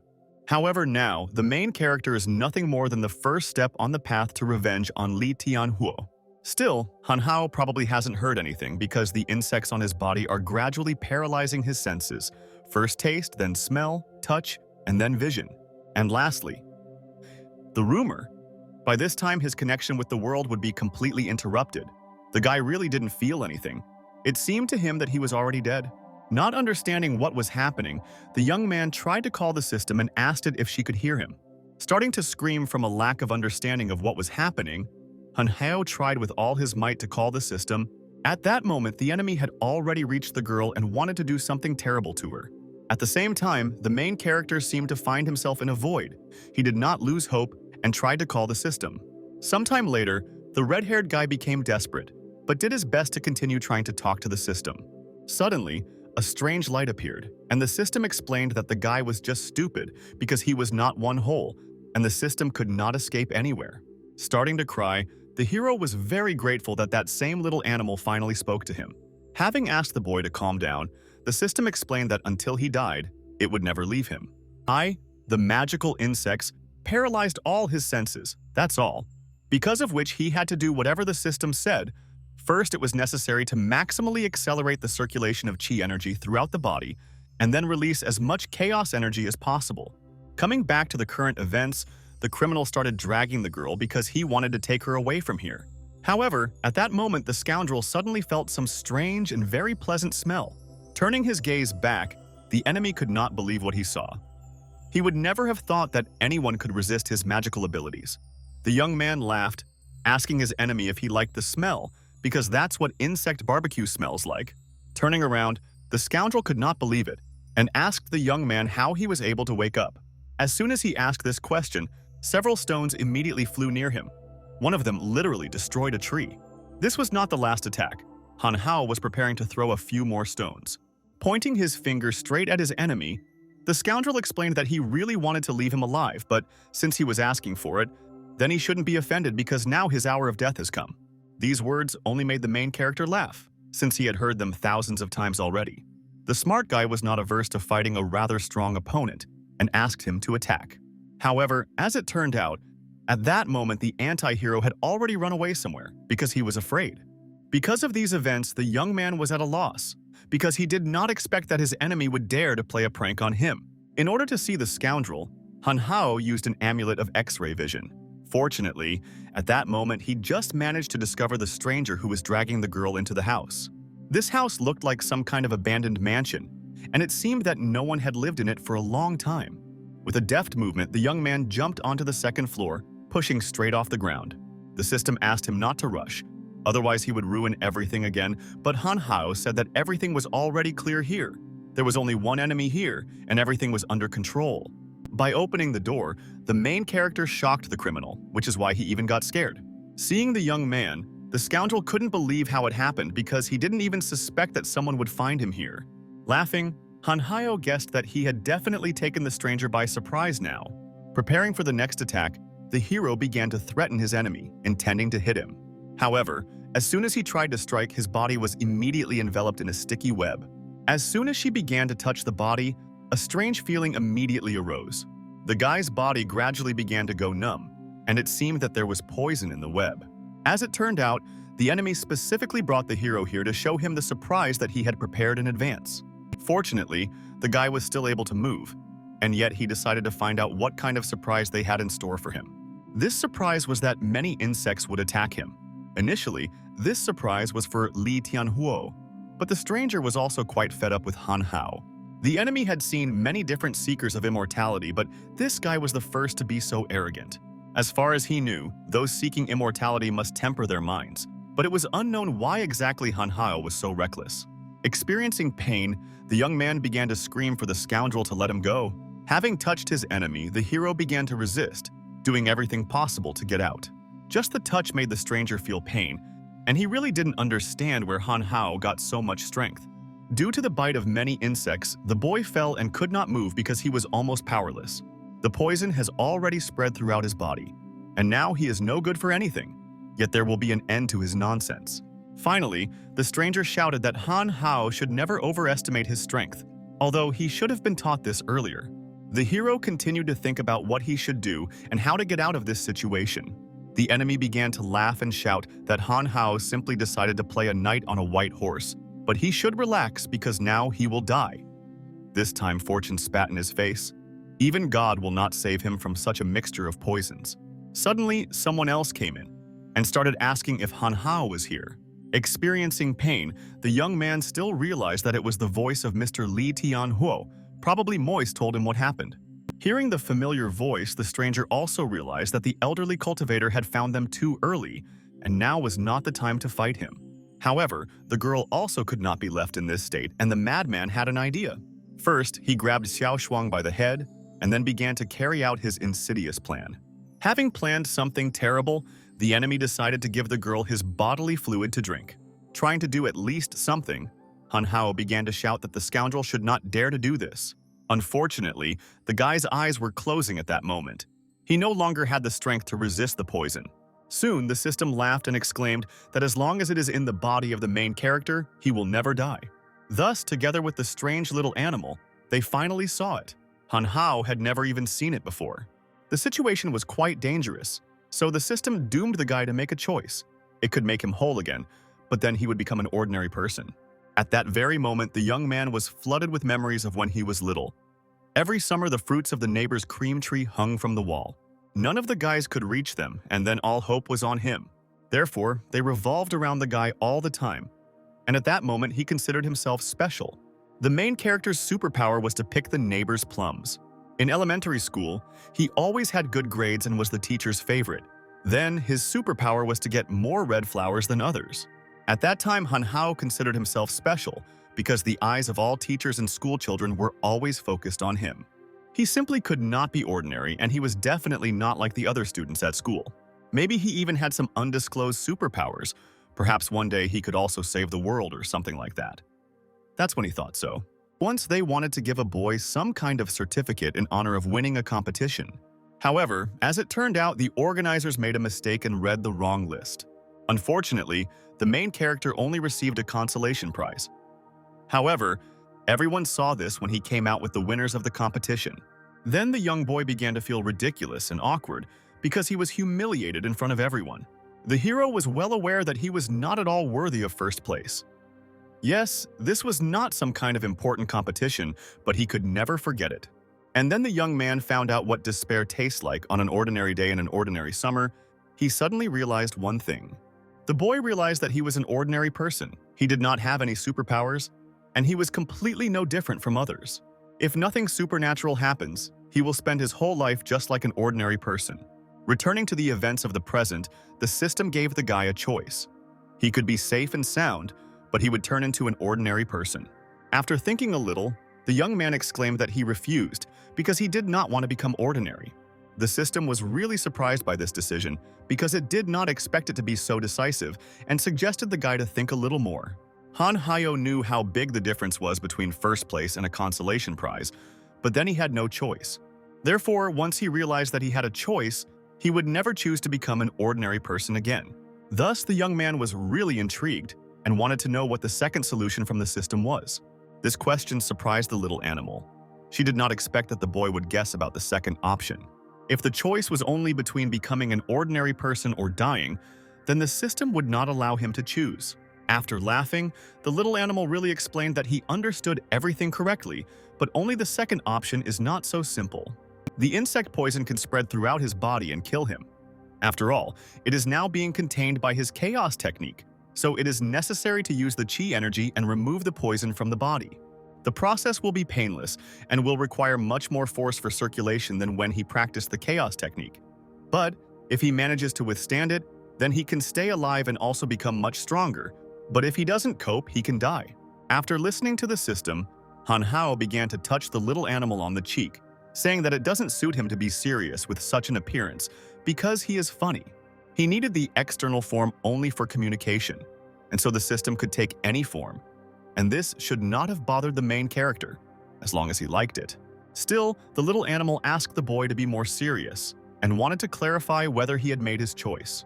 The young man exclaimed that he agreed with the second option and was ready to try to heal himself through the cultivation of chi energy. In fact, it was strange for the system that the guy was not afraid to die because, only for the sake of preserving the system, he was ready to lose his own life. The hero sincerely thought that he just wouldn't die so easily. When someone died on TV, he thought so too. It's better not to think about it at all than to be constantly afraid. And the fear itself goes away somehow. After that, once he met the system, he felt much better. After all, now it seemed to Han Hao that perhaps he was not such an ordinary person. The system nevertheless warned that one should not forget that it was precisely because of the initiative and underestimation of the enemy that Han Hao had come to this. Bowing his head, the young man sincerely admitted his mistake. But if he were a weakling, he would have chosen the first option. They all grow up over time. And if the battle was lost due to underestimating the enemy, it would mean that he was not yet strong enough strong. At this moment, the young man only realized that he was communicating with the strongest system of immortals. That is why he will be the strongest seeker of immortality and the best cultivator in the world. Because the one who underestimated the enemy and still won is the real strongest. The little animal thought that this speech was really cool. However, since he spoke like that, then first he at least needs to cope with this test. The events continued in the real world. The main character was completely immobilized and could not even move. Suddenly, the young man began to scream with all his might, as if in pain and anger. At this moment, the hero tried with all his might to remain calm and endure the pain, since he needed to circulate chi energy. Freeing his hands, Han Hao gradually began to move, and the circulation of energy continued in his body. Although it was quite difficult, the young man gradually mastered it and managed to begin cultivation. That same gift from Yan Bin's father also began to work. That same magic wand literally glowed. An unusual magical item began to fly around the cultivator, and an aura of chi energy glowed around Han Hao. Gradually, all the poisonous insects left the young man's body, thanks to which he could now move minimally. Suddenly, the system notified that the hero had successfully completed the probationary period and would now receive a lifetime right to use the system. And he was also congratulated on achieving the second level of the ability called weightlifting. As soon as he heard this message, he immediately woke up and was sweating. Having risen, the hero literally did not understand what had happened, because he had just fought with dark forces and now he was lying in bed. Moise was sleeping not far from him. It looked like she had fallen asleep from waiting for a long time.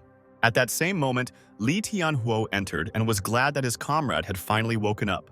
The friend also gradually began to open her eyes because she heard the conversation. The girl was glad that the boy finally woke up. In Han Hao's opinion, nothing bad happened because he slept and immediately felt much better. Looking at Xiao Shuang, he also decided to find out how she was feeling. Moise explained that the doctors had not yet found out the cause of her illness, so it was unknown when exactly she would come to her senses. Bowing his head, the young man admitted that it was all his fault. After all, if only he had not underestimated the enemy, he might have immediately won this battle. The man also admitted that Han Hayo shouldn't blame himself because he got into this mess while saving her, and yet it was the elderly man who didn't look after his granddaughter. Suddenly, the young man remembered that he had the last X-ray vision amulet left, and he wanted to see what happened to Xiao Shuang. Thanks to the X-ray video, it was not possible to discover that the girl's illness was caused by the magic of charm. These were special enchantments, and did not unite the sorcerer and the enchanted. If they were forcibly separated, or if the sorcerer was killed, then the enchanted one would immediately die from poison. All this made the main character very angry, and he promised himself that he would finish off the villain. Fortunately, there was a pill that made it possible to stop the spell. If the girl took it, then during that time she would break the connection with the magician. However, until the spell completely stopped working, she still would not be able to come to her senses. And also, the young man explained that he had heard that the magic of charm can only act on one person at a time. One has only to change the target of the enchantment, and the charm cast on Xiao Shuang will immediately subside. The effect of the pill lasts only 24 hours, during which time they must find Xuan Xiao. The master instantly agreed with the boy and exclaimed that they urgently needed to move forward. The man also asked Moise to look after his granddaughter while they were away. Moise in turn asked them to be careful. Sometime later, Han Hao mentioned that this guy had previously said that he wanted to avenge his brother, but Li Tianhuo didn't even understand how he even had the audacity to say such a thing. In those days, the master's influence in Qingshui, to put it mildly, was enormous, and there were envious people who wanted to remove him, so he turned to a sorcerer named Xuan Hong. It's not that this sorcerer himself was particularly strong, but protecting himself from his vile sorcery was indeed a difficult task. By the time he found out about everything, Xiao Shuang's parents had already been fatally poisoned. After that, the man found the killer and knew that he was only fulfilling the order for the sake of money, so he did not stand on ceremony with him for a long time. It was revenge for the murder of Xiao Shuang's parents, but then, unfortunately, the man himself became infected. Fortunately, by that time, he had already mastered some immortal techniques, so he was able to save his life. When he dealt with all the underground intrigues, he decided to leave the game forever. And with all his heart, he wanted one thing. Namely, to just live peacefully and raise Xiao Shuang. Only this time, the scoundrel has gone too far, and now there will be no mercy for him. Once in the city, Li Tianhuo decided to ask his comrade if he had any ideas where the enemy could have gone. The boy suggested that it was necessary to look along the road, where exactly the criminal had disappeared. However, the master said that it was too slow and asked to describe the enemy. The hero said that this guy had hair that looked like an old floor rag. His face was pale, and he was thin, so emaciated, and was also dressed in torn rags like a homeless person. Meanwhile, the events took place in the park not far from the attractions. Children played with the animator. One of the children suggested that it would be a good idea to force the worker to remove the bear mask. The boy could never have expected that behind the mask was a terrible, scarred face. But it turned out that Mr. Li called this man and asked him to contact all the brothers whom he could reach. Other brothers also received requests for help. The men who were approached were powerful enough to treat people badly. Other people were influential businessmen and also decided not to refuse Mr. Li's help. Everyone was very happy to help Li Tianhuo because he remembered his brothers. They wanted to send people after the criminal and also collect all the recordings from the cameras and watch them. Smiling, the elderly man even said that he was starting to feel nostalgia for the old days. Having called all his brothers, the man said that everything was fine, and all that was left was to wait a little. However, the hero did not understand what all this meant because he dialed only a couple of numbers and hoped that the criminal would be found so easily. Sometime later, it turned out that the scoundrels were last seen in this micro-district. He had a small wound on his left hand. This turn of events really surprised Han Hao. He admired Mr. Li Tianhuo's connections, but the gray-haired man didn't know which apartment the criminal was in and clearly didn't want to check each one individually. Pointing his finger at one of the apartments, the young man exclaimed that he might not have to do this, asking the man to take a look. The enemy was indeed visible to the naked eye, as a strange aura emanated from him. At that very second, the enemy cultivated his abilities in order to become stronger. It was then that the scoundrel did not even suspect that several of the strongest cultivators were already hunting for him. With one movement of his hand, Li Tianhuo easily knocked down the door to the scoundrel's apartment and took him by surprise. Having risen, the criminal said that he did not even think that Li would find him first. The room looked very disgusting as there were a lot of insects around. Looking at the main character, the criminal could not believe his eyes because he thought that he had died. However, one of the strongest cultivators said that he was here again and would fight. The dark magician sincerely believed that those in front of him were not immortals and thought that they could do absolutely nothing to him. The criminal also exclaimed that he had cast a spell on that girl, and if they dared to touch him, then she would die. The scoundrel shouted at the old man to kill Han Hao, and then their conflict would be over. And if he decides to obey this, then the impudent person will simply kill his granddaughter. At that same second, the main character began to walk straight towards his opponent. Looking at the boy, the enemy had no idea that such a young guy would be able to fight him at all. As expected, the enemy completely underestimated his opponent. The scoundrel shouted to the old man that this guy would probably just sentence his granddaughter to death. The elderly man continued to observe everything that was happening and only drew conclusions. The monster assumed that the young man would not even be able to hit him, since he did not have the courage to do so. However, Han Hao was brave enough to launch the first strike. The blow was so strong that it literally slammed into the enemy's head. Because of such a powerful blow, the enemy flew several meters to the side, after which he crashed straight into the wall and destroyed it. The main character continued to be nervous and angry. He really didn't like what happened to Mr. Lee's granddaughter. Still, he considered the monster a buffoon, because he only knew how to play with his petty charms, but he clearly did not take into account that Han Hao would not fall for this. It seemed that after a single blow the monster was already defeated, since he did not even move. Experiencing severe pain after the beating, the enemy exclaimed to the old man that he apparently didn't care at all about his granddaughter.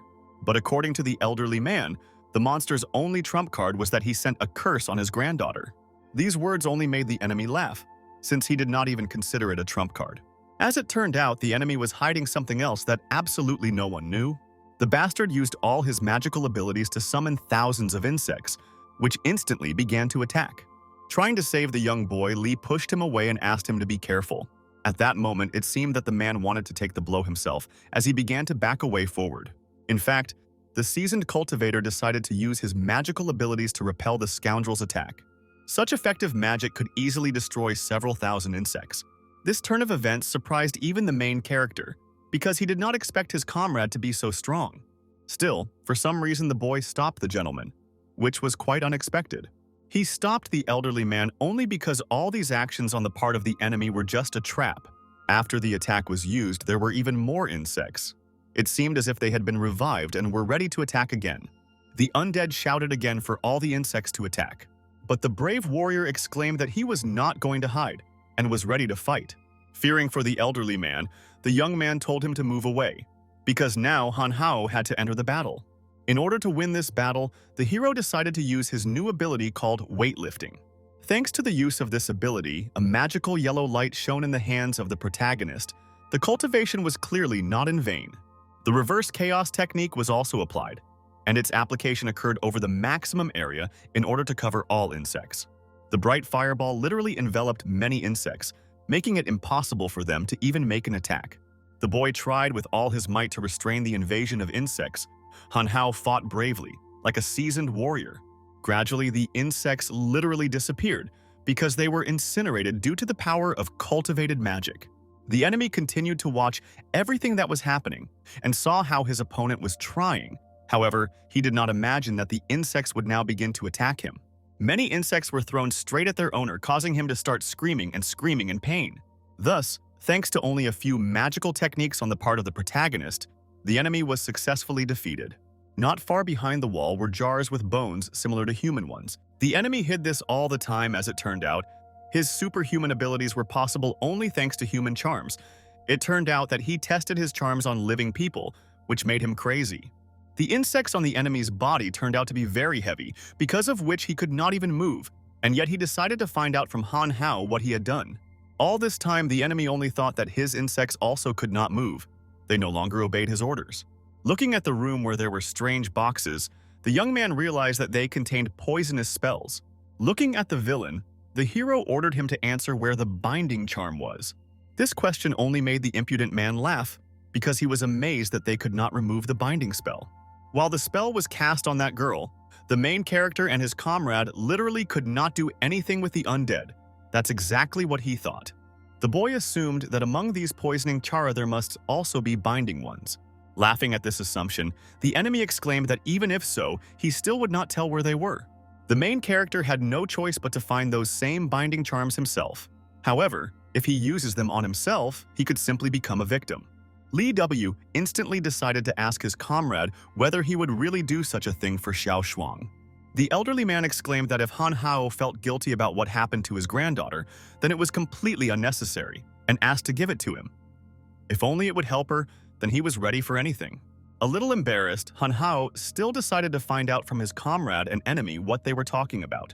The smart guy thought of feeding all these curses and other magical things straight to their enemy, which was a really good idea. Even the enemy could not have expected this, and was simply shocked. The young man didn't care at all about this.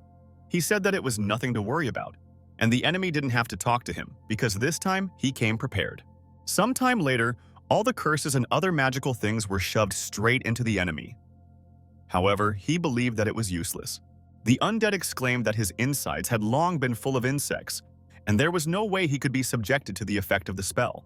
The guy suddenly had an idea, and he remembered something, and it was really very important.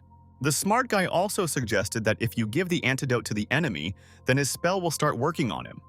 This was a good reminder. Raising his hand, the young man said that now he would put his chi energy in and squeeze out the poison from the enemy. The frightened enemy began to shout that he had actually deceived them all, and I began to beg Mr. Lee to let him go. Experiencing great fear and despair, the man continued to scream not to be touched. This scream was heard within the entire block, causing even neighbors to complain to the police. Soon after a short battle, the enemy was truly defeated. He only twitched and slightly showed signs of life.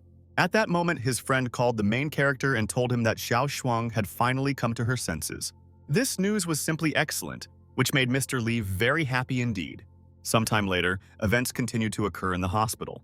A joyful man burst into his granddaughter's room and immediately shouted her name. The girl looked pretty good. She was also happy to see her grandfather. It was great that Xiao Shuang was okay, since that was the main part of their mission. Still, the main character decided that it was necessary to drag the enemy here just in case, because it was not a fact that the spell was completely dispelled. Lee still admitted that it was necessary to thank Han Hao as soon as possible, because in any case this was only his merit. The girl was even embarrassed at this turn of events. She did not expect that such a young guy would ultimately save her. Remembering the situation that happened earlier, the hero asked Xiao Shuang not to thank him, because she had already done this a little earlier. Blushing even more with shame, the girl still thanked her savior. Thus, the girls decided that Xiao Shuang should still rest a little, and Moise would kindly look after her. Mr. Lee also told the main character that he would never forget his kindness again in his life. For the boy, it was nothing, and he began to leave, saying that they would soon meet again. Looking at her savior, the girl was still very embarrassed and amazed at his courage. Sometime later, events continued to take place in the protagonist's mansion. The boy had just washed himself and was already enjoying that wonderful feeling when you are clean and can rest a little. Looking at the table, Han Hao was glad to have a mug of water because he was just thirsty. Looking closely at the table, the boy noticed drops of water that were located not far from the mug. There has been absolutely no one at home for the last few days, and it is completely unclear how the water on the table has not yet evaporated. Probably, someone poured it before Han Hao arrived. Thanks to deduction, the young man realized that there was probably someone in his house now. Without hesitation, he decided to drink the water that was in that very mug. As soon as he drank the water that was on the table, he immediately had a strange feeling in his mouth, as if he was suffocating. Instantly, Han Hao felt very bad and literally could not stand on his feet. Meanwhile, the stranger walked right up to the main character and suddenly started laughing. Continuing to experience severe pain, the young man decided to find out about the stranger, who he really was. Smiling maliciously, the criminal replied that he was Xuan Yi, the brother of Xuan Xiao, whom he had kidnapped. These words made the boy laugh, and he said that he would never have believed that that guy had the surname Xuan because they really weren't easy to get rid of. As it turned out, they not only belonged to the same surname, but were also members of the elite clan of the Scarlet Mother. The criminal still wanted to find out where exactly Xuan Xiao was. After all, if the hero had not said this, then death would have awaited him. Confused by what was happening, Han Hao could not even imagine that some stranger would threaten him in his own home. In the glass that the main character just drank were the enchanted crabs of this scoundrel. Poisoning with them will lead to bloating and unbearable pain. After a few seconds, the guy's stomach really started to hurt, which made his life simply unbearable. All this made the criminal laugh even more, and he shouted that he could also ring this bell and activate the crabs, so they would begin to grow right in Han Hao's stomach, until they tore the guy apart from the inside and he died. It really was an unusual method of murder. Suddenly, the main character rose from his knees and said that it turned out to be easier than he thought, and he had no reason to worry at all. The strongest warrior hit his opponent straight in the stomach with all his might, which was quite unexpected. The frightened enemy could not understand why his crabs did not work as expected. In fact, the main character immediately realized that there was something wrong with the water. Therefore, in fact, he did not drink a single drop of the very water that was poured into the glass. At that same second, the ravine began to laugh again, and said that Han Hao was rejoicing early. These were still flowers, but the berries had to be ahead because they would still provide an opportunity for the hero to experience the loss of a loved one firsthand.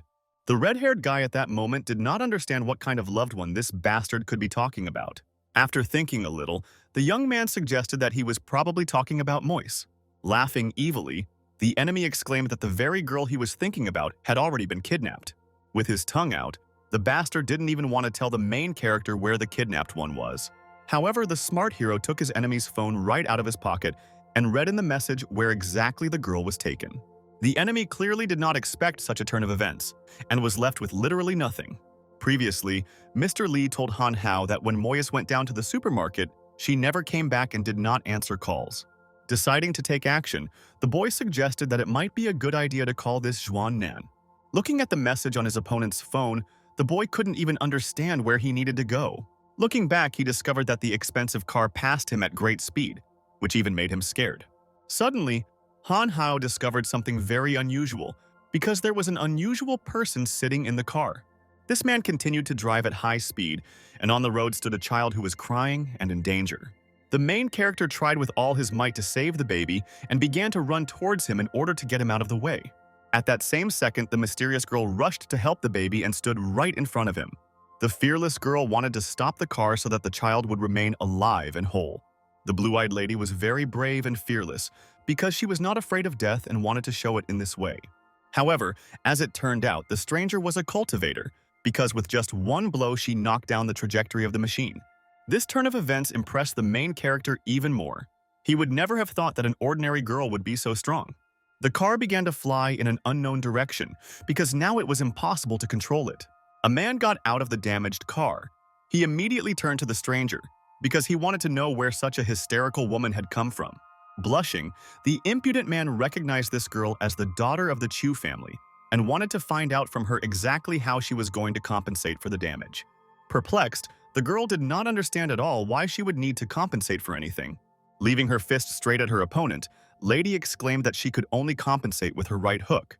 Observing these two strangers, the young man assumed that they were truly unusual people. In any case, the boy started to run because he urgently had to save Moise and find this scoundrel named Zhuan Nan.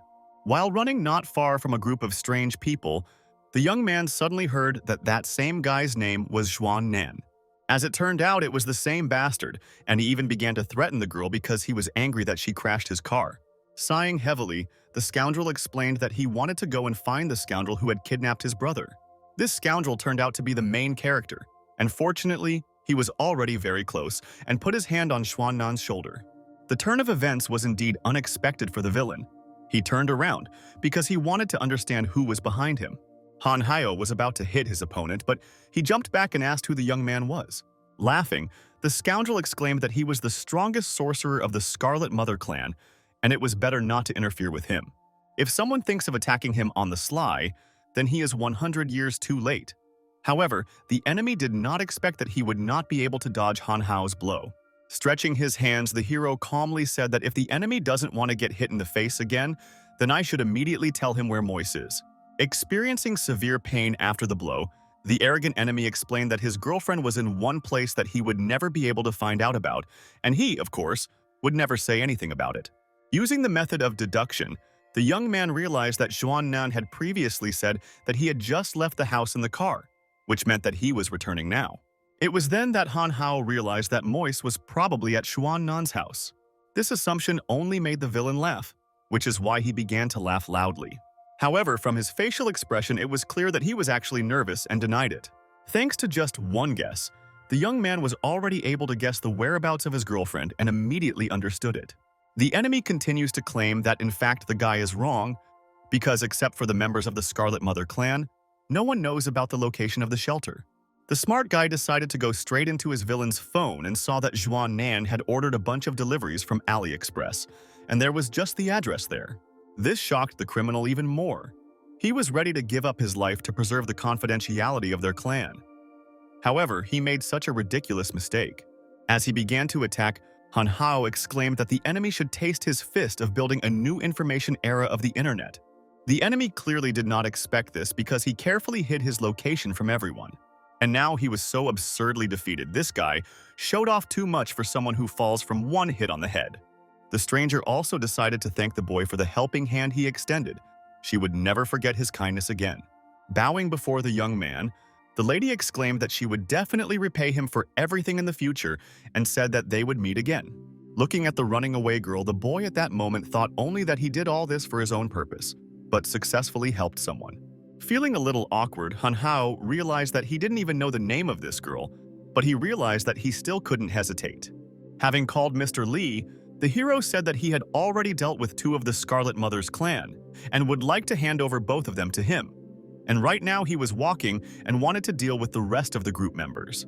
Sometime later, Han Hao pretended to be a delivery man in order to infiltrate the group's territory. Nearby, there was some mysterious man in traditional Chinese attire and decided to find out what business the boy came here for. The young man kindly explained that he was a delivery man from the Shuntun company, and he had a package delivered to his home for Mr. Zhuan Ku. The stranger with blue hair said that he would kindly take the courier to his destination. Thus, they set off and moved deeper into the forest. A few minutes later, they still managed to arrive at the house. It was surrounded by a wooden fence and was located deep in the forest. The hero, trying to be friendly, thanked his companion because he let him through. Entering the territory of the house, Han Hao greeted all the residents and decided to find out who could give the parcel to.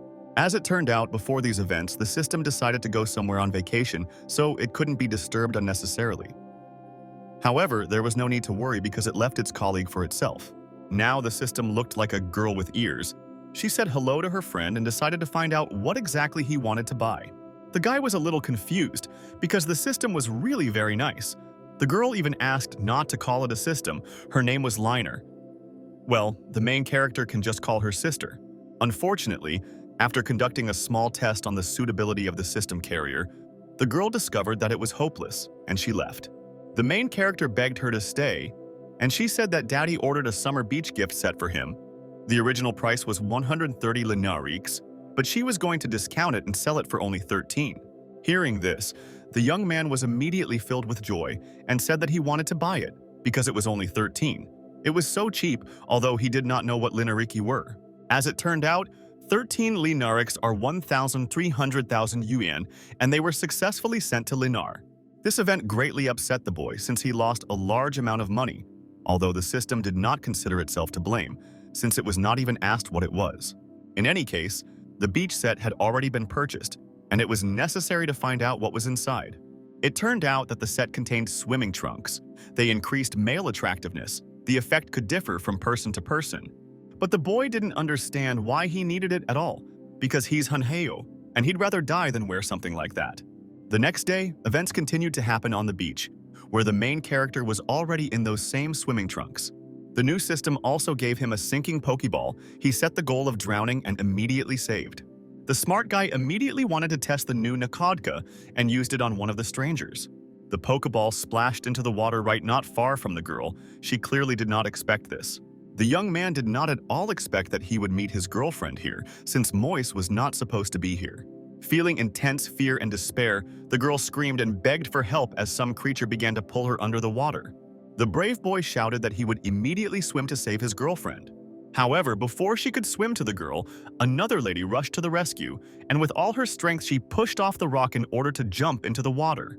Looking at everything that was happening, Han Hao could not even think that anyone else would rush to Moise's aid.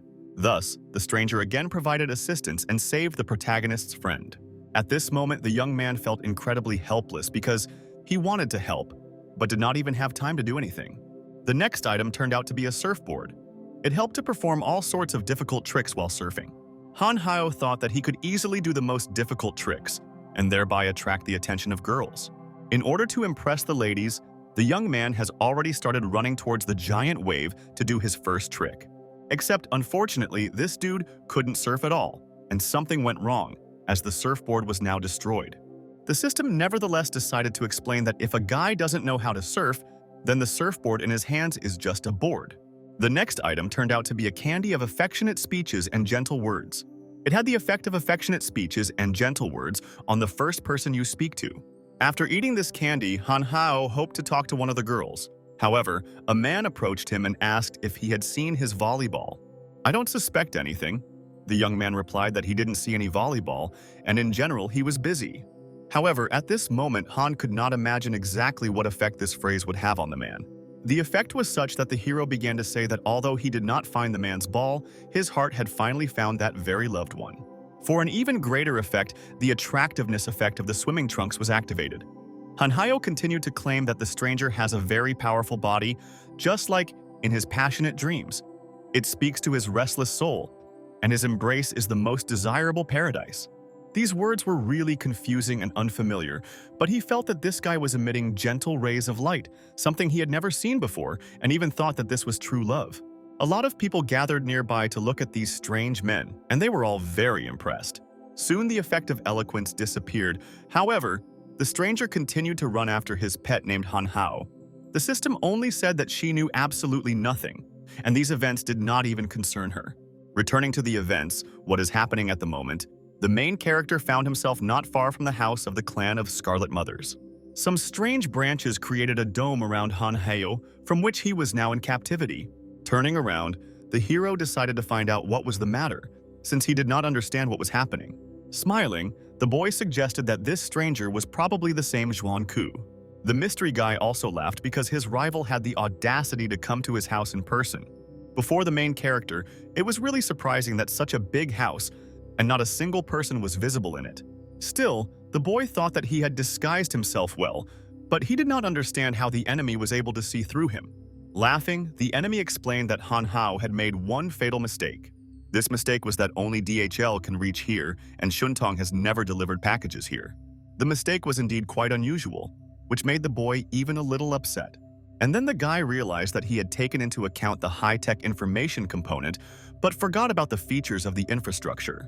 Having taken off the courier's clothes, the hero shouted that he had come to deal with them anyway and ordered that Moise be returned quickly. But the enemy did not respond to these requests, and smiling, asked the guy to come up and pick up the girl. A few seconds later, the criminal literally disappeared right before the young man's eyes. Looking around, Han Hao did not understand where his enemy was because he seemed to have evaporated. Suddenly, in front of the boy's feet there were many insects and snakes that were about to attack.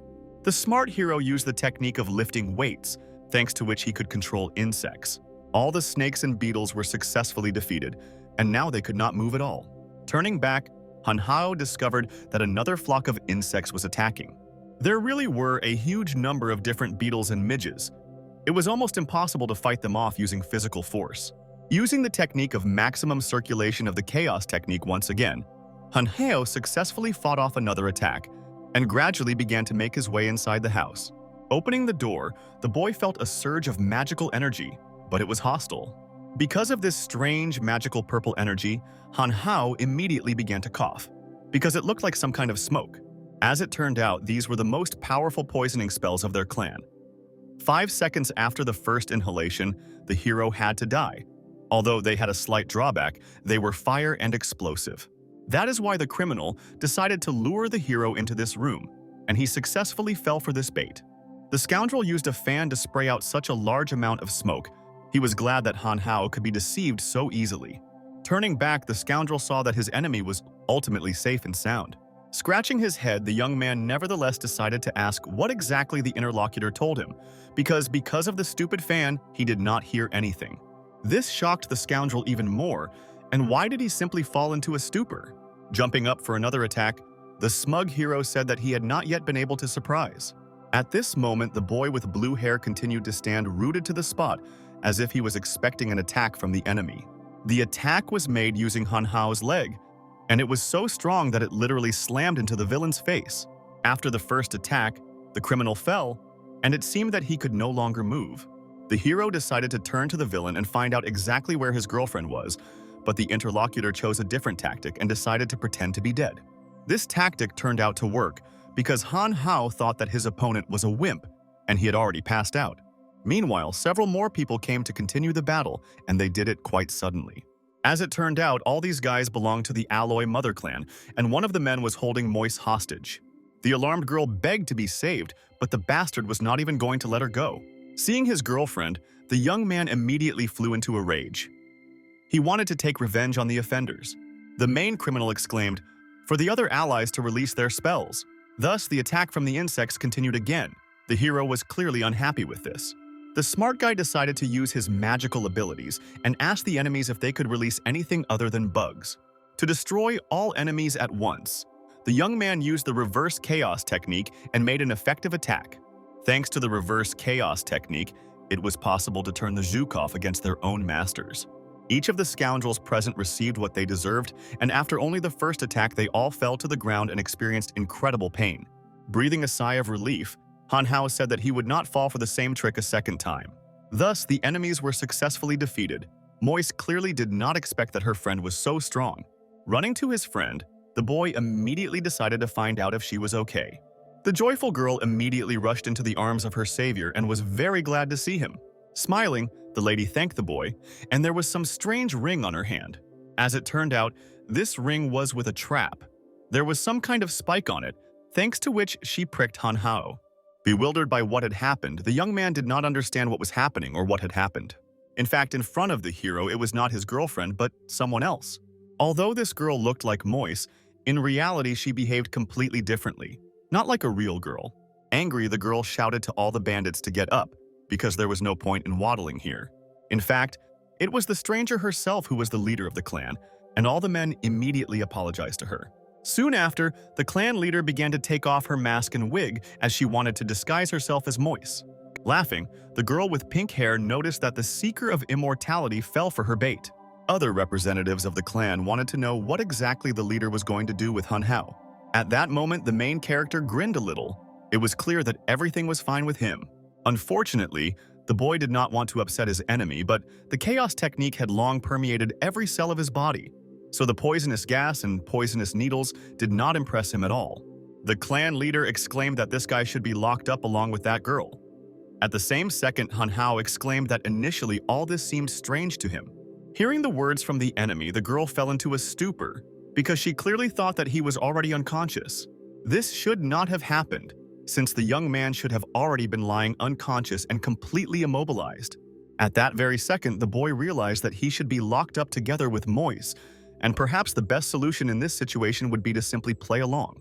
Pretending to be helpless, Han Hao began to shout that this poison was very strong, and he could no longer bear this pain. The clan members were immediately glad for such a swift and quick departure of a strong enemy. However, the head was wary. Some time later, events continued to occur in the dungeon, where the main character and his girlfriend were sealed. At that moment, the girl was unconscious, but Han Hao had already begun to rise from the floor in order to reconnoiter the situation.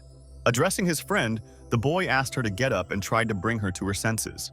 Feeling dissatisfied, Han asked the system to help him because he wanted to find out what was the matter. However, for this, it was necessary to buy an X-ray injection amulet. Its cost was 5 immortality points apiece.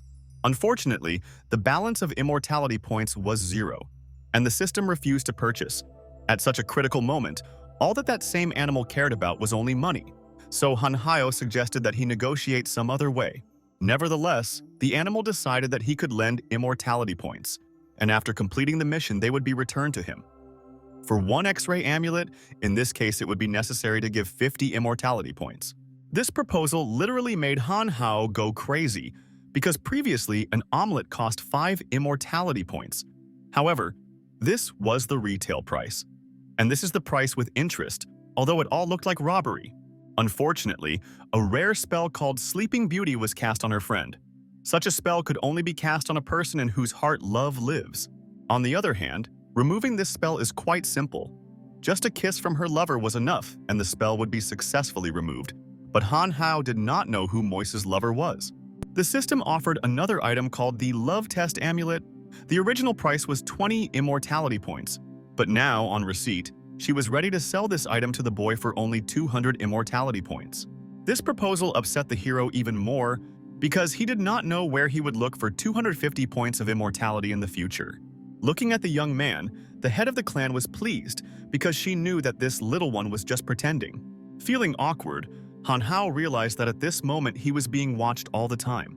The other enemy was unhappy because the guy had some kind of unnatural immunity to poison, or they simply did not use enough of it. The smart blue-eyed man immediately began to run to bring more poison because the mission had to be completed. Having grabbed the girl, Han Hao firmly decided that it was necessary to urgently look for a way to get out of this cave. But the enemies were already very close and did not believe in the prisoner at all, especially since they did not think that he would be able to escape. The hero used his physical strength and literally broke a stone wall with just one leg. Thus, he created a way out of the dungeon and decided to say goodbye to the villains who imprisoned him. The head of the guild immediately ordered him to stop, but the young man did not listen to her. It was at that moment that the mysterious girl decided to use her magical abilities directly on Han Hao. The smart guy immediately sensed the danger and began to act. However, while Han Hao was trying to dodge the attack, he accidentally kissed his girlfriend. The head of the guild, meanwhile, shouted to her allies that there was no point in watching everything that was happening, and they urgently needed to grab the obstinate guy. Running along a dark corridor, the young man suddenly noticed that there was firewood nearby. One very good idea came into the boy's head, thanks to which he could get out of such a difficult situation. Sometime later, Han Hao and his girlfriend still managed to get out into the street. Not far from the house, there were many supercars. These men from the Scarlet Mother clan, although they looked like hillbillies, bought themselves many expensive cars. Meanwhile, the scoundrels could not get out because Brave Boy had set fire to the wood, causing the exit to be blocked. One of the scoundrels shouted to the leader that he had brought more poisonous gas. However, the stupid mercenary forgot that this gas is incredibly explosive and flammable. At that same second, this loser simply dropped 2 containers of gas. All members of the group froze. Fear and hatred for their comrade in arms could be seen on their faces. At the same time, Moise had already woken up, opening her eyes. The sleepy girl wanted to know where they were, and Han Hao was very glad that his friend was okay. Remembering that very situation with the kiss, the young man could not believe that he was the same guy with whom his girlfriend was in love. The alarmed girl immediately decided to find out if she had really caused trouble for Han Hao. Laughing, the boy said that they were just going out to get some air, and they didn't expect any trouble. Without hesitation, the friend immediately agreed, since she had no idea that she had been kidnapped earlier. At that moment, the friends were joyfully leaving the scene. Moise had no idea what had happened earlier. Thus, the group of friends left, and the sun was already setting. Events continued to happen the next day. The main character felt terrible because it was a very hot day, and one could literally melt from such a high temperature. The upset boy did not understand why he needed to wear these stupid materials. However, the system explained that it helped him, and now he must complete the task to repay. The dissatisfied young man exclaimed that he got out from behind alone on his own. However, the system asked him to talk less and complete tasks in order to repay the debt. At that moment, the main character only dreamed of quickly returning home under the air conditioning. Events continued to take place 3 days later in Han Hao's house. Lying on the bed, the boy was glad that life without debt was wonderful, and he was also able to earn an additional 300 immortality points. However, the system devalued his work, since it was only a few tasks in 3 days. The guy was ready to listen to whatever he wanted, but he had already decided that today he would lie on the bed all day and do nothing. Nothing should make him get up. However, at that moment, Zhao Yang called and said that they had problems and needed to come to the karaoke bar as soon as possible. So we can't explain anything. The friend just hung up the call. Feeling very tired, the young man realized that he did not want to go anywhere at all. Turning to the system, Han Hao asked to be dropped off at a karaoke bar as quickly as possible. However, this required immortality points.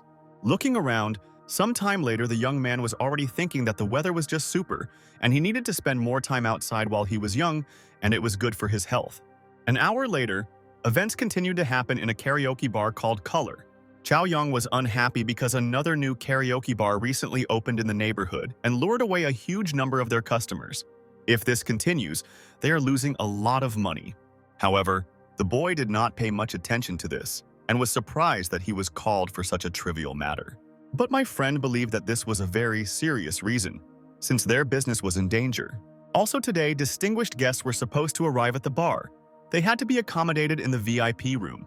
As it turned out, the young man heard what the guests were singing in this VIP room, probably with the help of cultivation. His hearing became much faster than that of ordinary people. Continuing to listen to what the guests were singing about, I concluded that they really sang very sadly.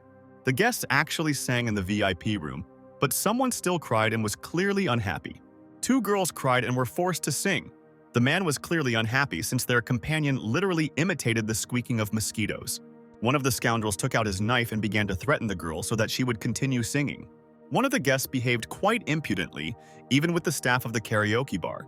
As it turned out, it was manager Zhang.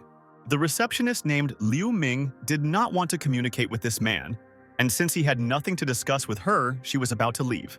The arrogant man continued to pester the girl, saying that she really should talk to her investor.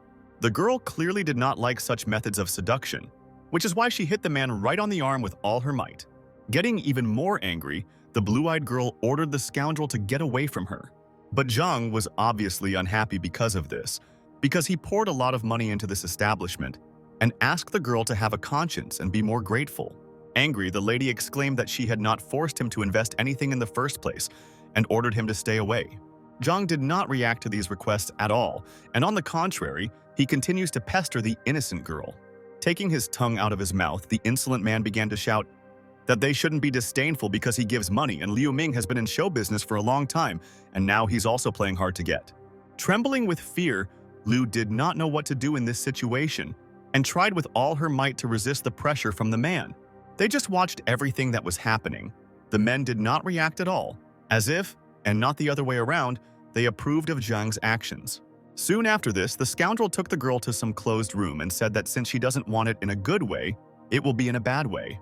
Looking at her offender, Liu Ming tried to think of a plan of action to get out of this trap. At that same second, someone opened the door to the VIP room with all their might. It was some guy who asked how it was possible to sing such a cheerful song and cry. Fortunately, it was the main character, and he really decided to ask the girls if they even knew how to sing, and if they couldn't, then he would be happy to teach them. The men immediately saw the young guy and decided to find out who let him in here in the first place. They were clearly unhappy. Hearing this, Han Hao assumed that he would probably never be given a chance to show his talent for singing. Approaching closer to the main character, the scoundrels began to threaten him, using a knife. At that moment, they had absolutely no idea that the guy in front of them was one of the strongest people in the city. Although the young man did not know what these scoundrels would do here but their bar operates strictly within the legal framework, which means that violence was prohibited. Looking at the girls, the caring boy immediately decided to find out if everything was okay with them. One of the girls continued to cry and shake and exclaimed that something was happening in the toilet. The main character didn't quite like this, which is why he wanted to scout out the situation. Han Hao pulled the door handle and realized that the door to the toilet was locked from the inside. Using his physical strength, he was literally able to break a wooden door with one blow. At this moment, Zhang was just trying to hug Liu Ming, and she didn't like it very much. Trembling with fear, the girl begged for help. She cried and felt hopeless. This sight simply amazed Han Hao. He did not know at all how to react in such a strange situation. Dissatisfied, Zhang decided to find out who this guy is and what he is doing here. Looking at this insolent man, the hero was already clearly annoyed and wanted to take revenge for such behavior on his part. The blonde shouted that the guy had better mind his own business because he didn't even know who his interlocutor was. After listening to the scoundrel, the hero did not care at all about his words, and with all his might he kicked him right in the stomach with his foot. Feeling helpless, Zhang begged him to let him go and even planned to give the guy money. However, Han Hao didn't care at all. He shouted that this was the wrong answer and they should discuss this whole situation again. Still, the criminal admitted that he was guilty, and indeed he had done a great deal of wrong, but he kept begging to let him go. Pointing his finger at the girl, the young man asked to apologize to her, since Liu Ming was the victim. Such an act really struck the blue-eyed girl, because she did not expect such a kind attitude towards her. Bowing before the lady, the arrogant blonde began to apologize to her for everything he did in her direction. Thus, Han Hao saved the innocent Liu Ming, but Zhang still decided to let her go. As soon as the man began to run away, he suddenly shouted to the hero that he dared to touch him, and he would not leave it like that, which is why Han Hao now has to constantly look back. Laughing evilly, the young man realized that he probably didn't hit him well enough, and it was necessary to strike a few more blows. A little embarrassed, the girl nevertheless thanked her savior for such a good deed. Now the lady could finally breathe a sigh of relief because no one would hurt her anymore. Smiling, Liu Ming still decided to find out the name of her savior. The joyful boy exclaimed that his name is Han Hao, and he is almost the owner of this karaoke bar. The friendly guy also agreed to take the girl upstairs so that she could rest there. Turning to the other girls, the young man asked them to return too, since their workday was already over for today. Although the girls felt rather awkward, they still agreed to an unplanned day off. As soon as they went upstairs, Zhao Yang immediately found his comrade with a rather unusual company. A friend noticed that this girl was very similar to some celebrity, and Han Hao was really very cool for being able to communicate with her on an equal footing. The rescued girl nevertheless decided to sit down not far from her savior and again clarified his name. The grateful girl said that she did not expect that anyone would help her today, but she was afraid that Zhang would not calm down so easily.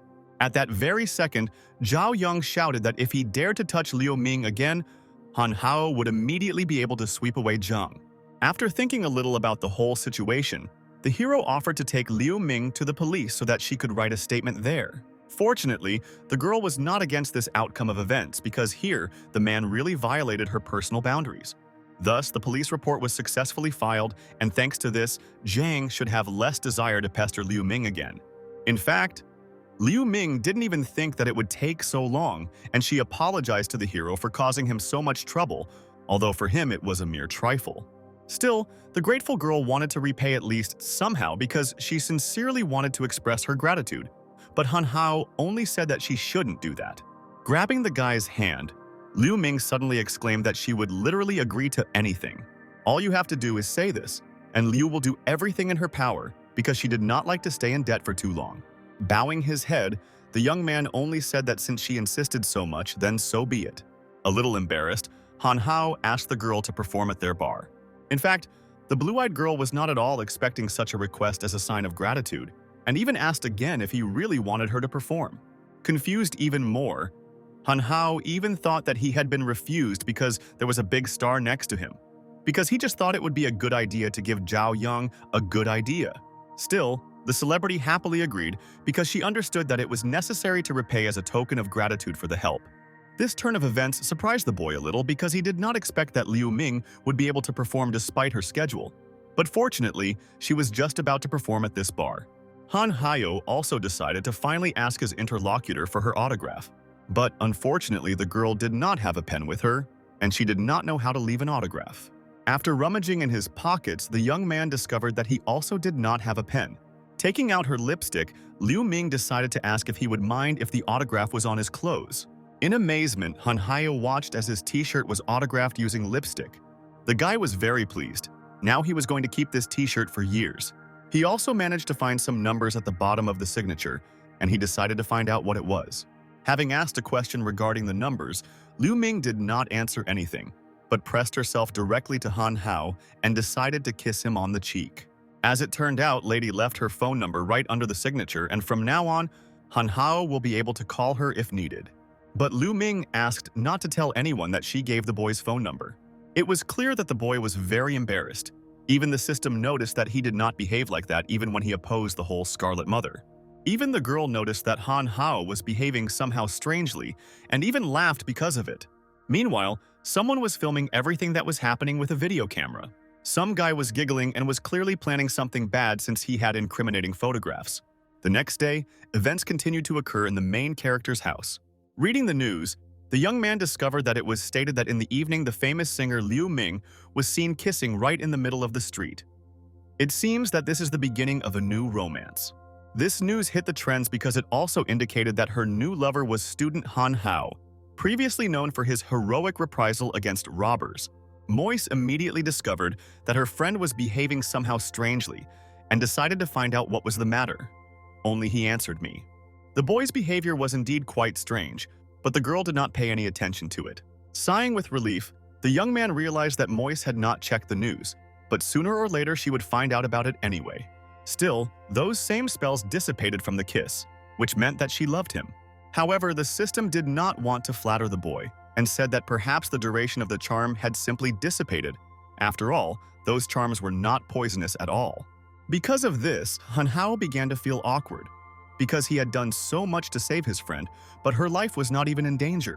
Sometime later, events continued to occur near a karaoke bar called Color. As it turned out, Han Hao invited Liu Ming to perform at their bar and was planning to call her. Calling the phone number given by the girl, a man answered. Han Hao, hearing a man's voice, asked to call Liu Ming. At that moment, the producer responded and said that the girl had been kidnapped. Her phone and purse were left in the studio, but she herself was not there. The alarmed boy immediately asked the producer where he was because it was necessary to save the girl. Zhao Yang. Also now again, Liu Ming was kidnapped, and the young man asked a friend for his car in order to get to his destination as quickly as possible. Having arrived at his destination, the boy immediately turned to the producer in order to understand what happened. The man sat on the asphalt and talked about the fact that he didn't disrupt the performance on purpose, and it all happened by accident. Liu Ming, together with the producer, had just left for the karaoke bar to perform. However, something happened. Suddenly, some car blocked their way. A group of people got out of the car. First, they beat the producer and then kidnapped Liu Ming. The man's car was also smashed so badly that he couldn't even chase the robbers. After listening to the man, the young man still decided to find out if he knew who these people could be. As it turned out, he saw their leader. His name was Meng Ge. He opened a martial arts center in their city, and he knew where this place was. They had previously met together when they were discussing business matters with manager Zhang. They must have been there too familiar. Manager Zhang was guilty of mishandling the bike with the girl and probably didn't learn his lesson. That is why the main character thirsted for revenge and wanted to free his new girlfriend. Soon, together with the producer, they went to save the girl, and Han Hao decided to ask the man something. The boy wanted to know if the producer knew if Zhang was a terrible person. After all, it would be strange if he sent Liu Ming alone to meet him. The alarmed man began to make excuses, saying that in fact this was not so. This incident made him very angry. After all, yesterday one of his subordinates suddenly called the producer to the office, and now, apparently, they have already decided to specifically remove him. Still, they continue to go to meet the girl, and the producer said that he was really glad that Liu Ming had friends like Han Hao. The fact that the producer considered them friends surprised the guy. However, the man assumed that they were friends, since he simply wouldn't worry about her, because that's why she kissed him yesterday. It seems that she really likes him. These words shocked the main character, because he did not expect that the world star might like him, although she did not say this. The morning news began to spin a whole melodrama. However, the producer calmed the boy down and told him that he shouldn't worry. Because everything would become clear very quickly, he should just say that he was grateful to the fans. However, Han Hao still decided to find out what exactly the man would say to fans in the future. The journalists really didn't care. They would still come up with many unfounded guesses. Such cases are always not easy. Sometimes they can destroy the entire future career of an artist. The blonde himself was with Liu Ming from the very beginning, which is why he knew her character very well. At that moment, the young man guessed why the star didn't scream or ask for help. She was in a hopeless situation. Thus, they decided to get to the scene even faster, and the hero asked Mr. Wang to step on the gas.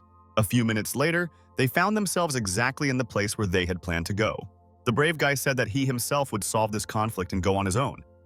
However, the producer exclaimed that he could go with him. A determined Han Hao explained that he wanted to go alone because he had personal scores with Zhang after yesterday, and this had nothing to do with the man. Looking at the guy walking away, the man at that moment only thought that he was really very cold-blooded. As it turned out, they arrived at a building where they practiced martial arts.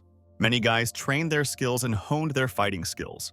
Entering the hall, the boy immediately decided to find out who Meng Ge was here, because he needed to talk to him. Looking at the guy, the man didn't understand who he was and what he needed from him.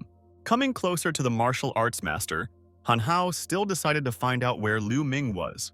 But the scoundrel did not react at all to this question and exclaimed that he did not understand what he was being asked about. The other students started laughing, and the boy suggested that it looked like they weren't going to talk until they got a good slap in the face. Because of this, the master only began to laugh, because he believed that no one could beat him. This statement was indeed funny for the scoundrel. His students laughed along with him. Everyone began to gather around the main character in the hope that they could easily defeat him. Preparing for a fight, Han Hao exclaimed that they should stop chattering and they could all attack him alone. This made the karatekas laugh even more. They continued to laugh, then, which their opponent clearly watched in the films. "I'm going to show my fighting skills," the teacher exclaimed. that his opponent probably doesn't know what the ninth dan of a black belt is. With just one blow, the enemy was easily able to break several dozen stone slabs. The disciples immediately started clapping for him, saying that Meng Ge was truly a strong man. Waving his hands, the man only said that there was no need to praise him because it was just a common trick. This whole spectacle infuriated the main character. He was disgusted by how vain Meng Ge was. This man was clearly fed up with him. He already wanted to start a fight, but first he needed to find out where Liu Ming was. To demonstrate his fighting skills, the ISO boy hit the floor with all his might. The force of the blow was impressive. Everyone froze to watch the result of such an unusual attack. The students also stood rooted to the spot. Some of them partially closed their eyes, because they did not even imagine that there were people capable of showing such power. The main character was literally able to destroy the floor on which absolutely everyone was standing, thereby proving that he is the strongest in this room. Looking decisively at his enemy, Han Hao decided to find out what kind of Dan he had there. The other students immediately began to run because they believed that their opponent was a monster, and they needed to get out of here quickly. Having fallen to the floor, the master began to beg for mercy and said that he would definitely tell where the girl was. Extorting a pardon, Meng Ge admitted that Liu Ming was in the storage room upstairs. The dissatisfied boy turned around in order to go and save the girl, and he was going to deal with that same master on the way back. But Meng Ge was not ready to say goodbye to his reputation because he simply could not destroy it. Delivery of some strange item, the man broke it and said that all hope was now with the boss. After the item was broken, the silhouette of an elderly man appeared, and Meng Ge ordered him to destroy this scoundrel. Turning around, the hero realized that Boss Wu was probably the very owner of the immortal fighter. A mysterious creature began to approach the main character, trying to attack. With every second, the elderly man was getting closer and closer, and it seemed that the attack could not be avoided. However, thanks to his inhuman agility, the boy still managed to dodge. Jumping a few meters back, Han Hao began to think through a further plan of action. Feeling incomprehensible, the young man began to think about what was wrong with this illusion.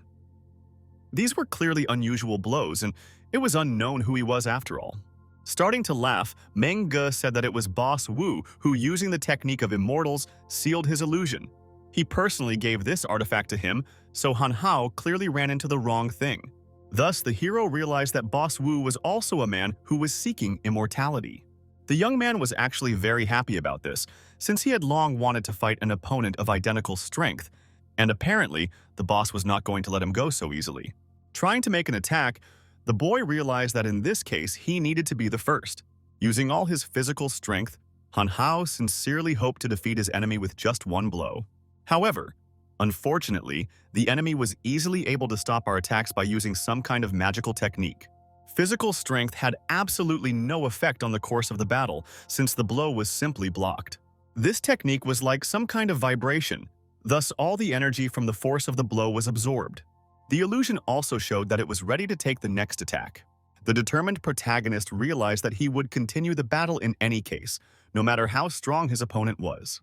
Unfortunately, the next attack was also successfully blocked. The elderly man could easily stop any of the boy's attacks. The illusion did this without even straining, it simply blocked, regardless of the physical power and strength of the attack.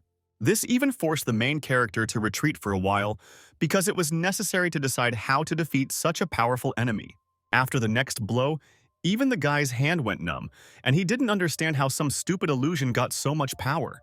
Deciding to take action, Han Hao used the weightlifting technique and was about to attack the illusion. At that moment, the elderly man also decided to use his magic technique and raised his hand. The moment of the next blow came.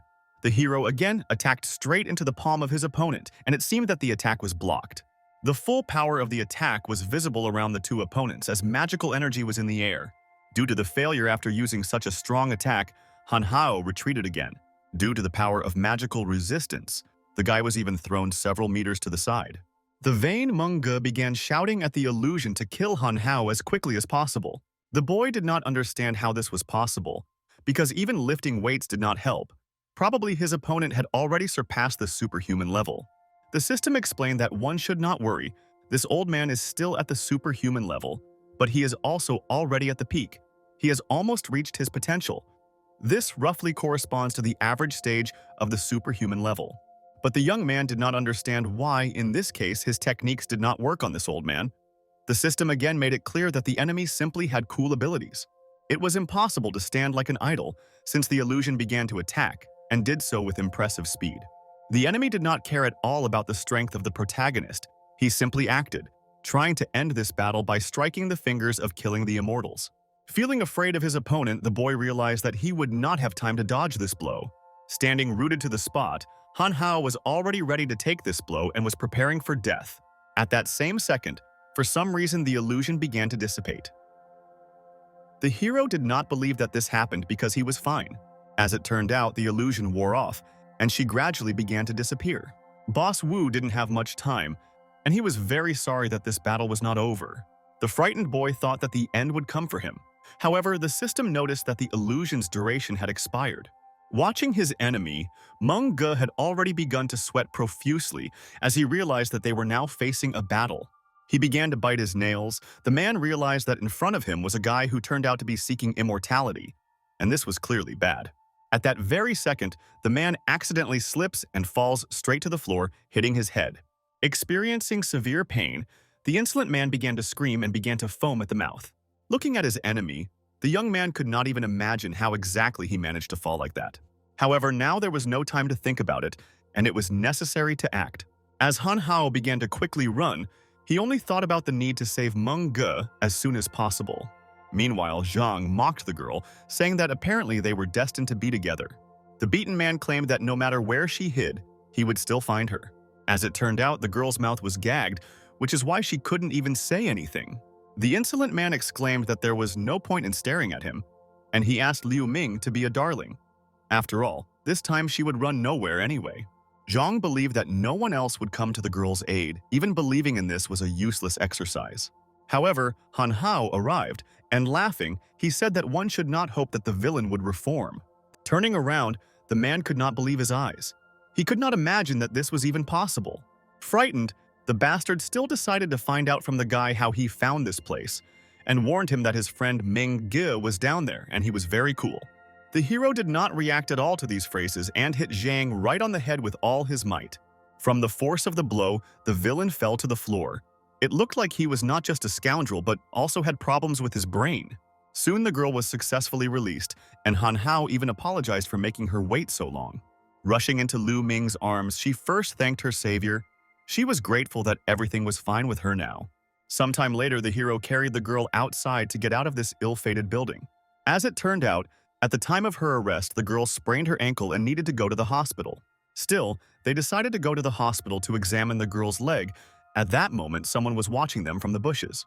It was probably the same reporter who had photographed them earlier for the morning report. A few hours later, events continued to occur in the hospital. "I feel awkward." The girl suggested that she again caused trouble for Han Hao because of her kidnapping. The producer also thanked the savior, but the performance will need to be postponed since the star will need to recover well. The benevolent lady said that she would not take long to recover and would definitely perform soon. Towards evening, events continued to occur in the main character's house. The boy decided to ask the system what would happen if next time he met the boss himself in person, and again ran into his fingers killing immortals. The young man could not believe that he had no way to defeat this man. The system explained that the level is the basis, and the abilities are the manifestation, although they are at the same level. But the greatest difference between them is in the abilities. The level determines the upper limit, but the guy will be able to shorten the path and increase his power with the help new abilities. Laughing, Han Hao said that he wants the coolest ability that exists. Such an ability, of course, existed. The system just had it in reserve, and a powerful ability called Pangu opened up heaven and earth. But the hero understood that in order to gain this ability, he would need to pay immortality points, and he was worried about the amount. This amount was too large. It amounted to 1 billion immortality points. Realizing how large this amount was, the young man asked to be given an ability that he could afford. Unfortunately, there were no such abilities. But if the guy can't buy the entire ability at once, then there is an option to buy one volume at a time. The system just had one in mind. The first volume will cost only 100 points. Only the next one will increase in price by 10 times. At that moment, the main character was only worried about whether he could win by studying these abilities of his opponent, and the system convinced him that this would indeed be possible. With his mindset on victory, Han Hao exclaimed that he was buying the first volume to study. The purchase of the technique of immortals called the Instructions of Evil Spirits from all over the world was successfully completed. These instructions are presented in 4 volumes. The first is called The Curve and is the whole. The second is Bodily Permeability.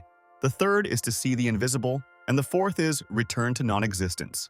The boy already felt how the technique was penetrating straight into his head, and he decided to find out whether this was really an instruction from evil spirits from all over the world. Feeling very enthusiastic, the young man couldn't wait to start practicing his technique. Passers-by noticed the boy nearby and immediately thought that he had decided to do gymnastics on the roof in the middle of the night. Events continued to happen the next morning. It turns out that the young man didn't even notice that he had been training all night and was terribly tired. Arriving at his friend's place, he immediately said hello. It was clear that she was not in the mood. Looking at Han Hao, Moise began to cry, as if she was very upset about something. The hero couldn't even understand what was going on. He simply watched his girlfriend's reaction and stood rooted to the spot. Not understanding what was going on, Han Hao still wanted to find out what kind of tricks were on her part. Deciding to look at the girl's tablet, the young man suggested that she was probably grieving because of the TV series. What he saw on the tablet shocked him. There was news that Liu Ming had gone to the hospital with a suspected pregnancy.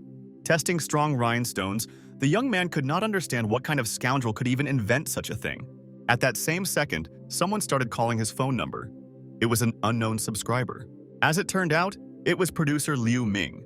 The hero was glad for this call because he wanted to understand what the hell was happening with this news. After all, they had already crossed all boundaries. But the producer decided not to explain anything at all, but only said that Liu Ming was in trouble again and urgently needed to come. The hospital was simply overcrowded with journalists, and the man had already brought her to the hotel. Soon, the guy finally arrived. This case really wasn't all that simple, so the producer didn't call the police, fearing that this would only ruin everything. Unfortunately, the man really didn't know who else he could turn to, so he called Han Hao. Entering the room, the shocked hero saw that the girl was tied up and could not move because of this. "I don't understand what's going on," he immediately decided to find out who tied up the girl. As it turned out, it was the producer. It all started last night. When he had already returned, the girl behaved strangely, to put it mildly. The door to her room was not closed, and the man decided to go in to make sure that everything was okay with her. At that moment, he had just discovered Liu Ming, who was doing something unknown. Fortunately, the producer managed to come to her room in time and stopped her. Starting to scream, the man tried to convince Liu Ming that this should not be done, because this was stupidity. However, the girl did not seem to hear him and kept repeating that she would now go to someone. The producer had never seen such strange behavior before. As soon as he turned away, Liu Ming immediately tried to run away somewhere, so he had no choice but to tie her up. At this time, Liu Ming repeated the same phrase, saying that she was going to someone. Coming closer, the young man noticed the girl's forehead because there was something strange on it. There was some strange black thread on his forehead. The smart guy immediately realized that something was wrong here. At that very second, he had a strange feeling, which made Han Hao literally go numb. The hero saw a strange vision in which there was a man with a photo of Liu Ming.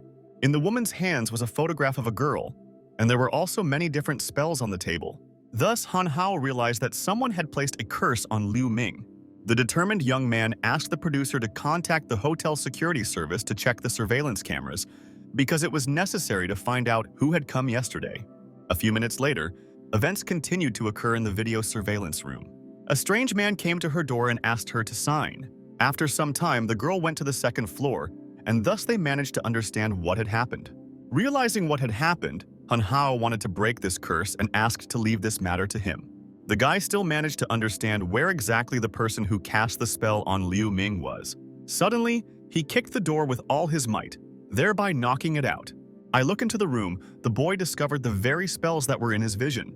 Hearing some strange sounds, Han Hao instantly decided to find out if someone was in this room. Some grandmother sharply exclaimed that a blind thief had sneaked into her room and he had disrupted her plans. The witch mocked the hero, saying that he really had the courage to even break into the room of the mother of demons. This phrase only caused laughter from the hero, since the grandmother looked like an ordinary gypsy. This assumption angered the strange woman. She was reluctant to waste energy on empty chatter with him, because she still had to finish the job for Mr. Wang. The hero clearly did not expect such a turn of events. although he had previously thought that someone was also involved and was controlling all the events from behind the scenes. "I'm about to attack," the scoundrel exclaimed that it was time for Han Hao to go to the next world. Thus, they clashed in a duel. Using his physical strength, the hero began to attack. It was truly surprising to him that the grandmother was able to withstand his blow. She did not look like an ordinary person. This blow did her no harm at all, and she was ready to fight again. In fact, this was a great chance to try out a new ability called guiding evil spirits from all over the world. Having begun to gloat, the young man expected that he could now easily defeat his opponent. But the witch ordered him not to be so arrogant, since he did not know her true power. At this time, the grandmother was just warming up. She was preparing for the next attack. Closing her hands, the scoundrel used the vortex rocket technique and made a jump. Previously, the young man had only practiced techniques, but this time he was going to use chi energy. The system feared for the life of the main character and warned that this was indeed very dangerous. However, he didn't care at all. Han Hao used his new technique and used the shot. Two of the strongest magical energies clashed together in a duel, where it was unknown who would survive. Suddenly, the grandmother felt strong resistance. She did not expect that her opponent was so strong. The elderly woman immediately began to experience unbearable pain. Her body was covered with enemy magical abilities. Soon the witch found herself on the wall. With her body, she broke it and left a dent. At that moment, the main character experienced shortness of breath, since he spent a lot of his energy on this technique. These instructions from evil spirits from all over the world consumed a lot of energy. He felt as if he was completely exhausted. In fact, these were the consequences of insufficient training. And in general, the system was confident that Han Hao could correct a regular attack without resorting to abilities. Looking at his opponent, the boy thought that the grandmother suddenly began to get up and wanted to continue the fight. Fortunately, this did not happen. The young man was actually very frightened, since he still had to carry out the interrogation. As it turned out, the witch still stood up and said that in fact Han Hao only killed her copy, and that's all. However, the scoundrel raised this copy for 70 years, which is why she was very indignant. After listening to his opponent, the hero did not understand why she was squealing like a knife, because she was the most alive of all the living. Grabbing the grandmother by the head, Han Hao still decided to ask why she needed to curse Liu Ming. The witch only laughed at this question. She was the mother of all her demons and was not going to give out all the information about her client. Smiling, the boy thought that he was not going to bargain with his opponent and could use that same trick again. Still, the grandmother agreed and said that her client was the richest man in the city. His name was Wang Bancheng, and he hired her to curse Liu Ming. Half a month ago, Wang's son suddenly fell terribly ill and then died completely. His son, while he was alive, was deeply in love with Liu Ming, so the client decided to honor the memory of his son by placing a curse on the girl that would make her die. After listening to the enemy, the hero could not believe that it was really because of such a crazy situation that Liu Ming almost died. All these events really pitied the guy.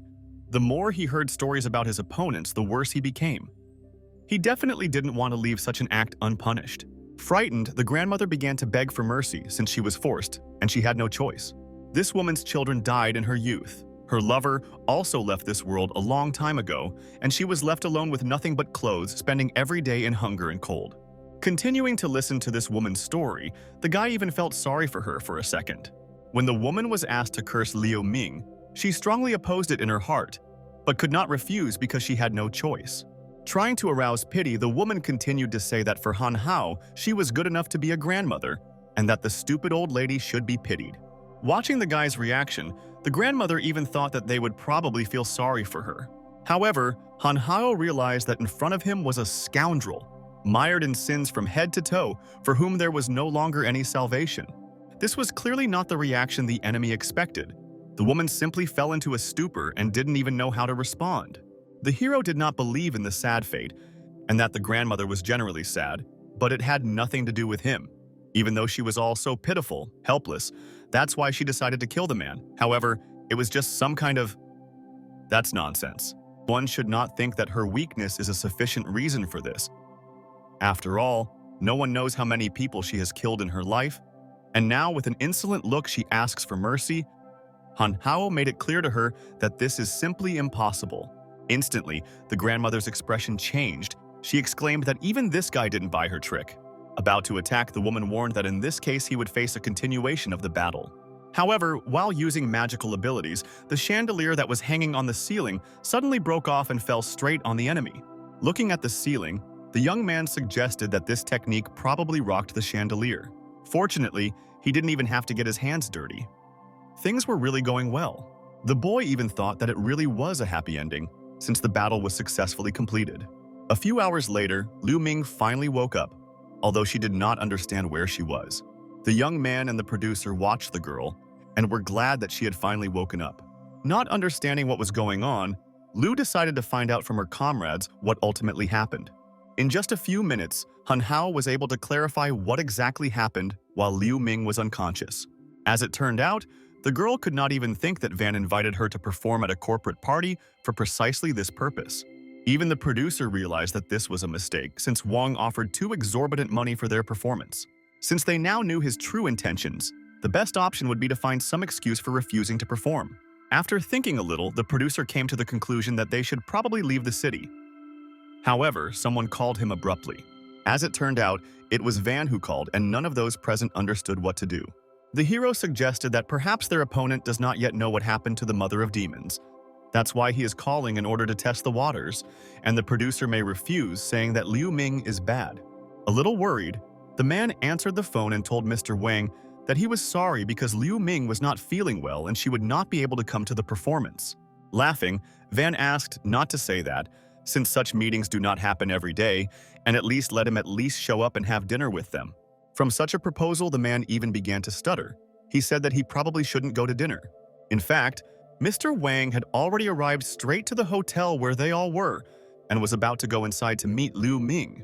The seemingly friendly man said that he was already on his way up to the hotel, after which the call was completed. The producer sincerely did not understand what to do in such a difficult situation. Hearing that Wang was already downstairs, Liu Ming fell into a stupor as she was not prepared for such a meeting. After thinking a little, the hero came to the conclusion that it was probably an ambush. Thus, they began to think about what to do next. The first thing was to change clothes. The father's energy had not yet fully recovered, and Van could have superhuman abilities. After some thought, Han Hao asked his new friend to also change clothes since she was not going to go to the meeting in just a nightie. Feeling awkward, the girl nevertheless agreed, although she blushed with shame. A little embarrassed, the young man also told the producer that he would need a set of clothes. A few minutes later, Wang was right outside the door of Liu Ming's room and said that he had come to visit. At that same second, the door opened and the girl exclaimed that they were ready to move out. Seeing the girl, the man was very surprised because he did not understand what kind of lord was not far from her. The producer introduced himself and also introduced a security guard named Han Hao, who was the main character. Without showing his surprise, Wang asked his new comrades to come along with him. There were also many guards around the man, all of them ensuring his safety. Starting to walk with Liu Ming, the hero convinced her that she should not worry, since he could protect her.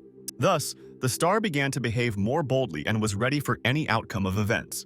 Looking around, the attentive guy noticed something dangerous. One of the guards had a pistol in his pocket. All of them were armed. Having traveled outside the city, Liu Ming and her company found themselves in the palace of Mr. Wang Bancheng. The smart guy took the girl in his arms and explained that she was not feeling well and needed someone to take care of her. Suddenly, a guard blocked the entrance to the room and said that other people besides Liu Ming were not allowed, since only the deprived one was invited. Suddenly, Wang approved of Han Hao's visit to his courtyard, saying later that it was okay if he passed. Hearing these words, the guy began to be more careful, because he assumed that the scoundrel was clearly up to something. Unfortunately, the producer was not allowed to enter. Security did not approve of his visit. Because of the refusal, the man felt really lousy. He did not understand why he was not allowed to the banquet. Thus, events continued to occur in Wang's palace. He asked no one to be shy and sit down where they would be comfortable. Trying to be friendly, the man said that the main course was almost ready. In the meantime, the butlers invited the lady to try some tea while waiting for the main course. Suddenly, the hero asked the girl to wait and not drink tea quickly. Smiling, the boy asked the lady to first give him the opportunity to try the drink first. Looking into the cup, the young man only thought that if this tea seemed poisoned, then he would most likely figure it out using the chaos technique. However, after tasting this tea, Han Hao realized that it had a divine, delicate, and refreshing aroma. Still, he decided to come to his senses since it was impossible to be distracted because he almost lost his vigilance because of a cup of tea. Thus, there were no problems with the drink, and the friend told his new girlfriend that everything was fine. The man asked the boy to also sit down because he shouldn't be embarrassed. However, to this, Mr. Han Hao only replied that there was nothing wrong with it, and he was used to standing. At that very second, the hero thought about the fact that this man could not know exactly what his name was, and this was truly suspicious. It was at that moment that the main character suspected this man of something wrong. He looked extremely suspicious. After drinking a cup of tea, the girl suddenly fell on the sofa and seemed to be unconscious. The frightened young man did not know what to do in this situation and tried to bring his girlfriend to her senses. As it turned out, some guy started laughing because he specifically cast a spell on this water. This man turned out to be a cultivator and said that although it did not work on the protected chi energy of those seeking immortality, but if an ordinary person took even a sip, he would immediately fall unconscious, which was very effective. Thus, the businessman was pleased with the result and asked Master Q to talk less and get closer to the point. Unsheathing his sword, the man was ready to fight as he was about to use his magic. Watching everything that was happening, Han Hao wanted to understand what the enemy was up to. Suddenly, everyone who was in the room disappeared somewhere, as if teleportation had occurred. At the same second, events continued to occur in the underground dungeon. Looking around, Han Hao could not understand where he found himself, because all this happened in a matter of seconds. This technique was quite strange, and the hero assumed that the man was also a seeker of immortality. However, the system explained that it was just an amulet of movement, and he had collected it somewhere, otherwise he was just a dummy. The businessman continued to laugh and said that now it was time for the main course. The strange magician exclaimed that now he would finish this matter to the end. The young man shouted that the scoundrel had finally shown his true appearance and decided to sacrifice a living person because he had absolutely no conscience. But the man sincerely believed that it was Han Hao who was the scoundrel, since he had previously done such things that made him unscrupulous. Feeling very angry, the hero ordered to stop talking nonsense, because he had never met this man before, so there is no point in slandering people out of nowhere. It was then that the rich man remembered the primordial chi pill that was taken from Manhwa, as well as his stone games, and his man named Yan Tianxing, who was unceremoniously beaten. This all also had to do with the main character, which is why he didn't have the right to raise his voice at his interlocutor. Bowing his head, the young man realized that it was this man who was to blame for all the troubles lately. However, he was going to deal with it easily. The smart guy was going to deal with old and new problems at once. Suddenly, the magician asked to stop ignoring him because he was still here. Laughing maliciously, the stranger said that he was sorry that Han Hao would not have such an opportunity, because they would both go to accompany the son of the Wang family to the next world. In fact, the main character was not at all afraid of this impudent man, and was ready for battle. Just as the boy was about to start a fight, for some reason the old man abruptly stopped him. Looking at the enemy, the hero began to think that perhaps a trap was waiting for him somewhere, or that he wanted to deceive him and take him by surprise. At that same second, the man turned to Mr. Wang, saying that they agreed on only one girl, and now there are two of them. The scoundrel asked for additional payment since now he needed to destroy two whole people. Feeling awkward, Van only replied that he would not deprive him of money, and asked him to hurry up because time was running out. The boy became even more furious at that moment. He was literally going to trample this stranger's face. The suspicious man began to use his sword and used it in some kind of magical ritual. Looking at his opponent, Han Hao tried to guess what would happen this time, and the system also notified him that this guy was not easy. All this meant that the main character needed to take the matter more seriously and start the battle. Using his magic blade, the scoundrel began to attack, his strength still unknown. Fortunately, the boy was already ready and was about to take this attack. During the attack, the agile youth was able to dodge the blow, thereby not feeling its force. Continuing to observe his opponent, he realized that the old man was probably still hiding his power. The cunning young man was easily able to deceive his opponent and punched him straight in the stomach. Experiencing a strong, painful sensation, the man grimaced, and it seemed that this battle was already over. From the force of the blow, the criminal flew several meters to the side and landed straight on the sofa. Looking at his ally, Van wanted to know how he was feeling. Trembling in pain, the mustachioed man only said that he seemed fine, although in fact he could barely speak. Scratching his head, the hero suggested that this man was probably at the cultivation level of an ordinary street swindler. This upstart really was a lousy opponent. The system apparently thought that he was not simple. However, the system only laughed, since this guy didn't even look like a common man. It seems that Mr. Wang was cheated out of money, and the boy wanted to see how he would cope on his own now. Delivering some strange piece of paper, the malicious man asked if Han Hao really thought so. Throwing some strange object, Van shouted for the shadow find to appear. A strange entity appeared from the seal with the spell. It looked like a dark cloud of magical energy with the outlines of a demon. Looking at his new opponent, Han Hao was shocked and did not understand at all what to do in such a situation. Having reacted in time, the boy was still able to block the demon's attack without succumbing to its dark energy. During the counterattack, the young man realized that the enemy could literally disappear into thin air, making it almost impossible to hit him. The dark entity could partially destroy its body in order not to receive damage. Unfortunately, the demon was still able to attack Han Hao, which is why he began to back away, because he was afraid of taking damage. Using his physical strength, she attacked again. However, this attack was completely useless. The frightened hero could not understand what kind of demonic garbage this was, because it could attack him. But he did not. Looking at the enemy, the system assumed that he looked like the fruit of some kind of black magic. But the young man did not understand what it was. The system explained that it was the concentrated anger of a deceased person. His damage was so-so, but it was almost impossible to kill him. However, there was nothing invincible in this world. Thus, the system explained that if you want to kill the horseman, then you need to start listening. And if you want to catch the robber, then start with the leader. Having received another attack, the boy still did not see the leader and began to think about how he could end this battle. The system at that moment hinted that its owner was clearly stupid, but explained that the owner could be Mr. Wang. Continuing to fight the demon, the young man finally understood who exactly needed to be attacked. Still, it was first necessary to distract the dark entity in order to get closer to its owner. The magical creature didn't care at all about the next attack. The demon just smiled. Laughing loudly, the boy explained that in fact he was not going to drink the demon, but was going to beat its owner. The attack was aimed directly at Mr. Wang while he stood rooted to the spot. The smart man also turned out to be difficult and exclaimed that he had foreseen this too. The demonic entity ended up right next to the main character and continued to protect its owner. This came as a shock to the hero because he did not expect that the enemy could teleport in this way. The next attack was unsuccessful, as the demon was easily able to block it. As it turned out, it was not teleport but some other magic. This was probably a split of the demon, since there were now two opponents on the battlefield. One of the demons was heading straight towards the girl, although she was still unconscious. Things were really bad. Han Hao feared for the life of his new girlfriend. Watching the battle, Vaughn assumed that if the youth was chasing two hares, he would not catch up with anyone, which is why he was doomed to fail. Meanwhile, the demon was overtaking the main character and was very close to attack.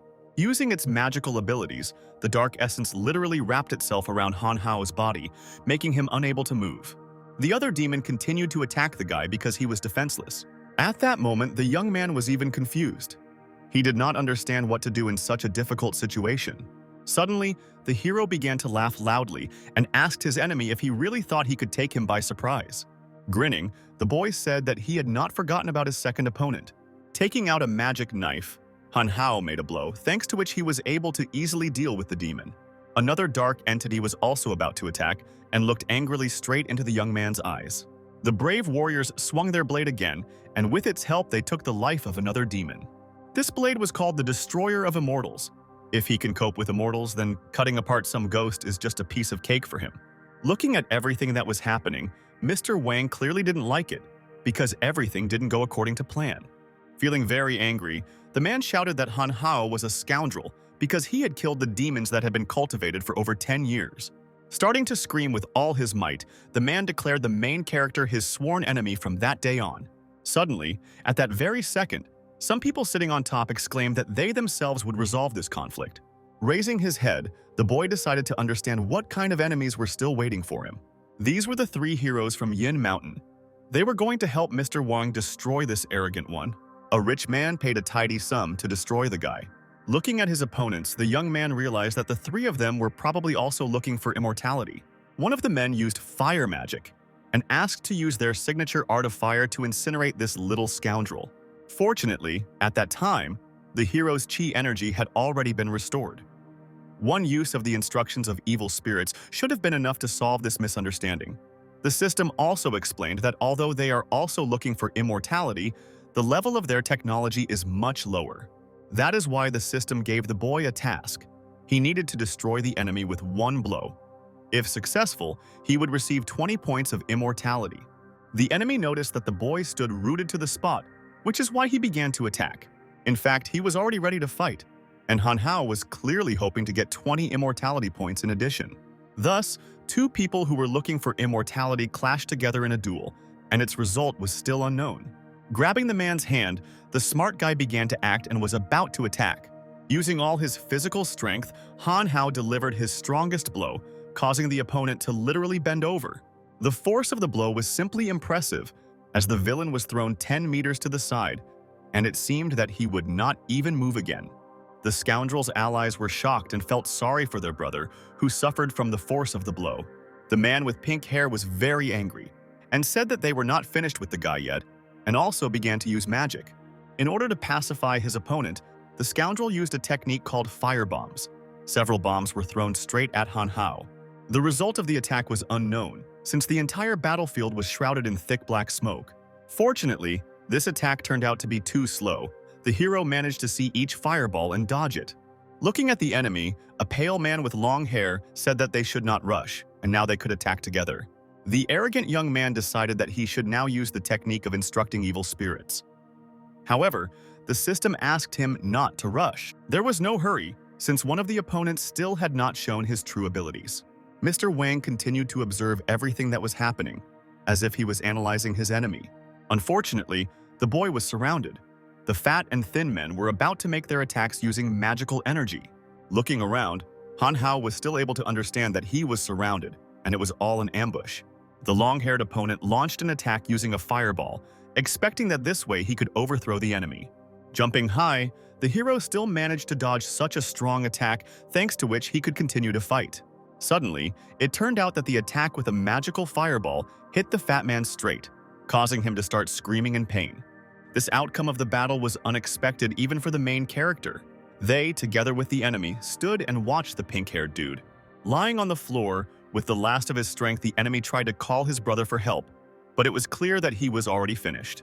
Baring his teeth, the long-haired man was dissatisfied with the outcome of the battle and began to convince the hero that now he would definitely come to an end. Concentrating all his chi energy, the pink-haired one was going to show the strongest fire technique from the Yin Mountain, kept secret. But the boy was not at all interested in this technique, and he struck with his foot straight into the enemy's jaw. Physical strength really influenced the outcome in this battle, because even without using magical abilities, Han Hao was able to destroy two opponents. The hero sincerely did not understand who would wait so long for the bastard to finish casting his spell. Almost all the enemies were defeated. Only Mr. Wang remained, although he did not look confused. On the contrary, the man was gold fifth since the video that all his investments in mercenaries were in vain. One of the charlatans finally woke up and didn't even understand when he managed to lose consciousness. Realizing the consequences of this battle, the man began to apologize to Mr. Wang, saying that it was just a small misunderstanding and there was no need to worry because now the battle would be over. The charlatan began to argue that his opponent was indeed no slouch, and when they were finished, it would be necessary to discuss additional payment for a difficult task. The businessman did not react at all to this proposal because he understood that the charlatan could not do anything at all. Smiling maliciously, the man only exclaimed that in this case he would probably help his ally. The hero seemed to be expecting such an outcome of the battle and was ready to destroy his enemies. Suddenly, the businessman grabbed one of the mercenaries and lifted him by the throat with his bare hand. Sincerely experiencing rage, the rich man did not understand how the mercenary still had the courage to bargain with him. Nevertheless, he released the scoundrel and said that he would have to pay with his life for such an act. Such a sight only made Han Hao laugh, because he believed that Wang was just being so fierce, but he must be made to regret the decision to cut his ranks. Suddenly, the man explained that when he saw that his enemy was taking that thing out of his pocket, he had already decided for himself that he would not let him out of here alive. This thing was the Immortal Slayer, because Wang was going to take it away from Han Hao. These words only angered the boy, since his enemy could not decide whether it would fall into his hands or not. Quickly running up to his opponent, Han made a sharp blow with his fist straight to his stomach. However, the attack was useless, Van was easily able to block it and was surprised that the youth was only capable of such a thing. Grabbing Han Hao's arm, Wang was about to make a counterattack by aiming his knee to strike. There were literally a few seconds left before the boy's arm could be broken. Fearing such serious consequences from the blow, the hero decided that he urgently needed to act. First, the boy freed himself from his enemy's grip, after which he sent his elbow straight to Van's knee for a counterattack. The impudent man certainly could not have expected such a turn of events. Perspiration began to appear on his face. It was clear that he was nervous. After such a serious counterattack, the ravine began to move back, and at the same time held onto his knee. Continuing to be fierce, the man only asked, "Is this really all that Han Hao was capable of?" Looking at his enemy, Han Hao knew that he clearly could not continue this battle. Suddenly, the man realized that this was not the wisest decision on his part, because he had entered into direct confrontation with a rather strong opponent. Still, Wang sincerely believed that Han Hao would lose and laughed because of it. As it turned out, the enemy sincerely believed that the main character had weaknesses, while he did not have any. Using his magical abilities, the scoundrel used unprecedented magic, touching the floor. At that very second, the floor began to crack under the guy's feet, which made him even nervous. The building began to collapse, and the ceiling also gradually crumbled. The hero even suggested that Van decided to bury them here together. However, the smart guy still told his opponent that he would have time to die here first. Looking from under his forehead at the guy, he smiled, and then said that Han Hao has weaknesses. This weakness was that the hero needed to protect his girlfriend, which made him vulnerable. Looking back, Han was worried and angry at the same time, because he was worried about the fate of Liu Ming. Stones from the ceiling continued to fall directly on the girl. At that moment, she was unconscious and could not even dodge. With all his strength, the hero began to run to his friend, hoping that he could save her. A giant block of stone was supposed to fall straight on the guy in a few seconds. However, without losing hope, he rushed to save Liu Ming. All this time, Van watched everything that was happening. This spectacle was quite amusing for him. According to the enemy, Han Hao did not have a single chance of victory because he was still only a beginner cultivator. Relaxing, the man thought that although he really had to spend a lot of chi energy, the main thing was that the enemies had already been dealt with. All that remained was to find the immortal Slayer Blade, and the matter was over. Looking at the fallen stones, Van noticed some strange movement and immediately became wary. Suddenly, the hero, using his physical endurance, began to lift a giant stone. For the guy, such a large weight was light, because he used the technique of lifting weights and mocked the enemy, since such an ace in the hole was quite ridiculous. Feeling sincere rage towards his enemy, the young man shouted that Van was still as insignificant as before.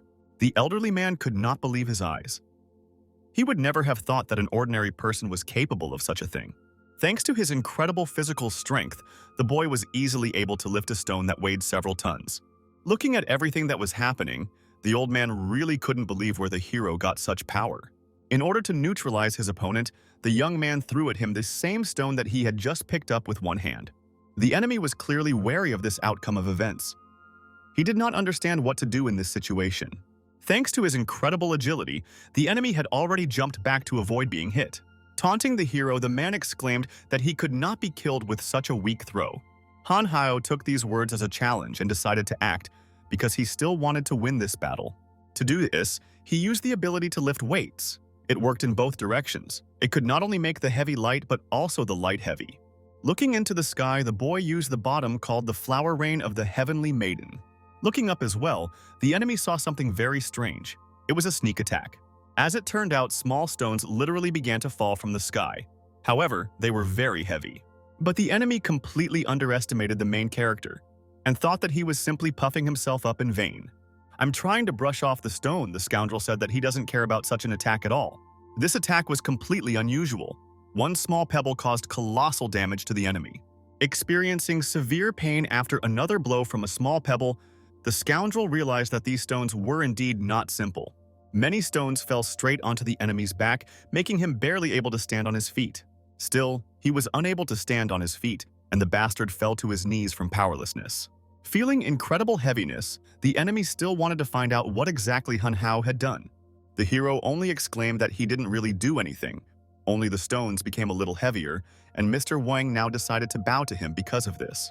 These words angered the enemy even more. He had no time for jokes, since a few pebbles should not have made him bow. Such an attack from the enemy did not impress the boy at all, although he was a little surprised that the scoundrel was able to stand on his feet. But that was not all, as Han Hao was ready to launch his next attack. Using his baseball skills, the boy threw a stone ball. The stone flew incredibly fast, and a worried Wang realized that he would not be able to dodge it. The stone ball hit the opponent's stomach, causing him to double over. Due to the incredible force of the serve, the opponent literally flew away like a baseball. Soon the bastard finally landed and crashed straight into the wall, which partially destroyed it. As it turned out, he destroyed one wall for me, but three, and only partially damaged the fourth. Laughing, the hero nevertheless decided to find out from the enemy how much he still assessed this attack. Looking from under his forehead at Han Hao, the man didn't even know what to answer, because he was absolutely exhausted. Still conscious, the enemy continued to resist, and the young man realized that he really knew how to take a blow. Taking something out of his pocket, the old man began to tell the boy to remember one thing. Using magical abilities, the enemy shouted that he would never forgive Han Hao. This event shocked the boy. He really did not expect such a turn of events from the enemy. As it turned out, the enemy had a teleportation scroll, and thus he escaped, although the system notified that this scroll would teleport him to a random location, so they would have the opportunity to find him for a while.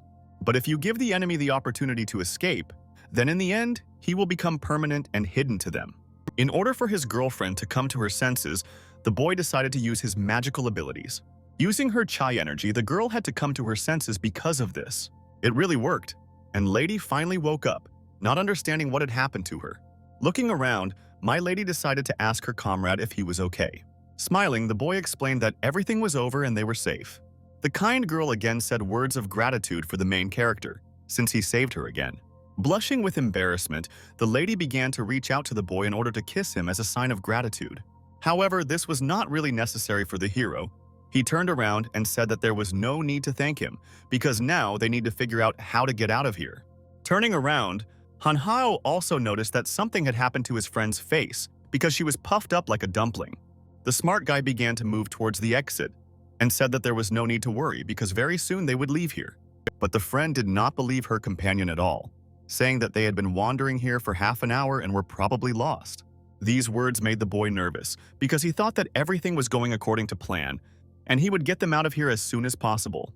Feeling awkward, the hero began to convince his girlfriend that everything was fine and there was nothing to worry about. Pointing his finger at random, Han Hao exclaimed that there would be an exit immediately around this bend. As it turned out, there really was some kind of metal door around this bend. Realizing that he was just lucky, Han Hao began to convince his companion that he had not deceived her, and this was indeed a way out. Unfortunately, this door was very difficult to open as it was incredibly heavy and also did not have a handle to open it. In order to finally get out of this ill-fated place, the young man hit the metal door with all his might with his foot.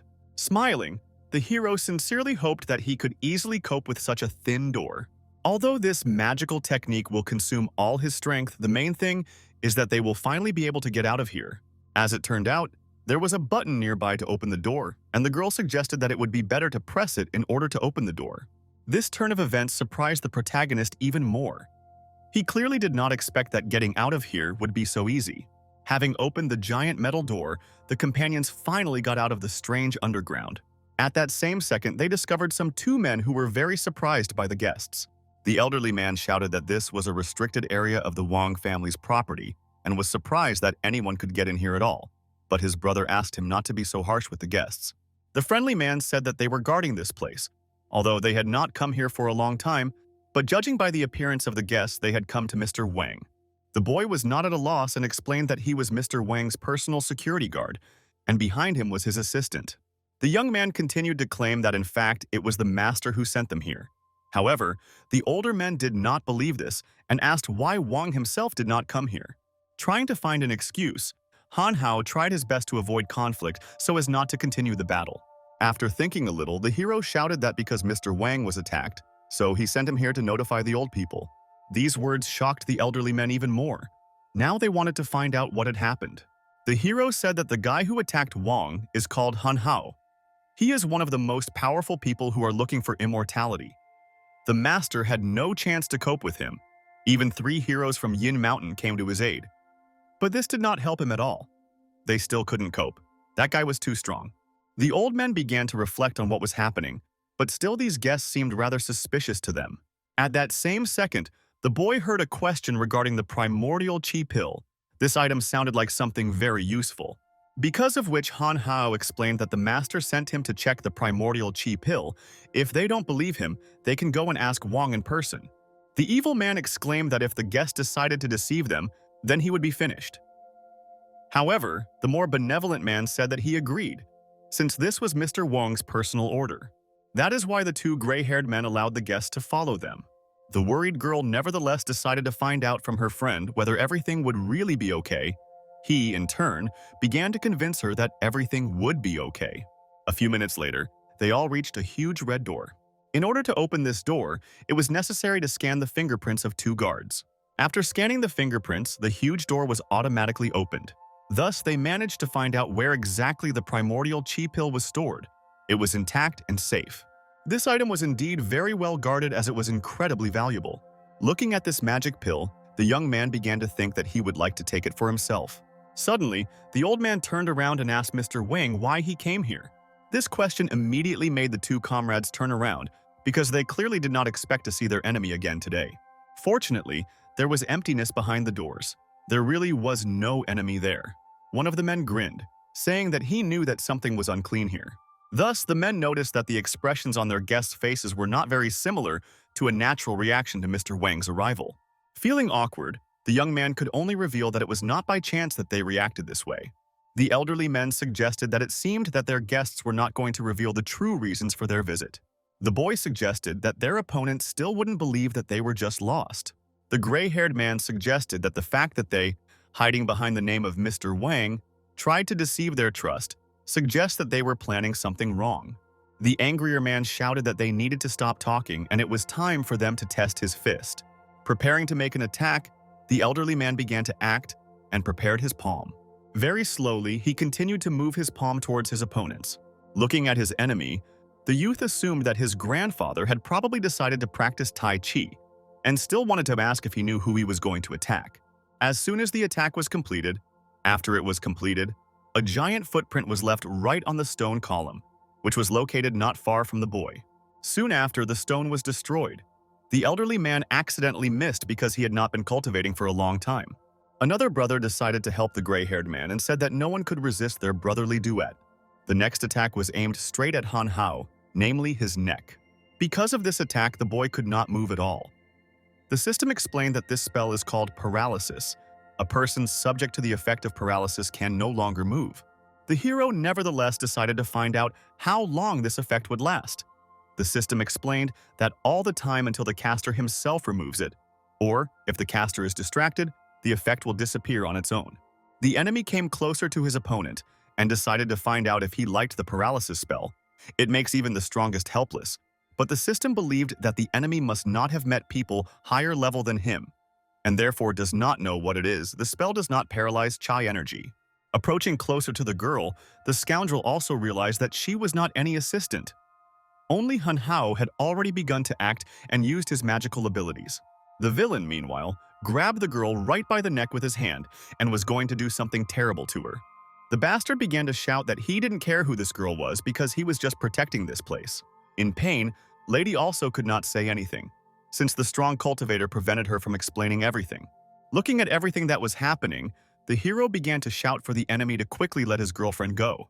Unfortunately, the enemies did not care at all about the young man's requests, and one of the old men began to strike. Looking straight into the eyes of his opponent, the hero exclaimed that they asked for it. A magical aura appeared around the main character, thanks to which he created a protective sphere. The guy's hands were wrapped in magical energy, thanks to which he gradually began to move. Using his magical powers, Han Hao literally wiped out his opponent from the face of the earth, hitting him with all his force with chi energy. After releasing the girl, the gray-haired man saw that his brother had been attacked and immediately became worried. As it turned out, at that moment the enemy was distracted, which is why the hero was able to make another attack. Using his elbow, the youth punched the scoundrel straight in the face with all his might, knocking him out. The enemy experienced incredible pain at the moment of the impact.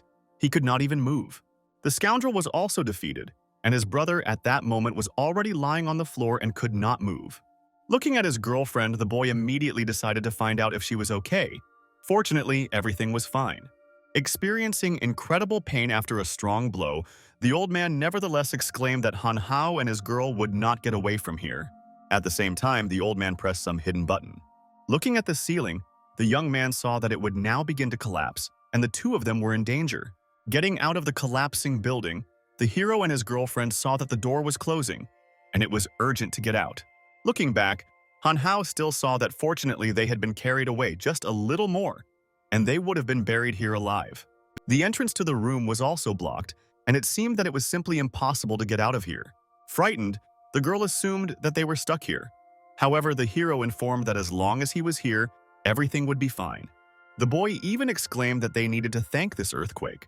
After all, light was already visible on the ceiling since the stone was cut, and Han Hao already knew what to do. Having asked his girlfriend to hold on tight, the hero decided to act and heroically saved her. The company of young people was very glad that they would finally get out of this hole. Meanwhile, the producer was sitting not far from the building and saw some kind of bright flash of light.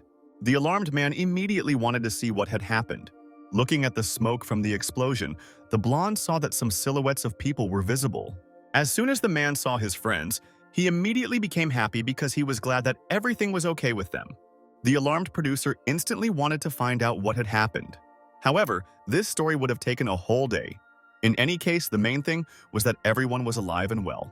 The boy asked him to take his girlfriend somewhere where she could relax. At that moment, the girl felt a little uneasy, and her vocal cords were probably damaged. In order to make sure that the lady was okay, the producer decided to examine her. Taking some object out of his pocket, the boy decided to find out from the system what kind of thing it was. As it turned out, it was a primordial chi pill. It is very difficult to produce. In addition to bringing it to a new level, it also gives a 10% chance of entering a state of insight. But if there are 2 pills, then the chance will increase to 50%, and with the magic tree of giants it will increase to 70%. Fortunately, it's not there. He remembered that he had already encountered such a pill before, because earlier he thought that it looked familiar. When Wang talked about this Yang Hua and all that, the boy still didn't understand. But now he realized that he would be persecuted because of this, that Yang didn't look at all like someone seeking immortality, and it's completely unclear where he could have gotten such an item. The system explained that apparently he did not understand the full value of this pill, and he must have been used as an intermediary to transfer it. Finally, the company of young people was safe, and the hero only thought that this pill would be very valuable for him. Suddenly, a strange sound was heard from the bush. As it turned out, it was paparazzi. Hearing a strange sound, the boy immediately decided to find out who was watching them, because such surveillance embarrassed him very much. Looking closely at the bush, Han Hao saw that a man in a business suit was sitting behind it. The reporter suddenly jumped out of the bush and exclaimed that he greeted Han Hao and was glad to meet them. After all, they had already met near a restaurant. I was feeling very angry. The guy kicked the reporter straight in the stomach with all his might. From the force of the blow, the man immediately fell off his feet, and the hero recognized him, saying that he was constantly following him and taking photographs and then making up gossip on the internet. The pain after the blow was severe, and the man still admitted, saying that it was his fault, but he was going to help the boy clear his reputation after all those issues. However, the reporter still had one condition that he wanted to voice. Having heard information about some condition, Han Hao immediately flew into a rage. He did not understand how this scoundrel could even set conditions for them. Bowing his head, the man only said that perhaps he should reintroduce himself. Rising from the floor, the stranger introduced himself. His name was Shou Budui, and he is a journalist. His conditions were very simple. Pointing his finger straight at the boy, the man said that he wanted to follow him, which greatly surprised Han Hao. This idea appealed to the reporter because when he followed the main character, he always had the best news, and Han Hao was probably the very star of his journalistic happiness. Such a business proposal contributed to Han Hao clearing its reputation, and past news would be leveled out. After thinking a little, the young man realized that this journalist's connections could really help him. It was then that the hero said that in a few days, Liu Ming will be performing at a karaoke bar called Color, and the journalist can come there, but they should remember to take a close-up photo of the sign. It all looked as if the man and the young man had made some kind of big deal, but Liu Ming only laughed at such treachery on Han Hao's part. The next day, events continued to occur in the main character's house. The boy received a call asking him to release the members of the Scarlet Mother's clan. To such a request, the hero only laughed, saying that he would do this if they no longer venture into the city of Qingshui. Deciding to talk to his friend, Han Hao came closer to her and said hello. Turning around, Moise smiled and bid her friend good morning. A slightly alarmed guy asked the girl if she had watched the news, because these unscrupulous journalists were ready to do anything for the sake of a sensation. And the blessing of exposure did not take long to arrive. Han Hao began to laugh at the girl, asked later if she was jealous of him for Liu Ming. Moise replied that she was jealous that she could not spend so much time with such celebrities. I continued to observe the girl's behavior. The boy realized that she had notes of sadness in her voice, and there was clearly something wrong with her mood. Thought about this, he still remembered that Moise's birthday is coming soon, and perhaps there is some way to cheer her up. Suddenly, the hero realized that she was unhappy with the fact that he could meet her idol, but she didn't. Therefore, in order to please her, they need to meet. Bowing her head, Moise only thought that she would never be able to meet Liu Ming in her life. The hero sharply exclaimed that in a couple of days he could easily arrange a meeting between Moise and Liu Ming, which is why her friend was simply shocked. A few hours later, the producer decided to call Liu Ming. She said that she was in the shopping center. At that moment, the star only thought that she would really like to meet the main character and decided to find out which is the best restaurant in this city. Clarifying the question about the restaurant, Liu Ming recalled exactly how Han Hao saved her during all the troubles. Suddenly, the boy and his girlfriend saw that the star was very nearby. After all, they also came to this shopping center. Turning around, the joyful girl saw that Han Hao was standing not far from her. The friendly young man came closer and introduced his girlfriend named Moise. Thus they met Liu Ming, who clearly did not expect that Han Hao would be in the company of a girl. The embarrassed friend finally met Liu Ming in person, and didn't even know what they were talking about with stars of this magnitude. Watching the couple, Moise saw that they had a really close relationship. They were even going to go shopping together. At that very moment, Liu Ming turned to Moise and asked if she would go with them. The girl clearly did not expect such an offer from the star, which is why she happily agreed. After going shopping, Liu Ming put on a chic outfit and decided to ask her comrades how they liked this suit. Taking out his bank card, the hero exclaimed that all the things were excellent, and if only she liked them. And Moise really appreciated this outfit. Coming closer to her new girlfriend, the star said that they don't go shopping very often and invited the girl to pick her up some clothes. Thus, the benevolent lady wanted to help her friend update her style, since Han Hao would still pay for absolutely everything. The hero, meanwhile, hurried the girls, saying that he would really take care of the payment since he had Zhao Yang's card. He said to spend as much money as he wanted. While waiting outside the fitting room, the hero decided to remind Liu Ming of their evening agreement. Smiling, the friend said that for her this was nothing, and it was necessary to leave this matter to her. Han Hao was indeed very happy with this answer. At that same second, the young man saw Moise leaving the fitting room. After changing clothes, the girl looked really very chic. She was wearing a new dress, and she also decided to change her hairstyle. The main character looked at Moise and was amazed by her beauty. He exclaimed that these things suit her very much. Thus, they bought a bunch of different things. But the girls didn't even plan to stop, they just entered courage. Liu Ming decided to remember the situation with the reporters, because these stupid journalists invented that she and Han Hao were dating. This caused a lot of dissatisfaction on their part, but Moise only said that they were friends, and she basically didn't care about this news. In any case, Liu Ming exclaimed that there was no need to talk to them about this anymore, and decided to remind them of today's performance at the karaoke bar, asking her friend to definitely come there. Embarrassed by such an invitation, the girl happily agreed and was amazed at how easily she communicated with a world-class star. Sometime later, the girls finally decided to finish their shopping, since they bought quite a lot of things. After thinking a little about this situation, Moise realized that she really seemed to be making things up, because now great star Liu Ming is her close friend. That evening, events continued to occur at the karaoke bar. Liu Ming. Thank you to all the audience for coming to the performance, and they had one short program planned before the next song. Today, the girl met a beautiful fan and found out that today is her birthday, so something very unusual was planned. As it turned out, Liu Ming found out about Moise's birthday and decided to congratulate her along with all the spectators.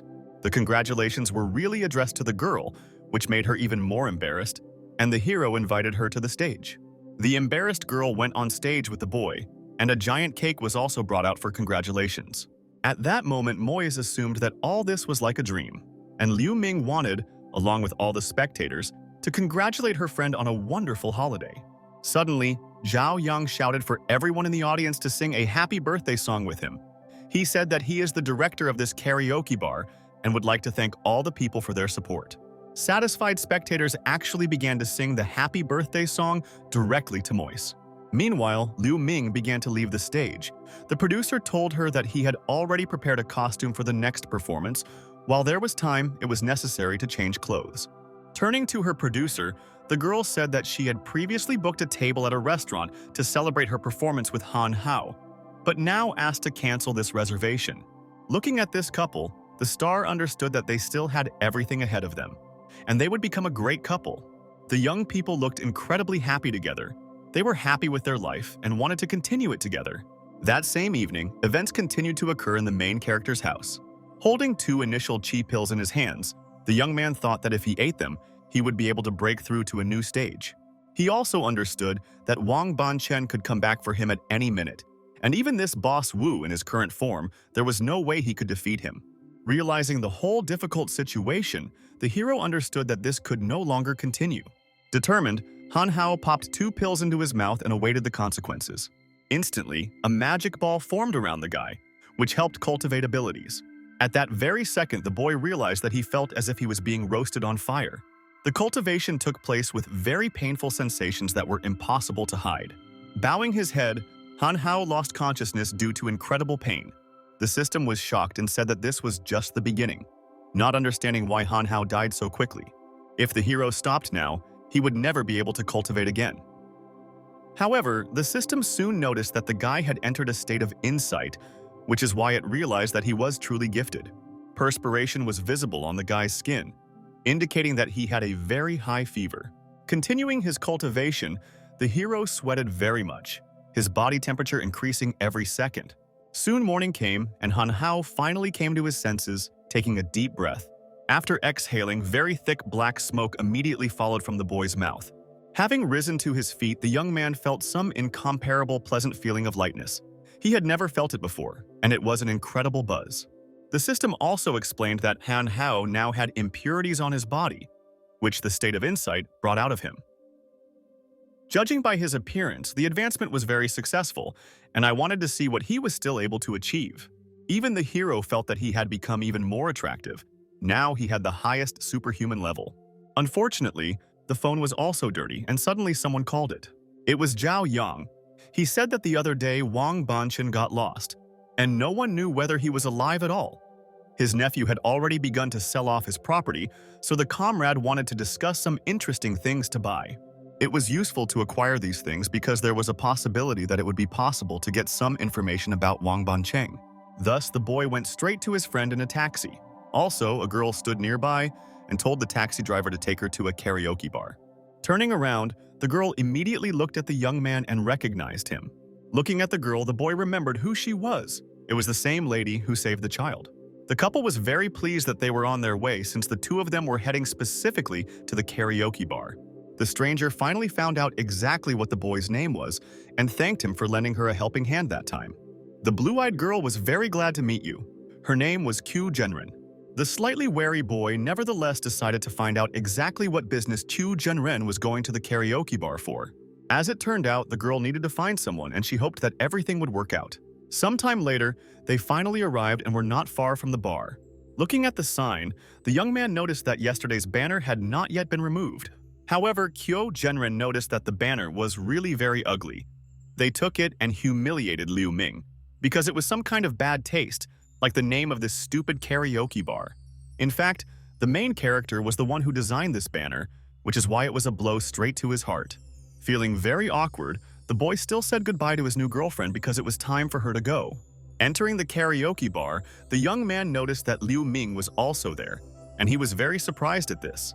Having asked the girl what she was doing here, Liu explained that in fact she was waiting for him. The worried young man instantly asked what was the matter because he thought that she was in some kind of trouble, but she just came. Still, the friend explained that she was leaving the city, so she came to say goodbye.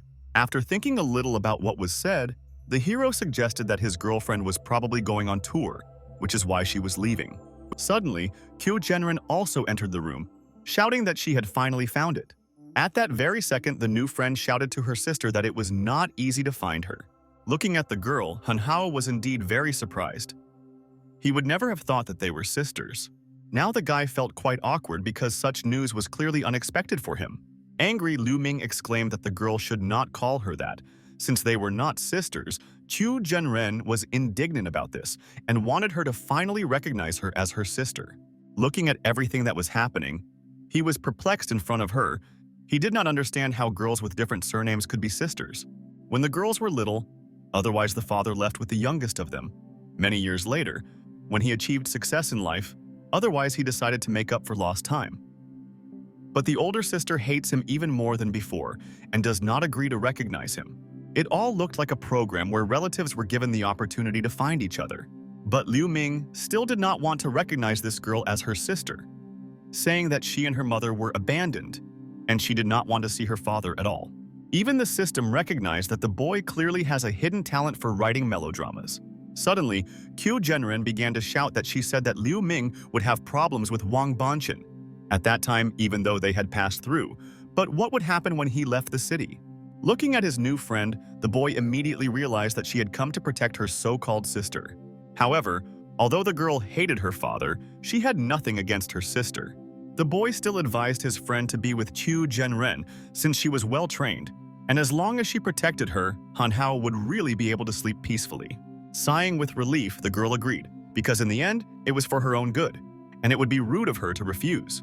Qiu Zhenren was very pleased with her sister's agreement and exclaimed that her father would be very happy. The two sisters began to leave and told the boy at the end that he would come to them in Lishui. They could have fun there and show him the city. So they finally said goodbye, even though it was a little sad. The city of Lishui was really quite good, and the boy didn't mind going there and shaking the old days, but lately all sorts of bullshit has been happening one after another. Meanwhile, a friend came up and began to talk about how all the establishments were located on the same street as their karaoke bar, and they could unite them into one retail chain. However, the hero did not believe that they had enough money for this. Zhao Yang exclaimed that they could take money from the karaoke turnover. Well, some of his money, it was worth a try, since they still wouldn't go broke like that. Nevertheless, they decided to take advantage of their chance and expand the business, purchasing several buildings. Having arrived at the deal, the guy got out of the car and discovered that some sports car was driving straight towards the old man who was crossing into the road. At great speed, the car drove straight past the old man and hit him, which is why he began to fall. After the traffic accident, the bastard still stopped to look at the result of his actions. The blonde got out of his expensive car and was indignant because he thought that the old man was simply blind. The rich man shouted that this old man had crawled under his car on purpose and was now throwing himself over dead. However, the main character watched everything that was happening and shouted that it was the scoundrel who drove his car at breakneck speed and crashed into the old man. But the rich man was not particularly happy about this, and he shouted at the guy to get out of here because it was none of his business. Approaching closer, the impudent man began to threaten Hanhao, saying that he should not argue with the Wang family if he, of course, wanted to live. Sighing heavily, the hero at that moment thought only that every time he came across some scoundrels, and the system assumed that they flocked to him like flies. A crowd had already gathered around the traffic accident, and everyone was gawking at what was happening. The boy understood that you couldn't just wave your fists on the street, and he asked the system if there was anything to shut up this scoundrel. The system suggested a nightmare whistle, but it can make people see an extremely terrible illusion. This item only costs 5 immortality points apiece. The young man was not against purchasing this item and immediately used it. A terrible demon appeared right in front of the villain who was responsible for the accident, and he had no choice but to watch this terrible creature. Experiencing strong fear and horror, the blonde began to scream so that this demon would not come near him. Having fallen to the floor, the man shouted to get away from him and to stay away from him. Starting to cry and scream madly, the rich man continued to beg to be spared and not to be touched. Of course, during this entire incident, people were watching everything that was happening, and they did not understand what was happening to the culprit of the accident. Luckily, the older man was okay and was only slightly hurt. Sometime later, Zhao Yang decided to ask his comrade what had happened. He only replied that it was probably some kind of postmodern performance. At the same time, events continued to occur at the auction, where Van's belongings and assets were being sold off. Looking around, the boy decided to find out exactly where they would sit. However, his friend explained that all the seats had already been allocated, and their seats were in the last row. Places at this auction were distributed according to the amount of capital, and they really don't have a lot of money. However, the hero believed that the main thing was participation. Looking at this impudent guy, the young man saw that he was also participating in the auction. The arrogant Tippet noticed that some dregs even managed to get here. Smirking, Han Hao noticed that this guy really changed his pants very quickly. Pointing his fingers straight at the hero, the bastard began to shout at him to quickly close his mouth. If he only squeaked one more time, these words would be his last. Zhao Yun revealed that this guy is the owner of their competitor's financial group, as well as one of the richest people in this room. Laughing, the boy noticed that this dude was indeed a level 80 major. The auction has finally begun. The first lot was a jewelry store whose market value is beyond doubt. The starting price was 1 million yuan, and the bid increment was no less than 100,000. The guys understood that the price of this jewelry store was no less than 20 million. Even if it was on sale for 10 million, 100% would buy it. One of the richest people in the room decided to raise the bid, and now it was 1.75 million. The main character also decided to increase the bet, and now it was already 3.5 million. Taking a look at his opponent, the blonde decided to raise the bet to 4 million yuan. Smiling and feeling the competition, Han Hao was determined, and now the resignation amounted to 8 million yuan. Competitors at the auction did not understand this guy's tactics, because he raised the bid as much as twice, as if he did it on purpose. However, the rich man outbid the bid by offering 8.5 million. The smart guy decided to act again, and now the bet was already 17 million yuan. That guy from the last row must have been specially competing with Wang Baoyu. Everyone understood this immediately. While there was no respect for people, the auction participants assumed that the rich man would not accept defeat and would raise the bid further. Thus, the rate was indeed increased. Now it was 17.5 million yuan. Feeling very angry, Wang Baoyu was indignant and considered his opponent to be a restless bug. The maximum bet was 35.5 million yuan, and the main character decided not to interrupt and concede to his opponent. The auction participants began to laugh, saying that this guy had outbid his own price. He completely lost his mind out of anger, and he threw more than 10 million at himself. At the same time, this only made the guy laugh. He noticed that Wang Baoyu was a quick counter and was probably good at mathematics. Such an unprofitable deal angered Wang Baoyu even more. From his facial expression, one could see absolutely the entire emotional spectrum. The next lot was the plot of land on which the house is located. The cost of the plot itself exceeded the cost of the house. Developers should take a closer look at this lot. The starting price was 5 million yuan, and the increment was not limited. Taking into account all the prospects, this investment could reach up to 30 million yuan in price, but no more. However, all auction participants actively raised the price.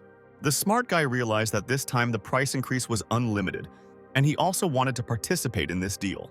Meanwhile, Wang Baoyu placed his first bet of 36 million yuan. This guy was excited, but he understood that he offered the highest price. Perhaps his opponents did not yet realize his full power, and he was probably even afraid to double the price. No one had to compete with him. At that very second, Han Hao made a bet saying that he was raising it to 36 million and 1 yuan. Such a slight increase in the rate surprised Wang Baoyu, and he raised it to 37 million yuan. Starting to yawn, the young man said that he was raising the rate, and now it was 37 million and 1 yuan. Each time, the main character raised the bet by only 1 yuan, which made Wang Baoyu very angry. Feeling furious, the guy started shouting at his opponent, thinking that a bet of 40 million could shut him up. Han Hao began to clap for his opponent, saying that he was really great, and it was not for nothing that he was sitting in the front row because he could just give away the extra 3 million.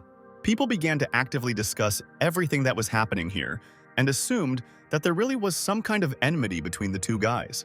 The next lot at the auction was a bar in the area where there was a karaoke bar. The starting price was 10 million yuan. The option was excellent, and all that was left was to find the right price. In order to participate, Han Hao decided to raise the auction bid.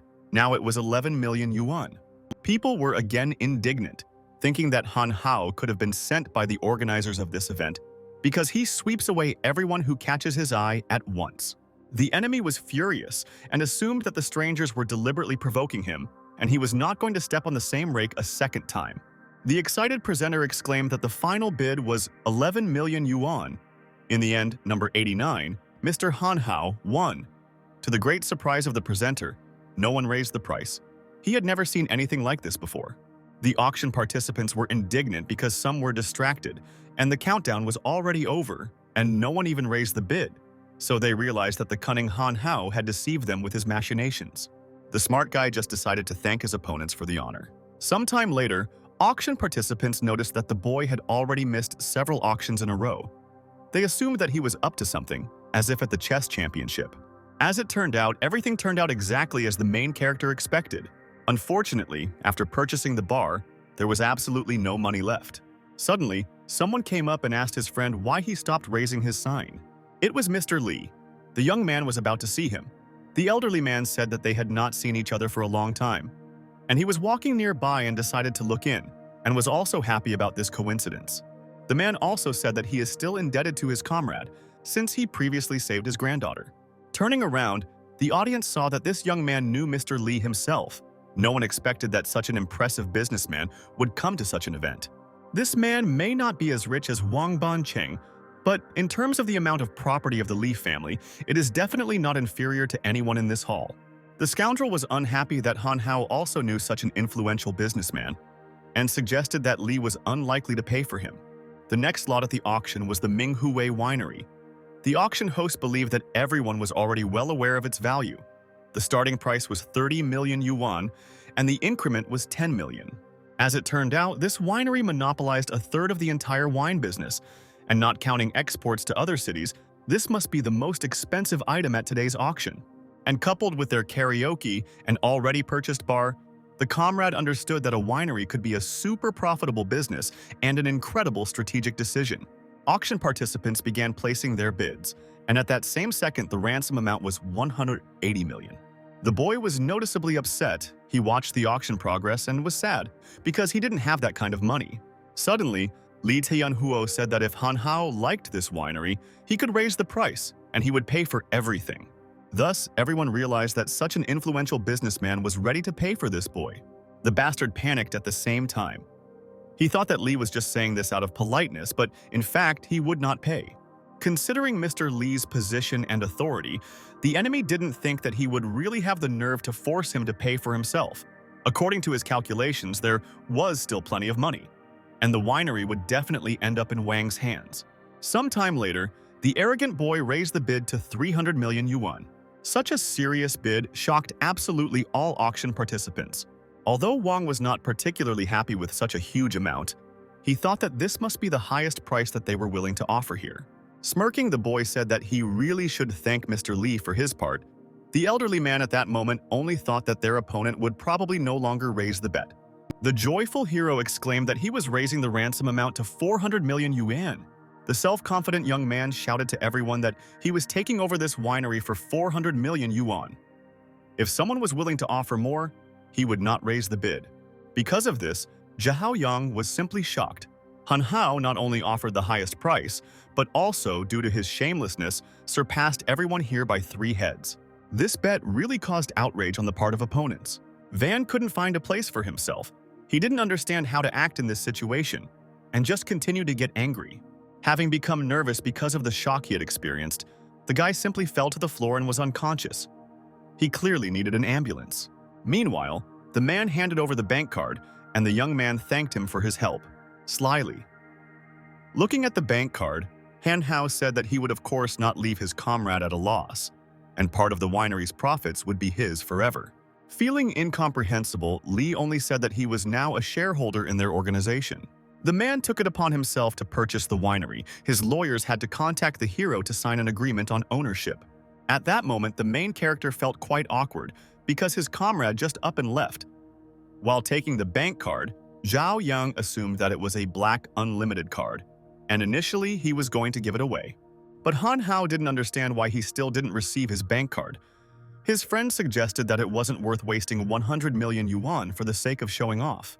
100 million yuan was indeed an impressive amount. Some people could save that much in their entire life. Feeling awkward, the boy understood that he would have to somehow repay his friend. Although, now that the winery belonged to them, they could easily recoup all the money spent, and the hero hoped that Mr. Lee understood this very well. After all, in the end, if not for the sake of showing off, then what was it all for? And he, Han Hao, will become the realest rich man they are. The hero literally saw how the bright future was already waving his hand at him, and Zhao Yang at that moment noticed that his friend was really laughing evilly. Sometime later, the guy checked his income on his mobile phone and saw that he already had a 7-digit turnover. Because of this, Han Hao was very happy because now he had become a real mega boss. And this had only been a few days. In the future, the revenue was bound to grow even more. Meanwhile, Shou Budui called him, calling him a student. However, the young man noticed that he was now the boss. The man said that recently he noticed that someone and a computer were collecting information about him near the karaoke bar. Having heard the conversation of the main character, a friend came to him and wanted to introduce someone. Zhao Yang introduced a man named Chao Hu for his comrade. He was supposed to be his bodyguard, although he knew that the hero was able to fend for himself, but now that they had become big shots, it was time to take care of his image. Feeling awkward, Han Hao nevertheless agreed, saying that he did not mind. The visit was just in time because Han Hao was warned that someone was secretly plotting something near their karaoke bar, and it was necessary to find out more about it. If he could find out something, the boss asked to come to his office. The guard immediately agreed to act and listen to the boss's words. A few hours later, the main character was thinking that perhaps Boss Wu sent people to the karaoke bar. Fortunately, for now Moise was with her friend. After all, it was safer. The boy also remembered that the system had previously told him about the guidance of evil spirits from all over the world. After all, there were doubts about whether this book would really help cope with Boss Wu because it still consumes a lot of qi energy. The system decided to clarify whether Han Hao really wanted to test his abilities in practice. She had some props, but she was afraid that the guy did not have enough immortality points for him. Although there was some pill, it was just perfect for this situation. Hearing this, Han Hao immediately became happy and decided to find out how many immortality points he needed. However, the system stopped him, saying that he would not need immortality points, but would have to complete the next task. The task was called Restoring Qi Energy. The effect was an instant restoration of Qi, and the conditions for obtaining it were that it was necessary to defeat your strongest opponent. The strongest enemy previously encountered had to be recalled from memory. It had to be defeated, and the hero was ready to act. Magical energy immediately formed around the guy, from which an enemy should have emerged. The mission was successfully activated and the mission was about to begin. Not far from Han Hao, the same enemy with whom the battle had previously taken place arose. It was Boss Wu. His terrifying gaze was directed straight towards the boy. This time the enemy was in material form, which made Han Hao a little wary. Nevertheless, the battle began, and the smart young man began to act, striking first. Although the enemy's strength had increased, this did not mean that the hero would not cope with this task. The hero was also interested in forcing his opponent to use the killing fingers technique. However, its use depended on the ability to provoke the technique. Fortunately, the boy's superhuman level had advanced one more stage. Now everything was supposed to be different. Using his physical strength, Han Hao began to act and tried to strike directly at the enemy. The opponent was indeed super strong, which is why he was easily able to push away the hand that attacked him. The brave warrior used a counterattack, which made it possible to knock the enemy down. Swinging his leg, Han Hao made a serious blow to the elderly man, but he withstood it. Several super strong attacks were launched at incredible speed straight at the enemy. Han Hao really liked this kind of fight, since he was much faster and stronger compared to his opponent. I'm about to strike with my fist, the young man used a waiting technique to make the attack much stronger. Unfortunately, the enemy was easily able to block it. Having stopped the attack, it was clear that the man was already very tired due to the battle. However, he was still able to use a technique called killing fingers. This was actually what Han Hao had been waiting for, and he immediately retreated to watch this attack. To knock down his opponent's strongest technique, the hero used a whirlwind strike. With great speed, the enemy's fingers were directed straight towards Han Hao to strike. As soon as the two opposing forces clashed together, a magical light appeared. The result of the battle was unfortunately unknown. Suddenly, the main character felt that he could not move at all.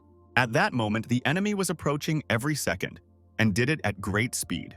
Resisting the enemy's strength, the protagonist made his most powerful attack using his own magical abilities. Due to such a strong blow, the young man literally flew back, causing him to lose his balance. Fortunately, the boy survived. He was very lucky. The system congratulated him on the successful completion of the task, and the Qi restoration pill was given to him. Be that as it may, Han Hao still remained the winner of this difficult battle, but the system explained that this was just a projection restored from his memory and nothing more. It could not fully reflect the real Boss Wu. Sometime later, events continue to occur in the karaoke couple. A security guard arrives with a report on the investigation. Suddenly, the guard fell to the floor and said that the main evidence was in the box. The alarmed boy came closer to find out what happened to his bodyguard. Looking at the man, the hero was worried about him and realized that he had lost consciousness, but earlier he had said something about the box. When Han Hao opened the box, he really didn't expect to see something so terrible there. As it turned out, there was someone's hand in the box and there was a note on it.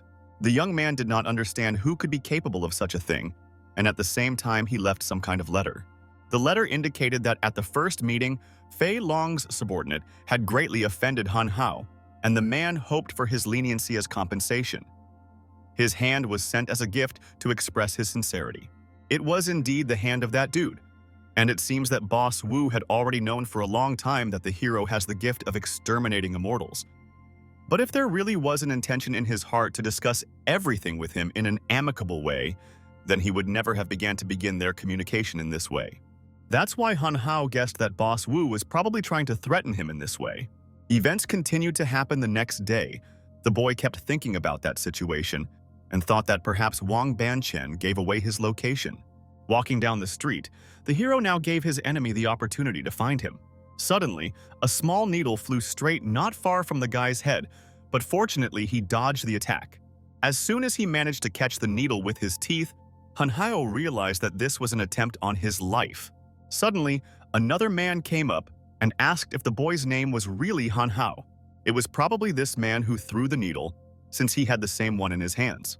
This man was really very disgusting. There were a lot of food debris in his teeth, and he was digging into them with these needles.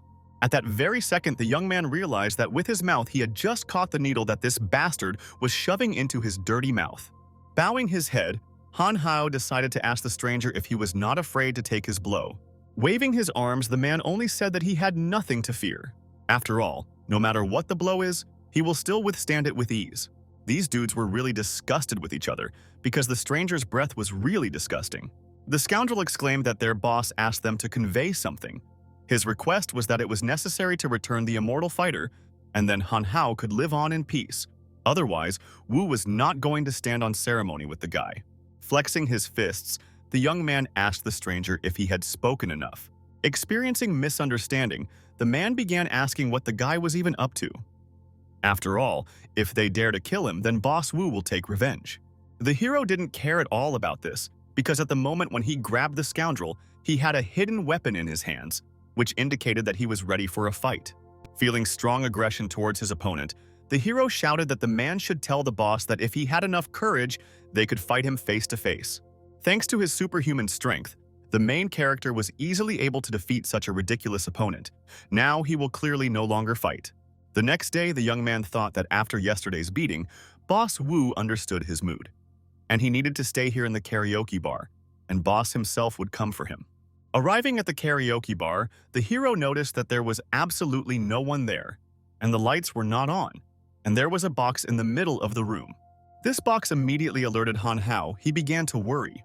The mysterious gift looked exactly the same as last time. Realizing that it was necessary to look at the contents of the box, he picked it up and was about to open it. What was in the box simply shocked the boy. He immediately froze in place and did not know how to react to it. As soon as he managed to look into the box, the young man immediately began to run somewhere and was in a great hurry. There was a timer in the box along with a note.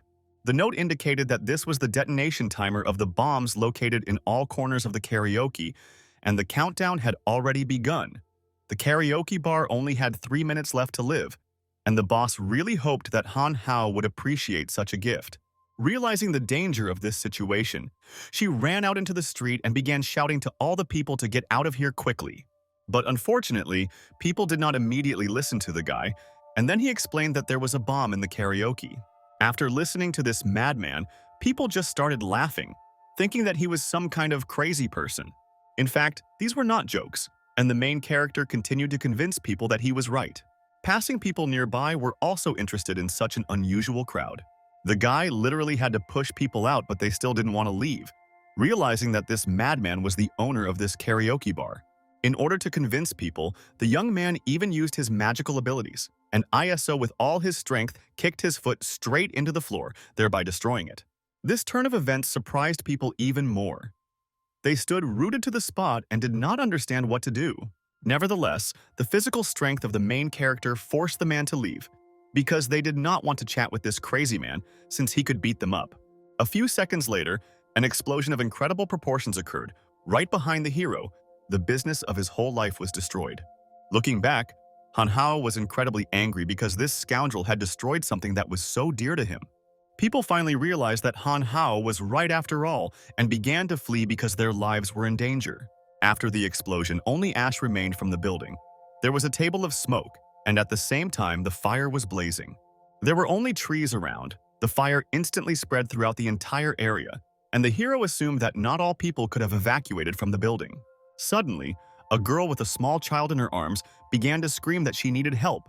The frightened girl continued to sit on the floor because she was already desperate and thought that no one could help her. Fortunately, the main character was not far from the scene of events, and he was easily able to stop the flaming structure, which is why he saved the woman. Addressing the stranger, the young man shouted at her to get out of here as quickly as possible. Sighing with relief, the girl began to run and only thanked her savior for his help. Looking around, the boy realized that the fire was only getting hotter, and probably there shouldn't have been anyone left in the area. However, unfortunately, there were still people nearby, and one of them began to scream very loudly. A man nearby was pinned down by a burning log and he could not move. The stranger's leg was under a very heavy piece of wood, and he could not do anything, just cried and shouted about the need for help. Seeing a man in danger, the boy immediately began to run to his aid. Hearing that someone was approaching, the stranger was incredibly happy because he thought that he would be saved now. However, unfortunately, no matter how much the main character was in a hurry, the beam still fell straight onto the stranger. The giant tree fell on the man, but Han Hao tried his best to save him. The flame from the burning tree literally burned his hands, but the guy did not stop and continued to try to help. Using his physical strength, the brave man continued to carry out the operation to save the man. Unfortunately, the mission was unsuccessful, and the main character only watched the man who could no longer be saved. Now the main character only thought that this should not have happened to this man because he could have lived, but now he was dead. No matter how strong the guy's abilities were, he still couldn't save even one ordinary person, which worried him very much. Trembling with anger, Han Hao realized that he was only thinking about having enough power to face his opponent. And this scoundrel, it turns out, only does dirty, mean things behind his back. Maybe a vile and unscrupulous insolent, it was enmity between the two of them. But it's not clear why innocent people should be involved. Feeling sincere anger, the hero promised that he would never forgive Wu Iotian again and would definitely take revenge on him. At that very second, one of the people started screaming to be saved. Looking around, it seemed to the main character that many people had already died in this fire. All these people begged him for help and asked why Han Hao could not help them. Suddenly, the boy woke up, realizing that it was a terrible dream. Arriving at the scene, he discovered that the fire had finally been extinguished. Then the young man realized for himself that now they would fight head-to-head with Boss Wu. Since he is so unprincipled, there is no point in coddling with him. Sometime later, events continued to occur in Lianyun Mountain Manor. The guard tried to stop the main character, saying that he should not be here. However, the guy didn't care at all about the man's words because he needed to meet with Boss Wu. Thus, one of the scoundrels who worked for the scoundrel was defeated and was unconscious. Walking around the estate, the boy hoped that soon he would be able to find his enemy here. Looking around, the young man realized that since he entered, he had been in the forest all the time, and he could not believe that the estate was so large. A few hours later, Han Hao really realized that something was wrong here. He made a circle and came back. Perhaps this was all a setup. At that very second, someone started laughing very loudly and said that the guy had finally figured it out. Otherwise, the enemy already thought that he would circle here endlessly. Feeling very angry, the brave man immediately decided to find out from the enemy where he was hiding. Although Han Hao realized that the enemy had already revealed his location and he was going to find him. However, the enemy only replied that the guy should not dream about such a thing, because in such an environment, it is extremely difficult to find anyone. In this place, everything was arranged in such a way that the boss himself controlled where the sound would come from. Getting ready to attack one of the trees, The boy only thought that he did not believe a single word of his enemy, and no one would be able to keep him here forever. While attacking the tree, it turned out that it was just an illusion. The tree was not actually real. Realizing this, Han Hao did not understand how this was even possible, because he was not in a real forest. In order to test his assumption, the young man began to pick up stones from the floor, after which he threw all the stones at once. However, the enemy only laughed. They say that the more the donkey tries, the more tired he gets. As it turned out, some stones hit the trees, but some flew right through. The trees existed, the boy just saw them in a different place from where they actually were. The grass in his hands was real. Not everything in this arrangement was an illusion. Still, he decided to use the chaos technique's high-speed transformation, just like when frying those insects. All this was necessary because the boss gave him a fire, so he was going to repay him with a small fire. Throwing several fireballs, the young man thought that this would help him easily win this battle. The fire gradually began to spread throughout the illusion, thereby destroying it. The boss began to get nervous. He ordered his enemy to stop all this chaos. However, the illusion gradually began to collapse, and the protagonist's plan worked. The illusion really was worthless. The system considered it a crappy arrangement and exclaimed that if it had created an illusion, then no one would have been able to get out of it at all. In fact, it was not Boss Wu, but some man in a raincoat. It was he who controlled this illusion. The scoundrel was dissatisfied with this outcome of events. They say that Han Hao simply destroyed his entire arrangement, and he put his soul into it. At that moment, the boy was already about to attack and said that he was really delighted with this illusion. That is why, if the enemy really liked this illusion so much, then he himself should sit in it. Thus, thanks to the resourcefulness and physical strength of the protagonist, the scoundrel was transported straight into the illusion. Being not far from the boss's mansion, the young man began shouting for the old dog to get out as quickly as possible. The hero came here because he wanted to take the dog's life from this old scoundrel. Soon, the boss actually came out of his estate, saying later that he underestimated Han Hao. After all, the young man was the first who dared to riot in his domain, which was a little alarming.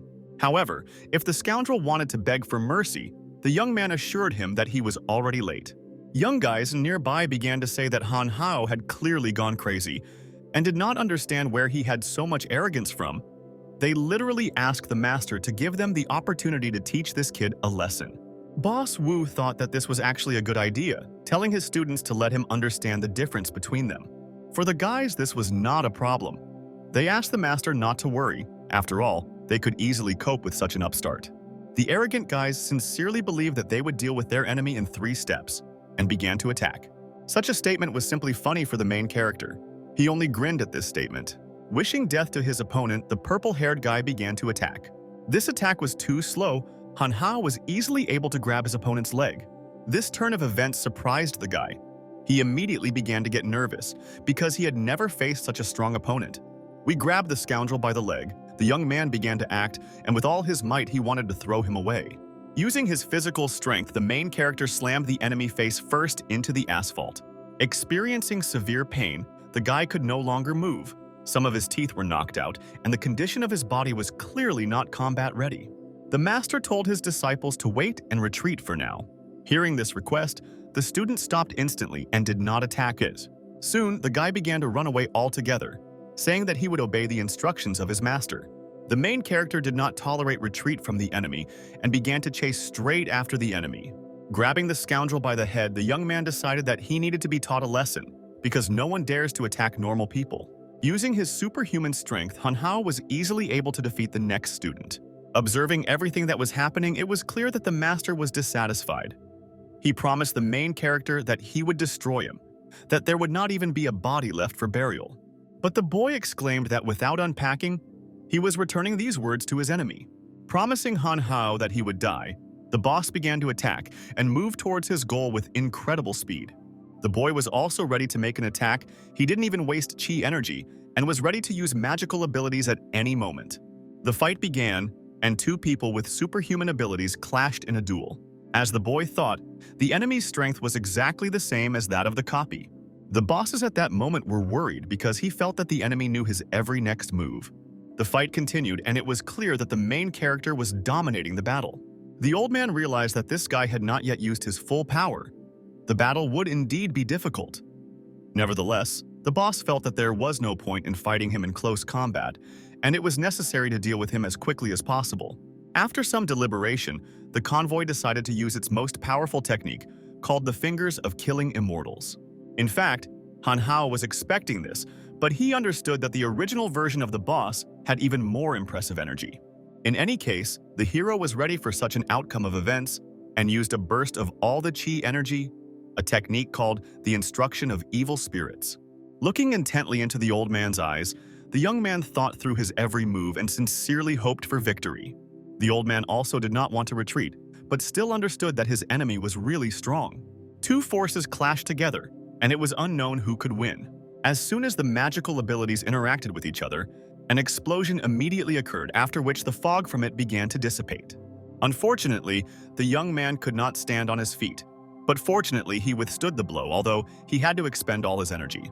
Getting to his feet, he began to look around and expected that the enemy would finally be finished. However, as it turned out, the enemy was also on his feet, and at the same time was ready to continue the battle. Trembling from pain and powerlessness, the man exclaimed that he couldn't even imagine what kind of ace in the hole such a young guy had, because he used the power of his fingers to kill immortals, and in the end, he could barely withstand Han Hao's blow. Bowing his head, the man exclaimed that he was very sorry because, after all, he still had something in store for this battle. This turn of events really shocked the protagonist, because he did not expect that after the chi energy ran out, the enemy would continue to fight. As it turned out, the old man was hiding a magical technique. It was called the Rebirth of the Phoenix, thanks to which all his energy was restored, and he even became younger. The effect of Phoenix's rebirth was indeed excellent. Now the old man became even stronger, but the enemy's energy was completely exhausted. The man exclaimed that now Han Hao had better return the immortal slayer in an amicable way, and then he would let him die without suffering. The young man only said that this was indeed true because he did not have a drop of energy left. However, the guy had an artifact called a chi restoration pill.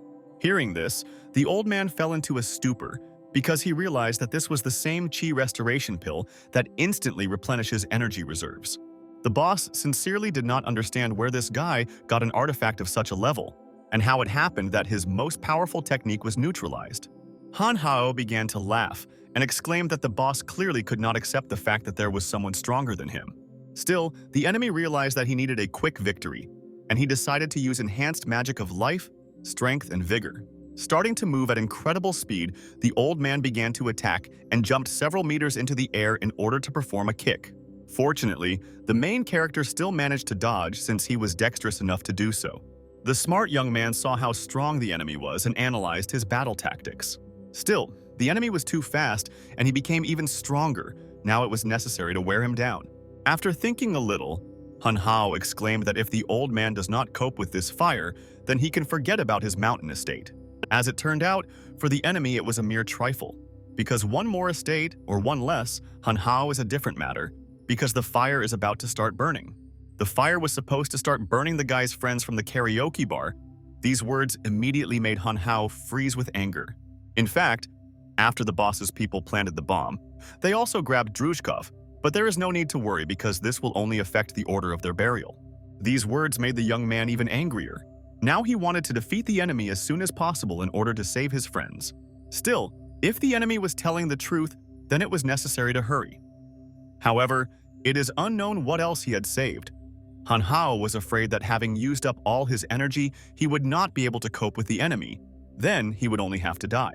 Deciding to stop talking, the young man used the technique of instructing evil spirits to make a new attack. Watching his opponent, the boss assumed that the kid had gone crazy, since he again wanted to meet head-on. The younger man exclaimed that he was using the finger technique of killing immortals again. Feeling the energy of his opponent, the man suddenly began to think that the matter was rubbish, and that he probably could not withstand such an impressive force. The magic energy was indeed impressive in power. The force of the blow was much stronger than that of the boss. Even the main character felt that his attack was much more powerful, although the chi energy was again at zero. The system explained that all this happened because Han Hao used the energy filled with anger, and the ferocity of the thirst for killing precisely resonates with the nature of the technique of instructing evil spirits. The boy finally understood what was going on, and meanwhile the enemy had already begun to leave because he was wounded. Looking back, the young man saw how the old man began to run away and did not want to let him do it. The young man was very angry with the enemy, which is why he began to chase him in order to finish what he started. The old man at that moment only thought that this guy was just a monster. He used all the chi energy, so he also had physical energy left. Still, the enemy stopped and asked the guy to wait a little. He said that since Han Hao was worried about his karaoke subordinates, then he should look in that direction. The alarmed hero turned around instantly because he was worried about his friends. Looking at the house nearby, which was engulfed in fire, he saw that indeed some group of people was not far from him. As it turned out, Zhao Yang and the bodyguard were there. They were tied up and could not escape on their own. The boss's loyal servants also stood nearby, and it doesn't matter to them whether they need to plant a bomb or kill someone. They gladly carry out any order. Realizing that friends are more important than completing this battle, Han Hao began to run to their aid in order to save them. Suddenly, the scoundrel turned to his servants and exclaimed that they should quickly kill the prisoners. One of the men took out a knife and said that he was obeying the boss, thereby carrying out his order. The hero was already approaching the villains and exclaimed that they should not have planted the bomb that day. The scoundrel decided to look at the main character because he felt that he was already close. Using his physical strength, Han Hao performed an incredibly powerful blow directly into the face of his enemy, causing him to lose several dozen teeth. The young man was very angry with his opponents because they got a bunch of innocent people involved in this war, and now they are also trying to kill his friends. Sometime later, all of Boss Wu's minions were successfully neutralized. Breathing heavily, the boy finally completed the task. The system considered that his actions qualified as the Kill to Stay Alive achievement, and the reward was 50 immortality points.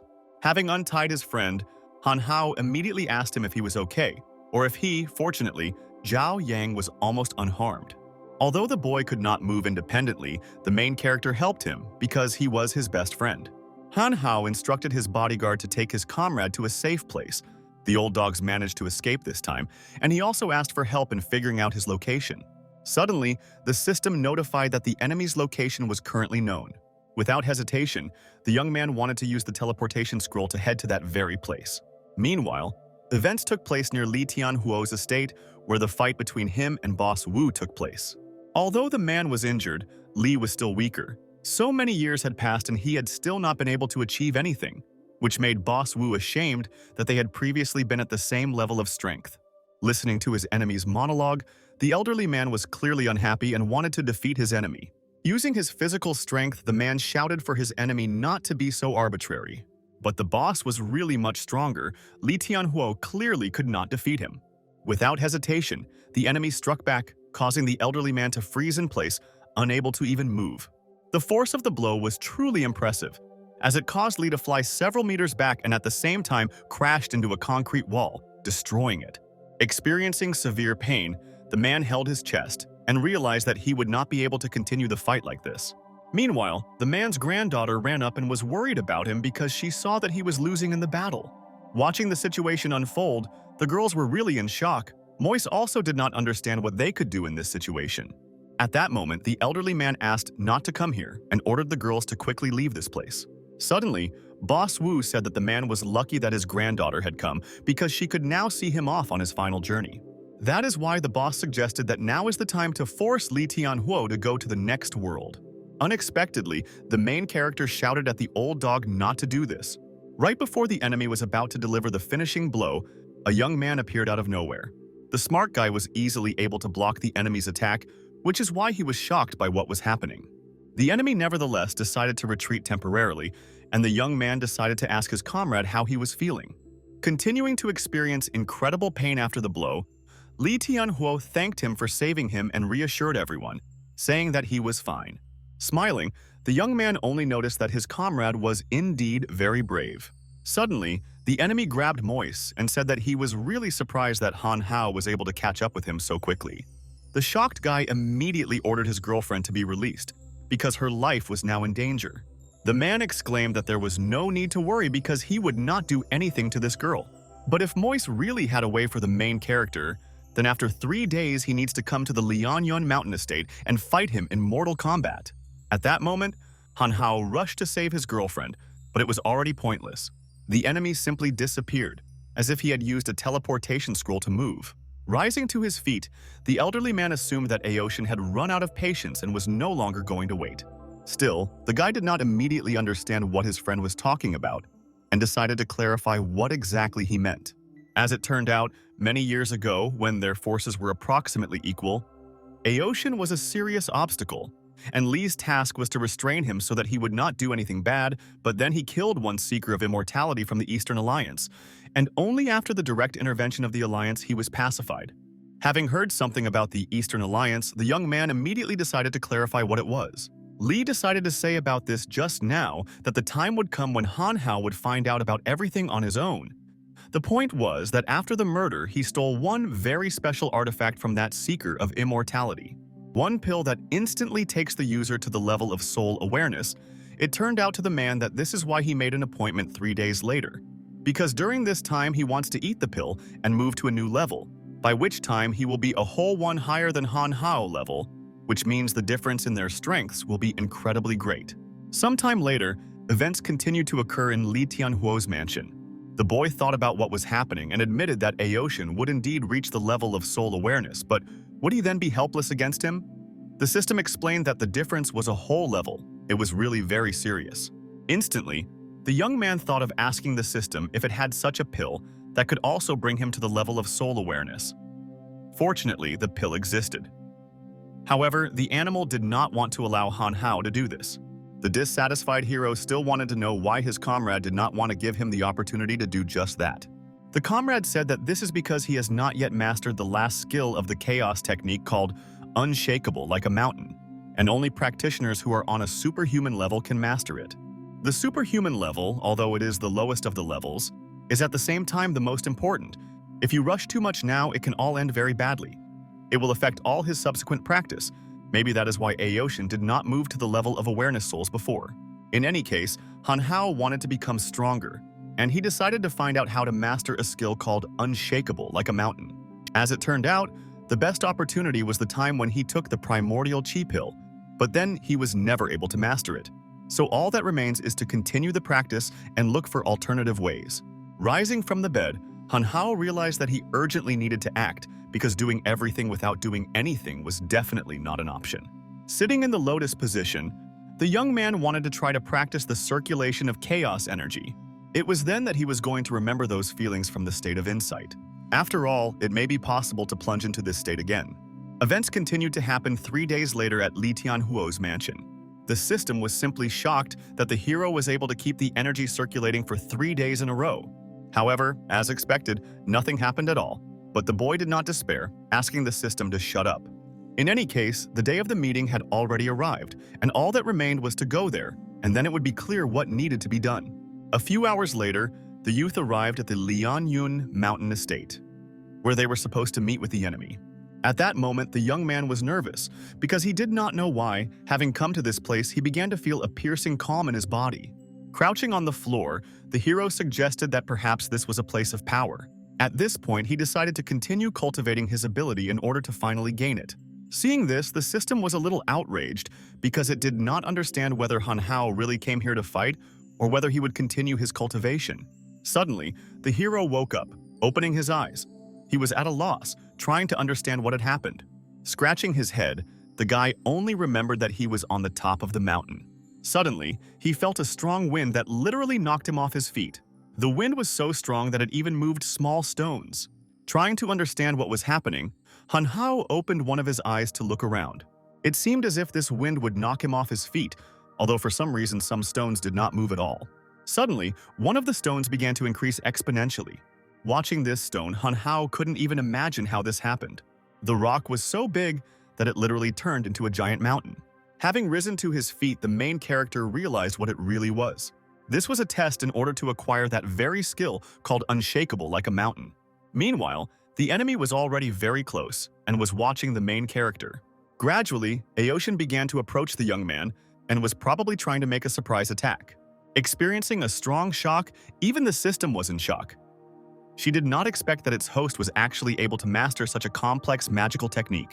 Continuing to watch his opponent, the elderly man thought that he was probably trying to provoke him.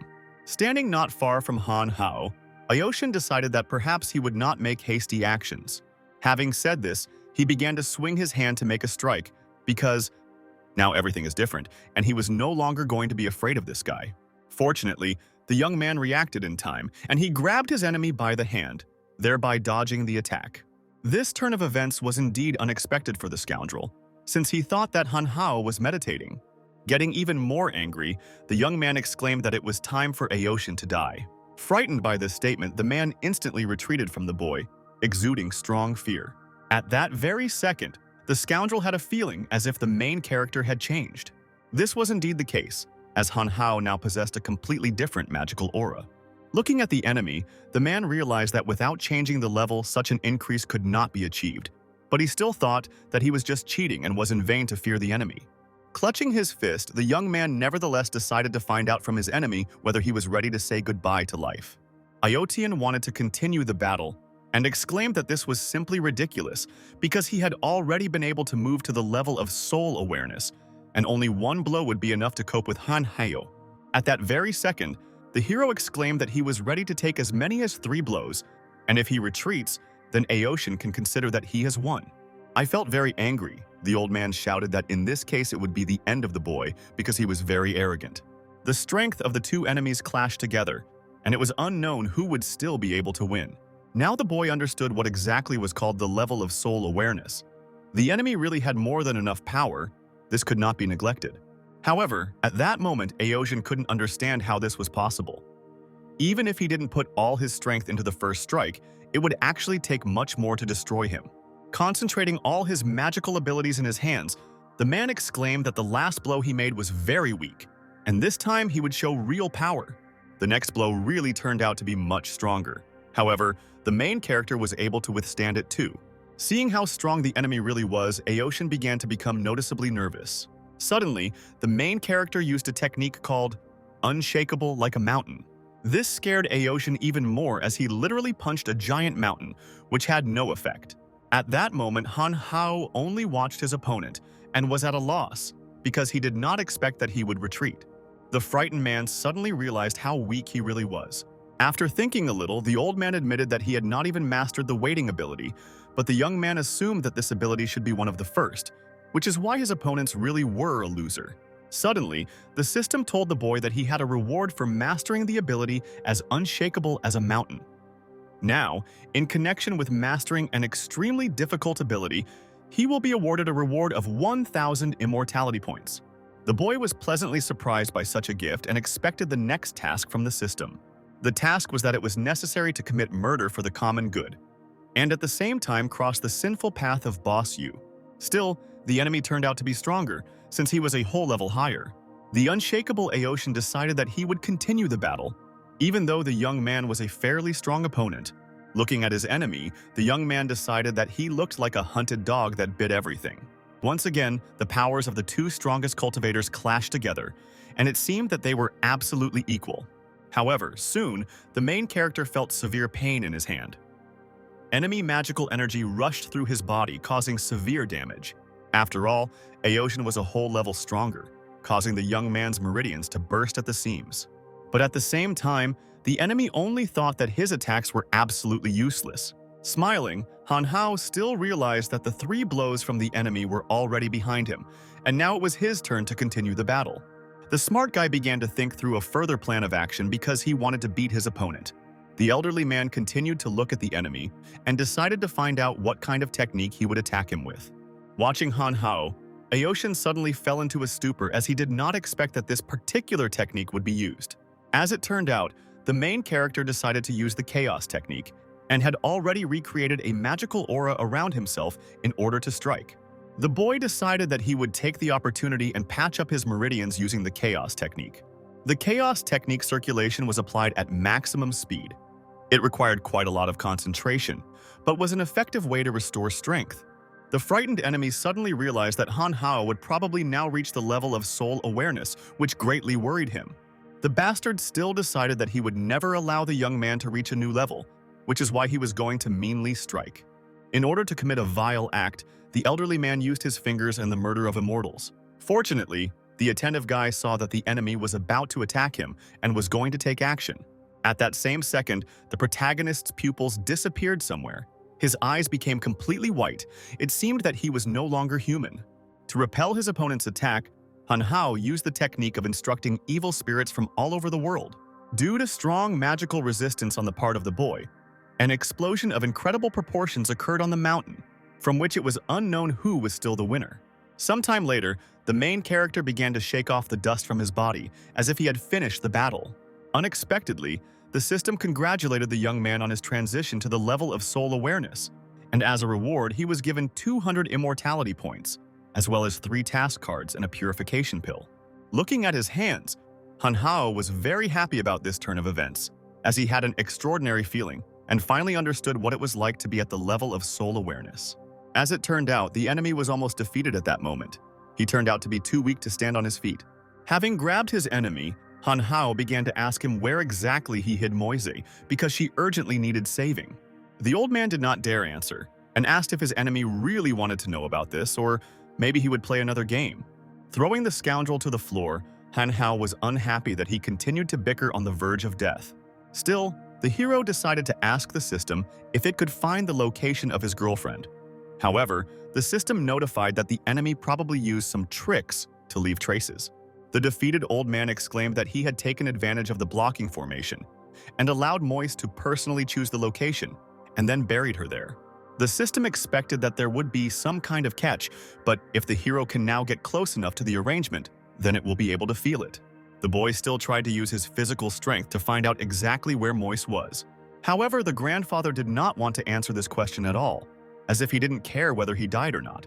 The old man did not know where exactly the girl was. Moreover, he had already lost, which means he had nothing else to threaten. Feeling very angry, Han Hao tried to knock out an answer to his question. At that very second, the enemy realized that he would be killed sooner or later in any case, so it would be better for him to take Han Hao with him. Thus, a few seconds later, Aoshin lost his life because he used some kind of secret technique. The system explained that this scoundrel forced his energy to circulate in the opposite direction, and thereby lost his life. Han Hao was dissatisfied with this outcome of events because he could not find his girlfriend, since the old man did not tell where exactly she was. Still, the guy needed to find the girl, which is why he was determined and wanted to save her using all possible forces. Having run to the city, the system notified that it had not sensed any arrangements at all. While in the shopping center and restaurant, the animal said that it did not feel anything at all, and Moise was not near these places. Even in the mansion where the two of them lived, Moise was not there. Yet no one knew besides Aoshin where exactly she could be. Hundreds of attempts to find her girlfriend were unsuccessful. Han Hao was ready to give up. However, the system said that perhaps the girl was in some place that left a deep impression on her. After thinking a little, the main character remembered that such a place really existed. While in that place, Moise said that there were beautiful landscapes there, and in the future they wanted to live there together. However, the hero at that moment only said that real estate prices in this place were enormous, and they could only live there in a cemetery. As it turned out, this place was located outside the city. It was an engagement forest, and the boy asked the system to take him there as soon as possible. After some time, the young man was already in the forest and exploring the area. Fortunately, the system actually detected the girl and felt her breathing, which means she was here somewhere. It was necessary to cross the forest on the right, and thus Moise could already be saved. Having started to run, Han Hao sincerely wanted to find his girlfriend and did everything possible for this. At that same second, the system told the guy that his girlfriend was ahead. She was still alive, which is why he should hurry up. Continuing to run to the place where his girlfriend was, the young man suddenly hit something and then fell to the floor. As it turned out, there was a magical barrier in front of him, which made it impossible to get to Moise so easily. Not understanding why there was a magical barrier here, the young man decided to ask the system how to overcome it. However, the system reassured him by saying that this was just an entry-level barrier, and since the system of this barrier was of a concentrated nature, it was worth striking one place, which would immediately weaken another. At that moment, the hero assumed that if he hit the weak point in the barrier, it should immediately disappear. Using all his physical strength, Han Hao dealt a crushing blow to the purple barrier. After the impact, some kind of glowing area appeared, which is why the system realized that this was the weak point. Jumping higher, the hero made another blow and finally penetrated this barrier. As it turned out, that very weak point suddenly disappeared, which is why Han Hao struck a strong area of the magic barrier. The stronger the blow, the larger the size of the weak point, and the speed of its disappearance is much less. This is exactly the hint the system gave him. The brave warrior shouted that in this case he would use all his strength because he was ready to do anything to save Moise. Having really used all his strength, the young man sincerely hoped that it would be enough to open an area through which he could penetrate into the protected zone. A weak area did appear, however it turned out that it was too high. These weak areas had to appear in different places each time. It was necessary to hit one point until a hole appeared in a suitable place. Thus, the boy realized that he needed to beat without stopping, and only in this way could he penetrate the dome. Starting to scream loudly, Han Hao made a series of blows to the magic dome, trying with all his might to break through it. Meanwhile, Moise gradually woke up and did not understand what kind of sound was coming from outside. Experiencing severe pain after each blow, the boy continued to try to open the entrance. He was not even going to stop.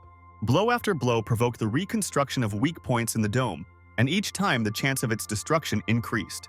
At that same second, the young man noticed that a weak zone in the dome appeared closer than all the previous ones.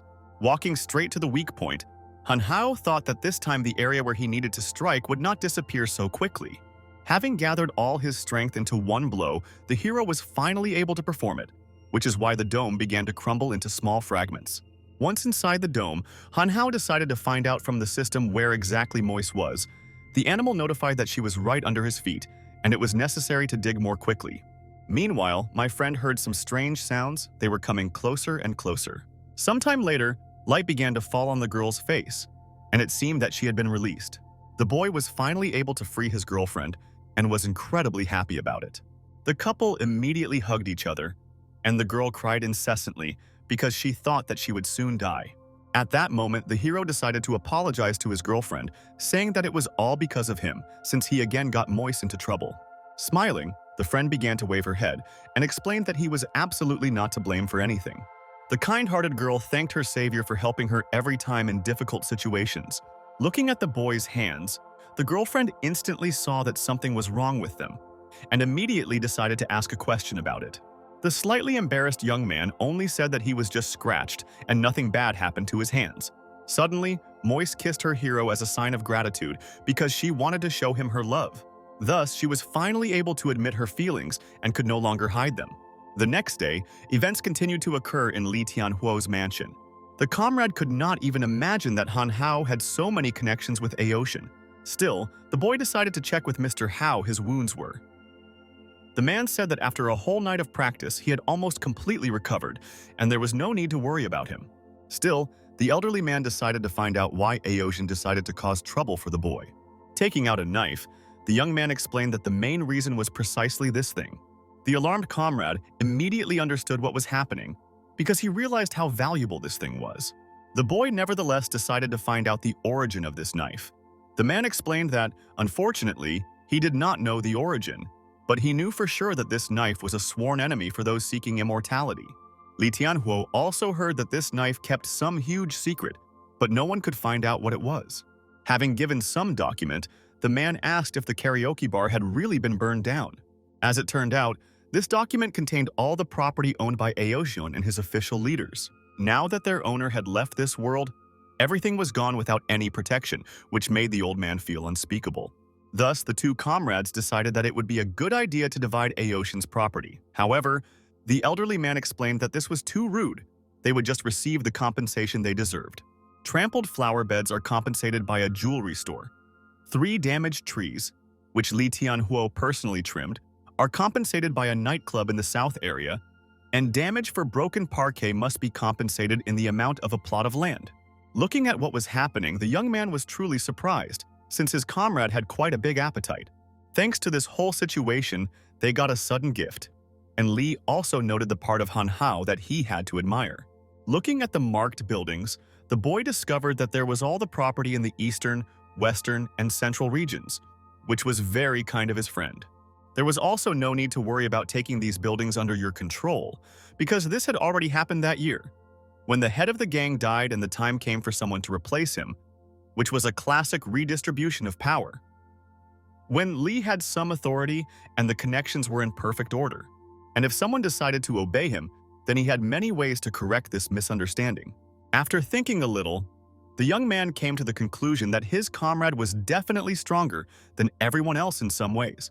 Moreover, before the news of Aoshin's death spreads everywhere, It would be better if Han Hao lay low for a while. Having heard his friend, the boy came to the conclusion that it was really better to do exactly as he said. Night came, and the main character began to think about what other secrets this knife was hiding. In order to understand exactly how it works, the young man decided to cut his finger with it. This action caused incredible pain, causing him to immediately drop the knife from his hands. As it turned out, this cut was actually made by accident, as the knife simply slipped out of his hands.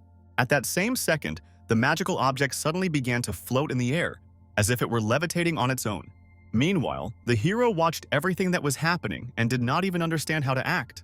Sometime later, the knife literally began to threaten the main character, trying to wound him. The frightened boy assumed that this magical knife wanted to destroy him. Suddenly, the immortal killing knife made a single strike, and it seemed that Han Hao did not have time to dodge it. In fact, only a finger was injured, but this was a very painful wound which made the hero scream in anger and pain. Shortly after this, the knife fell to the floor and stuck straight into him. As soon as the knife was no longer subject to magical abilities, it immediately broke into dozens of small pieces. Turning around, Han Hao couldn't believe his eyes that the immortal slayer had crashed. Looking at his finger, the young man could not understand what was happening at all. Some unknown power was coming from this finger.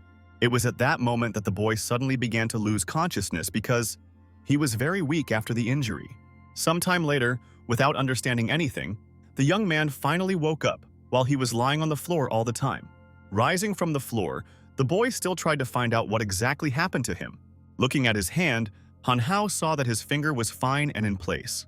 However, that same knife called the Immortal Slayer was still broken, but there was no finger lying nearby. Not understanding what was going on, Han Hao still wanted to find out what kind of secrets this knife was hiding. The hero even decided to find out from the system what exactly happened.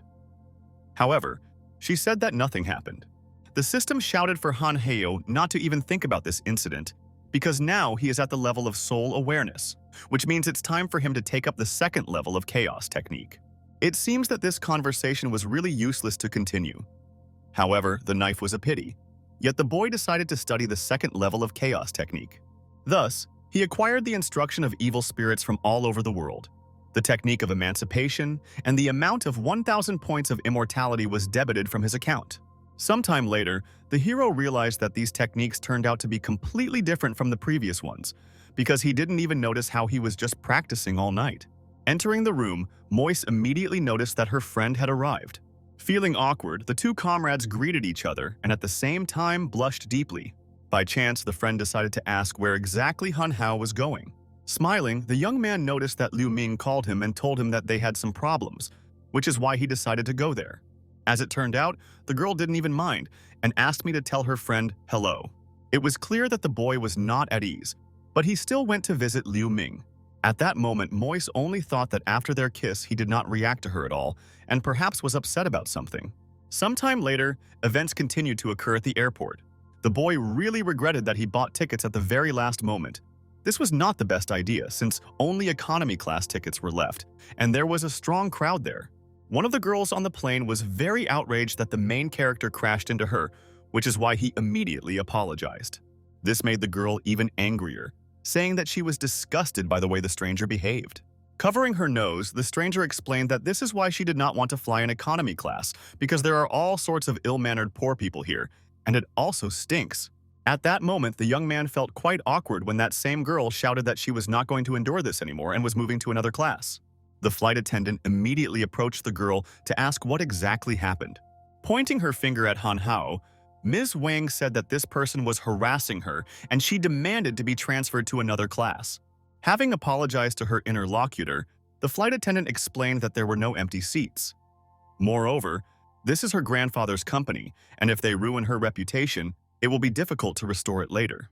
The disgruntled scoundrel hit the woman in the face with all her might, shouting that no one dare lecture her. Regarding crying, the flight attendant bowed her head and asked for forgiveness, saying that she would now call the plane commander. The main character continued to watch everything that was happening, but at the same time did absolutely nothing and did not say anything. Meanwhile, the plane commander came and addressed a girl named Qinye. She also knew the man. His name was Jin. Not understanding what was going on, the man decided to find out why Qinye was not flying on a private plane, but she explained that she had run away from home and asked not to ask anything, only saying that she would need help from Jin. A little worried, the man said that he would do his best. Chinner explained that she did not want to fly in economy class at all, and asked him to upgrade her to first class. The captain of the plane explained that this matter would not be easy for him to deal with, however. Due to the fact that he and her dad were old friends, he would still help her out. The girl also said that a certain stranger treated her badly, and she asked him to kick him out, saying that he was just a stinking hooligan. Approaching closer to the main character, Jin turned to him, saying that they needed to discuss one issue. Han Hao only replied that he did not have time. The dissatisfied captain began to shout that this girl's grandfather is on very good terms with Boss Wu, and if she does not forgive him, then he will only have to guess what kind of demise awaits him. The unperturbed boy only said that he was not afraid of Boss Wu. If he killed him, then so be it. The hero really wasn't afraid of the boss, since he killed him in the fight. Poking his finger straight at the boy, Jin shouted that he was clearly tired of living, and now he would receive his punishment. Having called someone on the phone, the man said that there was one scoundrel who could not wait to go to the next world because he claimed that he had killed the boss himself. Suddenly, Jin's face changed. He suddenly learned something, which caused the smile to disappear from his face. Bowing before the main character, Jin apologized to him and said that he was wrong in this situation. Hearing indignation from Chinner, the man immediately closed her mouth, later telling her that their conflict was over. Sighing with relief, the boy also calmed down and was glad that this concert would finally end. Thus, the plane headed straight to the city of Lishui. Sometime later, the hero was already at the airport and called Mr. Wang, saying that he had landed in the city. Van said that the guy should be more careful because they are now near the airport in a cafe, and then he hung up. Realizing that the interlocutor abruptly ended the conversation, Han Hao immediately became wary because he did not understand what could have happened to Wang. Arriving at the cafe, the boy realized that perhaps it was she, and he did not even know what could have happened to his comrades. He remembered that he had heard something about the threat received from the immortality-seeking Chu family for the patronage of Liu Ming. They probably showed up again. Coming closer to the cafe door, the hero noticed that it did not open. Using his physical strength, he was able to open that very door with a kick without hesitation. After opening the door, Han Hao discovered that there was someone there after all. The friendly guy exclaimed that he would like to order a glass of latte. Taking out a pistol, one of the bandits said that the boy was clearly better off leaving here. However, the young man said that he would like to hear a human explanation. After all, he did not ask for the impossible, but just a glass of latte. At that moment, the bandits began to laugh and thought that their interlocutor had problems with his head, as if he had not seen what was in the hands of one of the scoundrels. The arrogant scoundrel began to act and took out his pistol to threaten the boy. However, still, the unshakable young man was able to easily approach his enemy and again asked to give him a glass of latte. The other bandits immediately reacted to everything that was happening and began to take out their weapons. The same bandit who was in captivity exclaimed sharply so that his partners would not twitch. Having grabbed the gun, the boy still didn't understand why all this nonsense because it's quite easy to just make him a cup of coffee. Out of bewilderment, the man did not even know what to answer to this and simply continued to stand in silence. As it turned out, one of the criminals began to take out another spare pistol from his back pocket. Fortunately, the hero sensed the danger and asked him to think about it before it's too late. After all, who knows who the glance of this trunk will look at? Suddenly, some girl laughed and said that no one dares treat their clients like that. These words were intended for the main character, which made him immediately pay attention to the stranger. The girl decided to say hello, saying that her name was Feng Xinzi, and she really hoped for the client's forgiveness if she had displeased him in some way. The boy was happy about Feng Xinzi's visit because he realized that it was the manager, and she deigned to appear. Their establishment practiced a very unusual way of receiving guests. These words made the interlocutor laugh, and she said that her subordinates were so incompetent that they could not even discern a gifted person in the guy. The benevolent Feng Xinzi came closer in order to find out where exactly Han Hao came from. He also said that he had arrived from the city of Qingshui. A little alarmed, the administrator suggested that the boy must know Boss Wu, but he only said that everyone knew him. Looking directly into the eyes of her interlocutor, the girl explained that in truth, their boss is the sworn brother of Boss Wu. This should probably make Han Hao afraid. After thinking a little, the young man suggested that he did not remember the boss having any brothers. Confused even more, the girl only assumed that her interlocutor probably could not have known about such a detail, but it was clear that these words had no effect on Han Hao.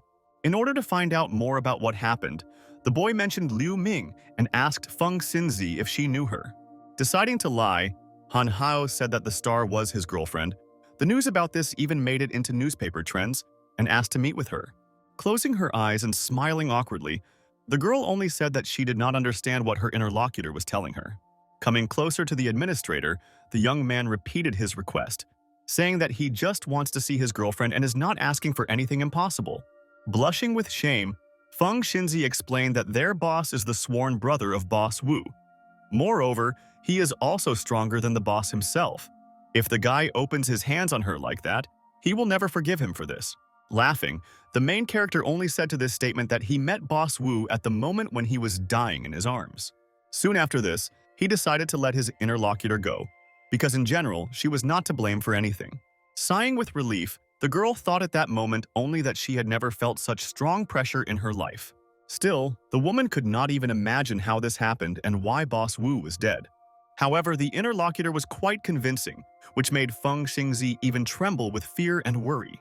Turning around, the excited interlocutor nevertheless agreed to take the hero to Liu Ming. As it turned out, Liu Ming was in the kitchen around the corner and Feng took the boy there. Suddenly, the young man discovered that the girl and her producer were tied up.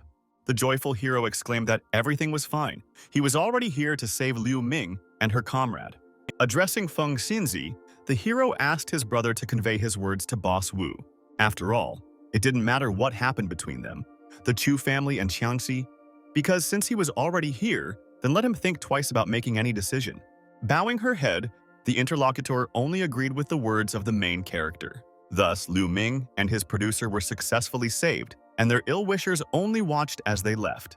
One of the bandits decided to ask the girl if they would really allow them to just leave, but Feng understood that she should not act rashly. It was necessary to return to the boss and clarify their plan again.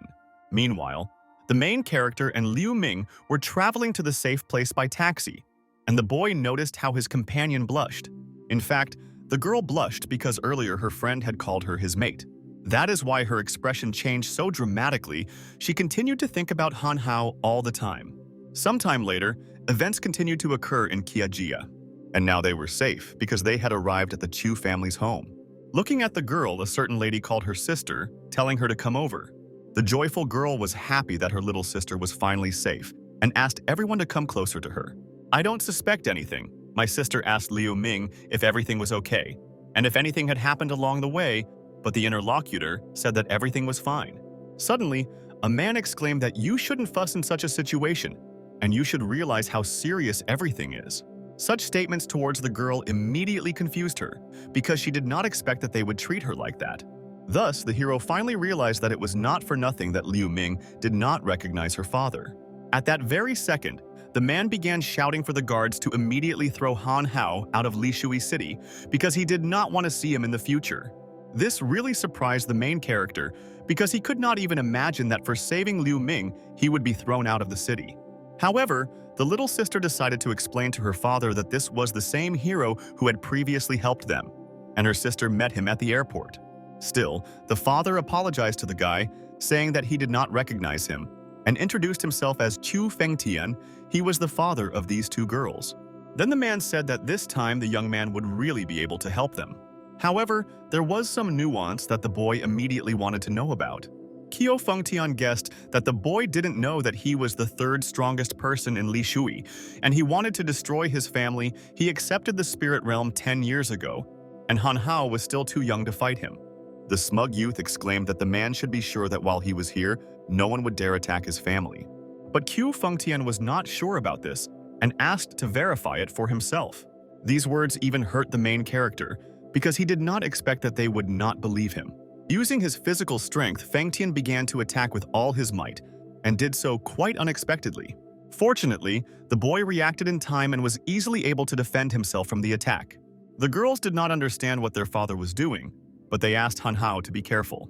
After the attack, the man had to retreat because he saw that the enemy was quite strong.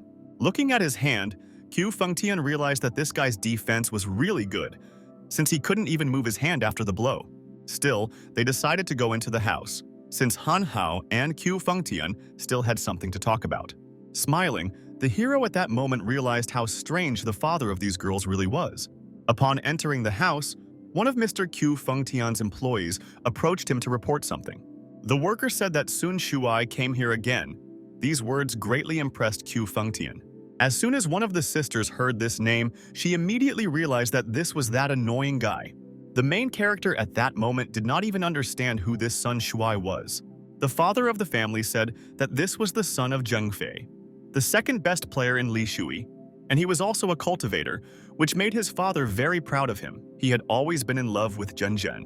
The girl was really very afraid of this man because he was married 3 times and his newlyweds always died. In fact, Q Fengtian did not want to put his daughter in danger, but if he refused, it would anger the Sun family.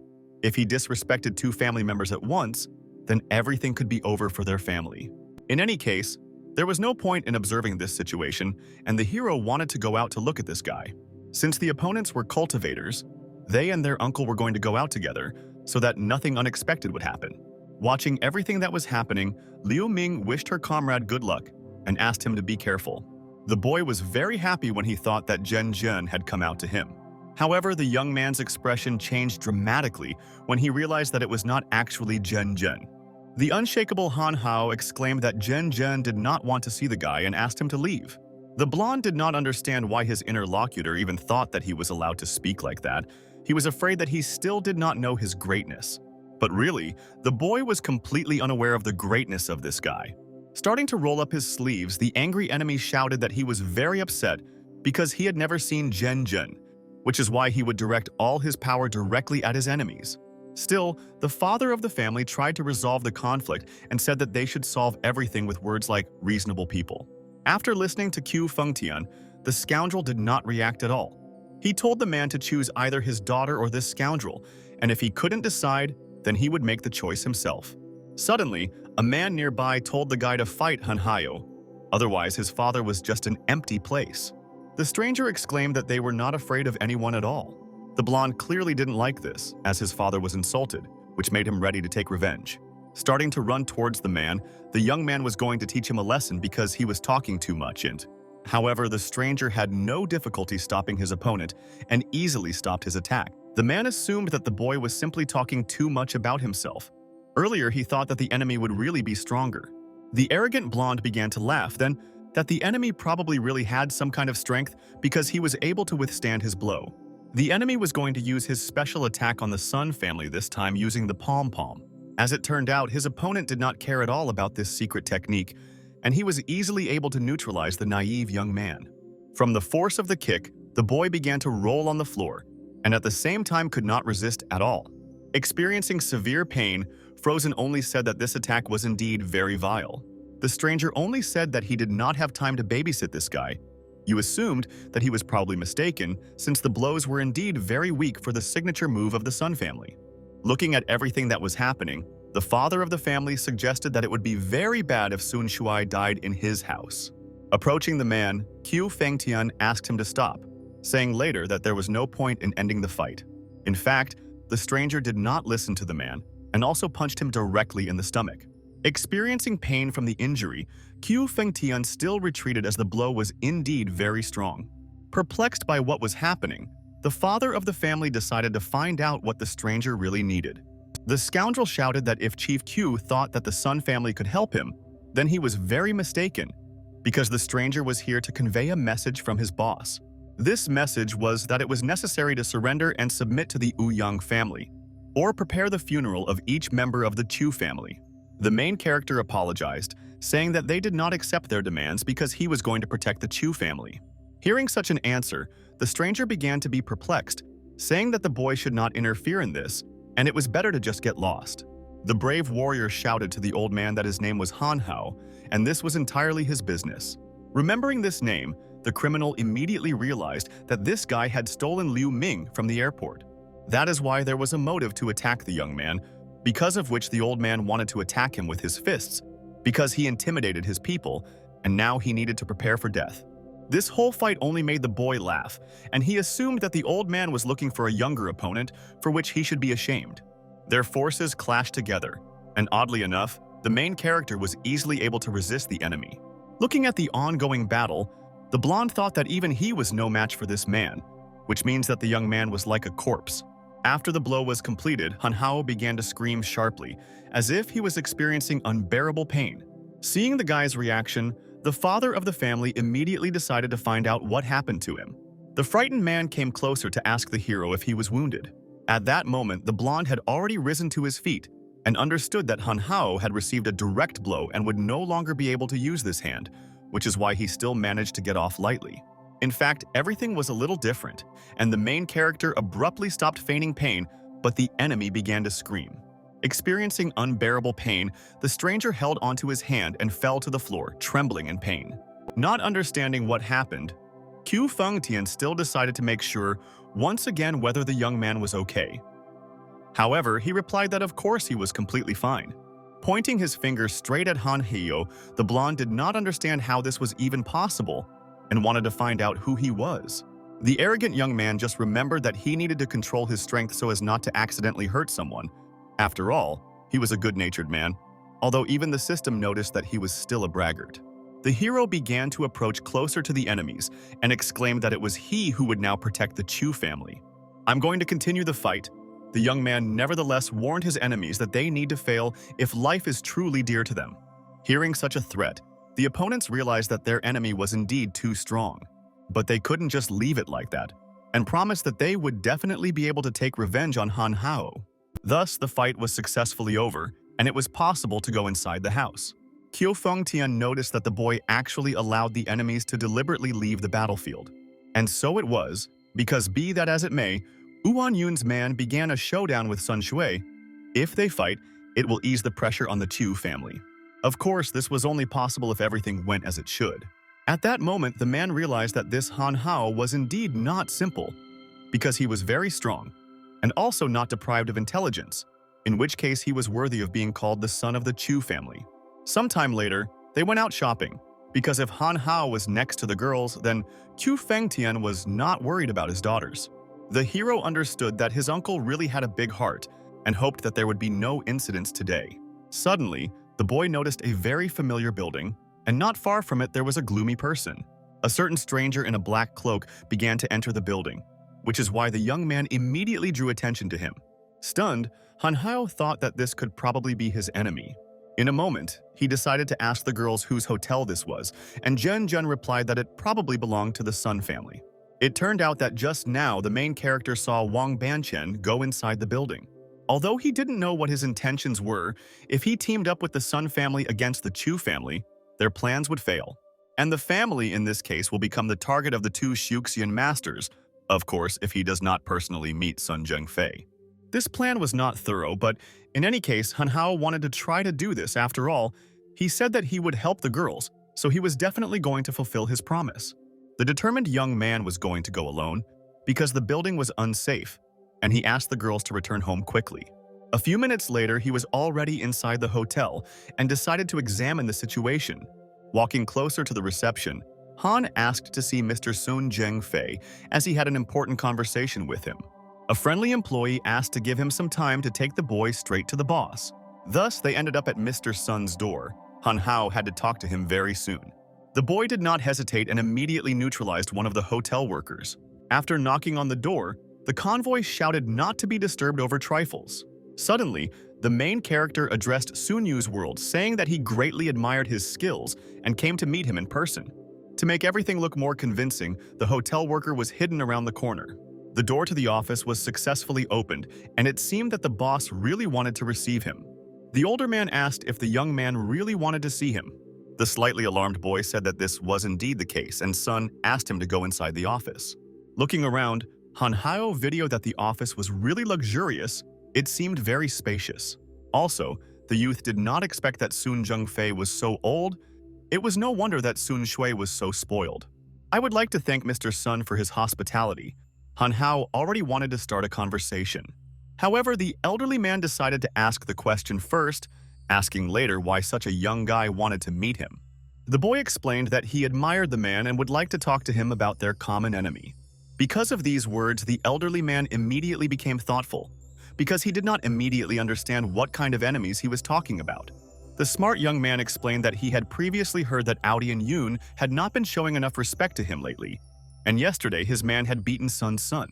Hearing this statement, The old man explained that he had not been bothered by such skirmishes for a long time, because there was no point in fanning the fire out of little sparkle. Of course, this was so. However, the young man also mentioned that his enemies were probably encroaching on his wealth. Still, the wise man did not understand why Han Hao needed all this and why they needed to unite. A little alarmed, the boy explained that he represents the interests of the Chu family. If they can unite, they can easily resist Ouyang Yun. As it turned out, Sun had heard that the Chu family was already embroiled in a showdown with Ouyang, and now he came to him, and it felt like he just wanted to use the old man to solve his problems, and it was difficult to trust the youth's sincerity. At that same second, the boy felt that someone was watching them. As soon as the old man noticed that the boy was distracted, he immediately began to laugh. Sun was amused that the guest had been watching him intently from the moment he entered, and it seemed like he wanted to see the man. Because of him, he shouldn't hide anymore. Turning around, the main character felt that someone was really coming out of hiding. It turned out to be the same enemy who had previously almost died in a mortal battle. The unharmed man exclaimed that he clearly did not expect that they would see Han Hao so soon. It seemed like they had already discussed everything a long time ago, which is why he was so easily allowed to see Sun. Having risen, the boy assumed that the old man had long known who he was, and this was indeed the case. Sun must have already foreseen everything, but the hero did not understand whether it was really beneficial for the elderly man to cooperate with this scoundrel.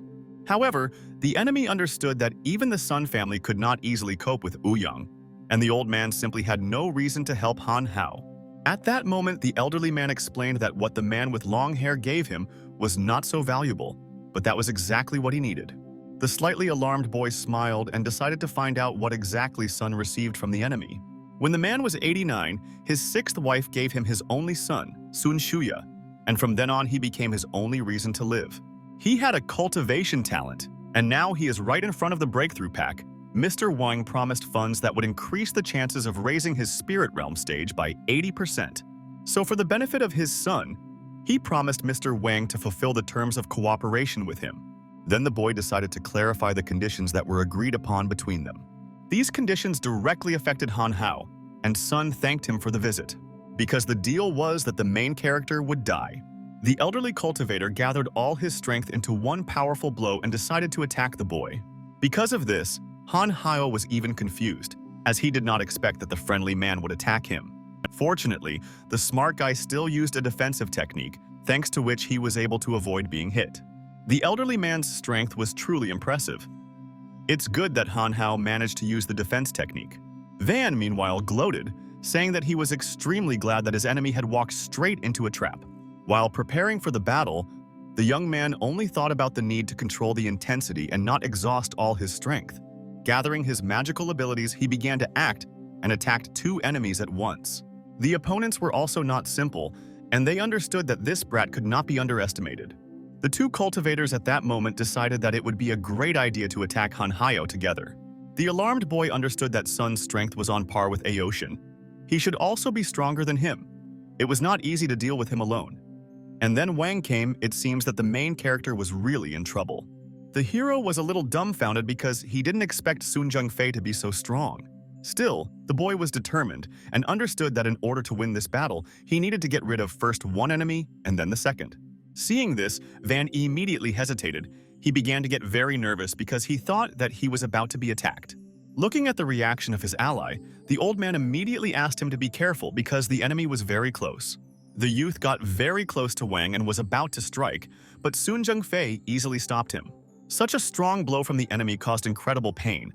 The main character was literally speechless and could not even move. Still, the boy managed to retreat because he was a fairly experienced fighter. Such an inconspicuous attack turned out to be very painful. Han Hao had no other opportunity. The battle had to be continued. The old man realized that this guy was going to kill his partner. If he died, then their agreement would lose force. A dissatisfied Van shouted to the main character not to dare to look down on him. Since their last meeting, this guy had truly become much stronger, which made it impossible not to evaluate him. At that same second, someone else entered the room, which caused the boy to immediately turn around. The alarmed young man thought that another enemy had come. As it turned out, it was the son of Sun Zhengfei. He did not even suspect what was happening here. The blonde immediately remembered the red-haired boy and the moment when they almost fought each other. The old man immediately asked his son to be careful as they were currently having a contraction. Suspecting nothing, the blonde asked his father what was the matter. However, the main character was already behind him and put his hands on his neck. The concerned boy asked to let him go, but Han Hao turned to Mr. Sun, saying that if he wanted his son to be able to try Jinling Dan, then he should not act rashly. The cultivator shouted to the main character that if he even dared to lay a finger on his son, he would greatly regret it. Seeing such a reaction, the boy realized that his enemy was really angry and earnest. However, there were no hard feelings between them, and there was no need for him to hurt his son. The son at that moment tried to find out from his father what was happening. Van was also angry with the guy, saying that he was a scoundrel because it was very low to threaten the life of his son. Looking at his ally, Sun Zhengfei turned to him, saying that it was not worth putting his son in danger. Although reluctant, the man still agreed with his words. As long as the hero was safe, the elderly man's son was clearly in no danger. Sometime later, events continued to occur in Liu Ming's father's mansion. As it turned out, the main character arrived to Mr. Q to tell him the whole story. After listening to the boy, the man suggested that now Sun Zhengfei would not dare to do anything until he thought it through thoroughly. The man exclaimed that Han Hao had done a lot for the family, but sooner or later, Sun Zhengfei had to come here, so he wanted to take his daughters out of the city and away from danger. However, the boy was against such a decision, saying that it was he who insulted Sun, which is why he must deal with him personally. Looking at their friend, the girls decided to find out how he was feeling, because he didn't look great. However, the young man only replied that he was fine. But still, the boy was a little tired, which is why he was going to go and rest a little. Entering his room, Han Hao doubled over in pain, because it was simply unbearable. However, the system encouraged him, saying that he could handle it. Having survived such severe damage, the boy received a new card with a task. It was necessary to defeat Sun Zhengfei and Wang, so that the enemies would fall while asking for forgiveness. The boy really liked this outcome of the fight, since after completing the mission he will be able to receive an additional 100 points of immortality. Still, when Wang teamed up with the Sun family, Han Hao had to meet both of them sooner or later. However, it was unknown where Wang got this remedy from, because this time he had Jinling Dan. In the meantime, the warrior decided that his enemies were on a completely different level, and at the moment he was not ready for such a skirmish, which is why he began to cultivate his own abilities. The next day, events continued to occur in the Liu Ming family mansion. Waking up after a hard training, the young man realized that the cultivation had been going on all night, but he did not want to sleep at all. Looking around, the hero saw little sister Liu Ming training, and he immediately noticed her figure. The girl was doing stretching, and Han Hao decided to ask where her father and sister were. However, they were still sleeping. Coming out onto the courtyard terrace, the company noticed a man standing in their yard. Seeing the stranger, the girl had not noticed him before. It was unknown how long he stood there.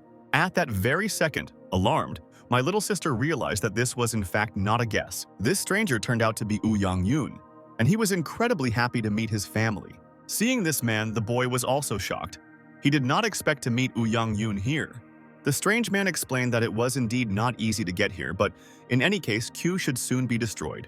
Angry at the scoundrel, the girl asked what he wanted from them because they were clearly not happy about the visit. As it turned out, the guest did not come here to fight, but to ask for something. The hero at that moment assumed that the guest wanted him to hand over Sun Shuai, after which he could be used to unite with Sun Zhengfei. This was indeed the case. Yang Yun really planned to unite with the Sun family, but for this it would only be necessary to deal with them. The smart guy realized that another fight was coming, but he was ready because he didn't even want to give the enemy a chance to win. As long as Sun Shuai was in their hands, Sun Zhengfei would not risk attacking, and all they could do was deal with the uninvited guest. Suddenly, the enemy said that he did not accept being talked to like that, and began to look down on Han Hao. This turn of events surprised the main character, and he asked his interlocutor whether they really didn't tell him that he was helping the Chu family, and earlier he had completely killed Wu Aotian. Thus, Yang Yun realized that Han Hao was now standing in front of him, and explained to him that his brother had not moved in 10 years in the cultivation method, and he was much stronger than him, because he had reached the breakthrough stage 10 years ago and is now one of the 3 strongest Qing Shui masters. This did not impress the boy at all, and he said that he had overcome the breakthrough stage less than a year ago, and he clearly had something to brag about. The bastard continued to underestimate the main character. They say that he will humiliate him as soon as he can. Thus the fight began. Yang Yun prepared to attack, Picking up speed, he was about to throw a punch with his right hand. Two magical forces clashed together, and it seemed that the forces of the opponents were equal. Watching the battle taking place, the girl was very worried about her comrade and worried about his life. Fortunately, the boy was fine, as he was easily able to block the enemy's attack. Still, Han Hao needed to retreat because he needed to analyze the situation. At that moment, Lady realized that she definitely needed to call her father. Yong-yoon grabbed his opponent, saying that of course it was good that he withstood the blow, however he still had no chance. Smirking, the hero at that moment only thought that his opponent was really strong, which made him tremble with impatience.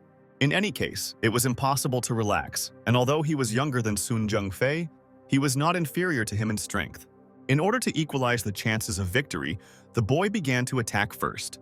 He rushed into the attack and was about to strike, but Yong-yoon was easily able to stop such a weak technique. Glancing arrogantly at the boy, the man suggested that it seemed he could only wag his tongue. The young man did not expect such a turn of events, and he realized that the enemy had calmly blocked his blow. Looking at the sky, Han Hao discovered something very strange, as if some bright flash of light, similar to the sun, was hanging over him. Meanwhile, the father of the Chu family shouted to his ally not to be afraid. As it turned out, the comrade used the 7 Chu technique. It should have made Han Hao much stronger. The battle continued, and the main character really felt a sharp surge of strength. A magical funnel formed around the young man, and the energy of light surrounded his body. The guy felt as if pure energy was flowing through him, and the system explained that it was a shell that absorbed the surrounding energy and gave it to him. This ability was only available to the Chu family. A stream of magical energy passed through the guy's body. He felt his power stop more powerfully. But the enemy was not very happy about this, and expected that the additional strength would not help Han Hao win. Feeling very angry, the hero shouted for his opponent to stop talking. As they were about to attack, magical energy seeped through the young men. In order to make the most effective attack, the boy used the Great 8 Wastelands technique. This technique had an unexpected effect on Yong-yoon, because he had never seen it before. After the perfect strike, a giant beam of magical energy was sent straight towards the enemy. The outcome of the battle was unknown. However, the boy closely watched his enemy. As it turned out, the scoundrel easily managed to defend himself from this super strong attack.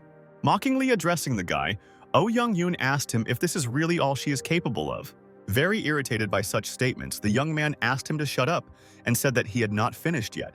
The fight between the two strongest cultivators continued, and it seemed that the hero would not be able to defeat such a strong enemy. Each attack did not cause any harm to the enemy, but only consumed energy. The boy was indignant because he saw that Yong-yoon could easily block his strongest blow. It turns out that Han Hao has indeed become stronger, but the gap between them is too large for Yong-yoon to be able to cope with. Still, the enemy decided that he should be a little more serious, which is why he adopted his hidden technique. A gigantic stream of energy is directed straight at the main character in order to deal with him in one blow. Meanwhile, the sisters were watching everything that was happening. Liu Ming had just arrived and did not understand what was happening here. The girl explained that Yong-yoon had suddenly appeared here, and Han Hao was now fighting with him. After the attack was completed, there was only fog on the battlefield, and the outcome of the battle was unknown. Looking around the battle site, Yong himself did not understand how much damage his blow could cause. Suddenly, the bastard revealed that the main character was also able to block one of his strongest blows. Experiencing minor difficulties, the smug young man nevertheless asked the enemy if this was really all he was capable of. He looked at his hand. The man assumed that he was weakened, because his enemy was affected by an enhancement that absorbs the surrounding energy and transfers it to him. It was an interesting boost, but the guy shouldn't have thought that it was all over. After all, their affairs with the Chu family had not yet been resolved. Soon after this, the enemy simply ran away, saying that he would return in the future. After such a difficult battle, the main character immediately fell off his feet, because it was quite difficult for him to hold on. The girls immediately became worried about the condition of their comrade and began to run towards him. They began to help Han Hao get up, and immediately decided to find out if everything was okay with him. Luckily, the hero was fine, but he apologized for causing them concern. Sighing with relief, the sisters changed their expressions and said that their comrade really scared them very much. Still, they began to praise Han Hao because he was really strong, since he was able to drive away Yong-yoon. Sometime later, events continued to occur in the protagonist's room, where he was looking at the golden Zhuangdan. Previously, it seemed to him that Oh Young-yoon was not stronger than Boss Wu, and he did not expect that he was such a dangerous opponent. The system nevertheless clarified with the boy that since he helped the Chu family, he can become their head, because if he takes these two girls for himself, then the Chu family will become his. And one should think carefully, because these are two beautiful women. The girls were really gorgeous, however, Han Hao still hesitated. Refusing such an offer, the hero nevertheless exclaimed that he had mois and he could not do this. The animal inside the guy continued to convince him that he could date 3 girls at once, but Han asked him to shut up. In order to relax a little, the boy decided to go out and look around, and he asked his comrades to stay inside the mansion. Thinking about what was happening, Han Hao realized that Oh Young-yoon would definitely not stop there, and perhaps he left observers or something like that. At that same second, the boy noticed some stranger standing nearby. The strange guy looked suspicious enough to suspect him of being a spy. The negative hero suggested that this strange guy could be sent by Oh Young-yoon. Approaching closer to the stranger, the young man decided to ask him what he was doing here. From his reaction, one could see that he was scared. After asking who he was, the guy started running somewhere and did it immediately. The hero was also not a mistake, and began to run straight after the stranger, ordering him to stop. The chase lasted quite a long time, since the suspicious guy ran quite fast, and at the same time was resilient. They'd been running for half an hour, and this guy probably had an unusual physical shape. Still, the young man stopped and said that he would no longer run away, after which he asked Han Hao how much money his mother gave him. Hearing such a strange question, Han fell into a stupor. He could not expect that they would ask him for some money and his mother. The hero still decided to ask why the stranger was hanging around the Chu family's house. However, he explained that he had run away from home and was hiding from his mother. Laughing, Han still realized that it was just a misunderstanding. The stranger was clearly unhappy because he was being chased due to a misunderstanding, and said that the guy would obviously have big problems if he competed with him. The strange guy introduced himself as Fu Jia and said that he would sue Hanya for running after him. The company that the boy wanted to file a lawsuit with was quite influential. It was called ASEAN, and Mr. Lee mentioned it. Fu Jia said that his father is the leader of Asia, and he has never heard the name Han Hao. It seems that the boy is just an unknown pawn who has just entered the path of cultivation. Feeling very angry, the hero nevertheless decided to ask his interlocutor if he was sure that he was a match for the pawn. Jia laughed and exclaimed that he would gladly teach Han a lesson and show his true strength. The hero even decided to suggest to his interlocutor that if he wins this fight, he will have to call him Big Brother. The determined Han was already ready to fight, since he did not mind being called something special. The duel began, and the two opponents clashed to measure their strength. At that moment, it even seemed that the young men were equal in strength. However, everyone knew that Han was strong. The two young boys used all the techniques they knew, but they only used physical strength. Each of the attacks was blocked, and the enemies still did not cause damage to each other. This turn of events was truly surprising for the hero since Fu Jia fought on par with him. The joyful boy realized that he had underestimated the enemy, and he needed to be more serious, which is why he decided to use certain skills that his father had passed on to him. Using all his magical abilities, Fu Jia wanted to concentrate all his power in one blow, because he was supposed to decide the outcome of the battle. It was clear that the enemy had released a ton of UN truth energy, and this technique should not be underestimated, which is why the hero was also going to be serious. The strength of the attack from the side was indeed impressive. Jia was clearly an unusual cultivator. Soon it turned out that the enemy had compressed all the energy into one fist, causing the magic power to evaporate. Such a concentration of force in one blow was destructive. It had incredible power. Still, the main character was an experienced fighter and was easily able to stop Fu Jia's attack. Stepping aside, the young man realized that the enemy had repelled his strongest blow. This turn of events also surprised Han Hao, as Jia's strike was indeed able to withstand his 8 wastelands. Han admitted that the young man really fights well and is really strong, but still the hero is a little stronger, so from now on, he will call him Big Brother. Thus, Fu Jia admitted that from now on, Han Hao is his older brother, and today they are brothers with him, so he was glad to meet his brother. Smiling maliciously, boy. When he only thought that now the leader's son Asian is his brother, he is also far from a weakling. It seems that he met a very good ally. Due to Han's victory in the battle, they have now become brothers forever. Hero even began to tease his brother that they would separate their enemies and fight together with them, with which Fu Jia agreed. After which, the hero decided to ask his brother whether his brother's enemy was his enemy. Fujiya answered in the affirmative. However, after thinking a little, the young man decided to ask his brother what exactly he meant. The boy said that he just recently happened to encounter bad people in their city, and it was very difficult to deal with them. It was then that Han revealed that it was Young Yoon and Sun Zhengfei.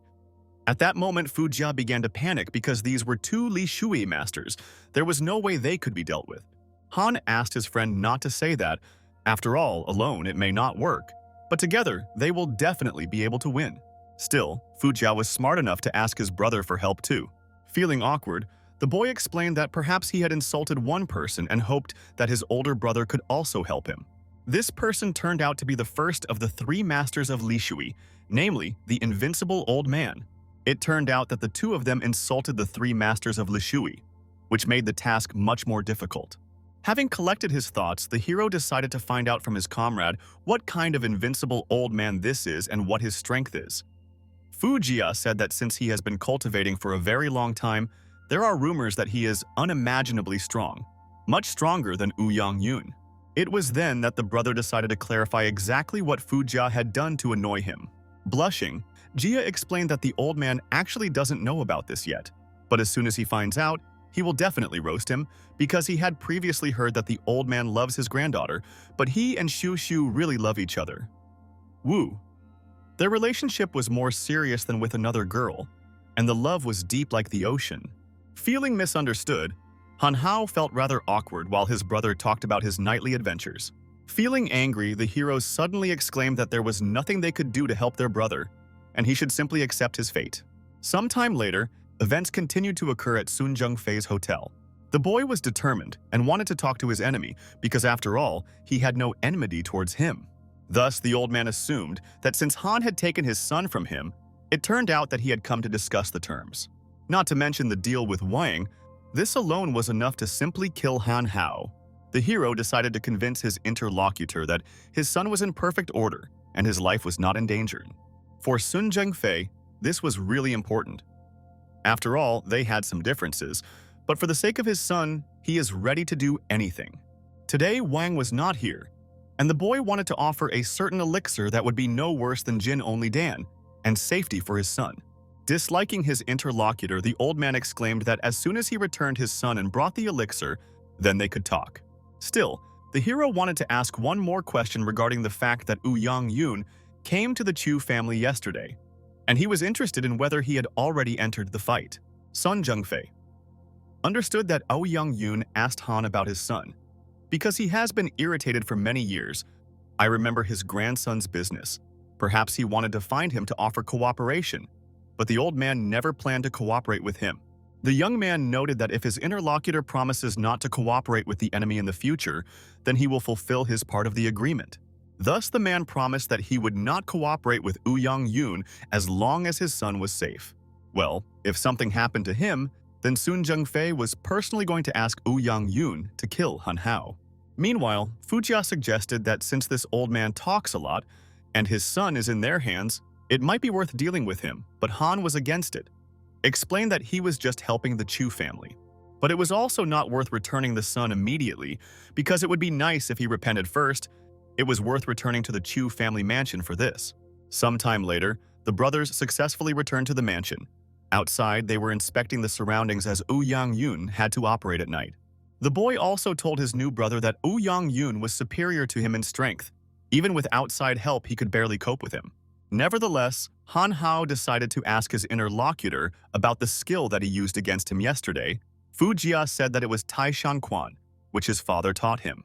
After thinking about everything that was happening, the hero suggested that this technique releases and then compresses the true Yuan energy. The true Yuan is much less than that of his 8 wastelands, but the explosion of energy can completely cancel out his skill.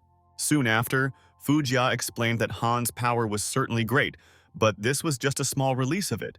The energy itself was much greater. When he had true Yuan, he could use less energy but gain more power. At that moment, even Young Yoon told the guy that his movements were too wasteful. In order to practice, the hero and his brother decided to move away from Hushan. He was going to release the true Yuan, but not to expend all the energy at once. Instead, you needed to feel the rotation of energy around your hand and focus on this state. The concentration of energy actually fluctuated directly around Han Hao's hand, thereby concentrating for the strike. Suddenly, Han still made a blow that destroyed part of the giant mountain. Fujia admired his brother because he was able to repeat this technique the first time. Only a few elements are needed to create great power.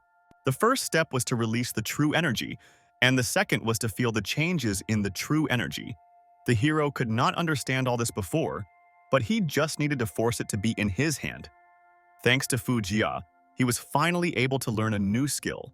3 days later, events continued to occur in the mansion of the father of the family, Liu Ming. As it turned out, Young-yoon had not taken any action for several days, which gave his uncle no peace. Suddenly, one of the man's assistants ran up and turned to the master. The anxious assistant revealed that the cornerstone in the formation of the Chu family had been destroyed. The hero didn't understand how this could happen. After all, he and Fujie were here last night. If someone came, they would immediately know about it. The Q family's formation cornerstone was indeed shattered into pieces. Since the stone was destroyed, the man can no longer use that enhancing ability. However, it is unknown how Young-yoon managed to find it in such a remote place. Reflecting on what was happening, Han Hao realized that the enemy had definitely destroyed this stone, but it is known how he succeeded. After thinking a little, the comrades came to the conclusion that they probably had a rat. After all, in any case, someone did it anyway, and it was necessary to conduct an investigation. Fortunately, the boy still had one idea. How would it be possible to find out who was involved? Meanwhile, Fujia calmly ate grapes for himself and wondered when Young-yoon would finally come. As if nothing had happened, the young man asked his friend if he remembered what they had to do. Smiling, the boy remembered that Fujia had previously said that he would not dare to fight with any of the three. The comrade explained that, in the end, the enemy is a real master. He always wanted to see such a person in battle. By the way, he is only the third in the three, so Fujia was not afraid of him. However, the experienced fighter understood that such an opponent should not be underestimated. A few hours later, night fell and the sun set. While waiting for his opponent, the hero suddenly felt that he was approaching. Closing his eyes, the young man told his comrade that they needed to go. At that very second, Han Hao sharply noted that he would go to fight alone. Suddenly, Fujia did not even object and only agreed with his elder brother. Turning around, the impudent man began to smile as if this was part of his plans. Thus, the hero really went out into the street, and his enemy stood there. The man was very surprised when he noticed that his opponent was alone. Laughing, the boy explained that it was already night and everyone had gone to bed, and he hoped that Young-yoon would not make too much noise so as not to wake them up. This time, there was nowhere to get help, and the scoundrel came personally to sort everything out. The smart boy realized that Young-yoon had come here to take Sun Shuai, but he would never get him. Suddenly, the scoundrel explained that in fact this was not for Han Hao to decide. Preparing for battle, the young warrior showed with all his might that he was ready to fight. At the same time, no one even suspected that the life of the main character could be in danger. At that moment in the house, Fujia was sneaking somewhere and he was doing it quite quietly. Soon, the boy opened the door and entered one of the rooms. Meanwhile, the main character explained to his enemy that he just wanted to show something interesting, namely his new skill. Suddenly, someone behind me started laughing very loudly. The laughter came straight from the house. Turning around, the boy decided to find out what was the matter, because he did not understand what was happening. As soon as Young-yoon heard the laughter, he immediately began to grin. The enemy immediately decided to ask his enemy if he was curious about what was happening inside. This whole situation looked as if someone had decided to attack Sun Shuai's guards. But the hero knew that the guards were actually safe. Closely observing his opponent, the man realized that he was too calm. And there was no telling what could go wrong, as if he had a new ally. In any case, Han Hao was ready to continue the battle and asked Young-yoon not to worry, because he would soon see everything for himself. Behind him was Fujia. He looked quite gloomy and intimidating. As it turned out, the comrade did not waste time, and he neutralized one of the criminals. The bastard lay unconscious and could no longer resist the terrifying power of the duo. A group of friends immediately realized that something was fishy here, and Fujia decided to check the situation, thus identifying the man Young-yoon. The smart boy had previously warned his comrade to go to Sun Shuai, because Young's people could come for him. The enemy did not react to this at all, and decided to find out if they were afraid that Sun Shuai was left unattended and would be kidnapped. In fact, everything was in order. The boy had already changed the location of the prisoner. Even Fu Jia did not know where he was. Bowing his head, Yoon asked the boy if he had found a spy, because perhaps Han Hao was just standing next to him. Not understanding what was happening, Fu Jia asked his brother what was the matter. Han explained that there was a rat in the Chu family. Smiling, the comrade told his new friend that he believed him, since he definitely could not work for such a scoundrel, because given his mental abilities, Han would have been able to figure him out right away. The comrade immediately shouted that of course it was not him. If Han had any assumptions, then he could voice them in order to identify the rat. At that moment, the enemy noticed that the guys were like two drops of water similar to each other. The daring guy could not wait any longer and began to attack the enemy, expecting that he would finally reveal the essence of the traitor. However, at the moment of the attack, Yoon was easily able to intercept it, thereby dodging it. While dodging, the man noticed that this guy's strength was no weaker than that of the boy named Han. Nevertheless, the enemy convinced the guy that he shouldn't be so impulsive because not only physical strength is needed, but also combat tactics. Suddenly, the hero shouted so that the enemy would not forget about him, after which he prepared to attack. A blow of impressive power was struck, from which literally the entire floor located under Han Hao was destroyed to smithereens. Unfortunately, the enemy was still able to dodge because he was agile enough to do so. Watching his opponent, the man was greatly surprised, since the young man had become much stronger in just a few days. At that same second, his comrade noticed that his brother was using a new technique. It was true that Han Hao was preparing to attack with his strongest move. The enemy immediately realized that he had underestimated his opponent, and if they attacked him together, it would be really difficult to cope. Grabbing his charge, Yoon exclaimed that the battle was over for today, and very soon they would meet again. Unfortunately, the criminal escaped and did not even leave the opportunity to find him in the future. Fu Jia was indignant because he did not understand why such a strong opponent just disappeared like that. Meanwhile, Uncle woke up and decided to ask the guys if they were okay. The sleepy man was worried because he did not understand what was happening, because he had previously heard some noise. The guys explained that Yoon had come, but as soon as he and his brother attacked him, he immediately ran away in fear. Still, the hero decided to think about everything that was happening and suggested that the enemy was here for a reason.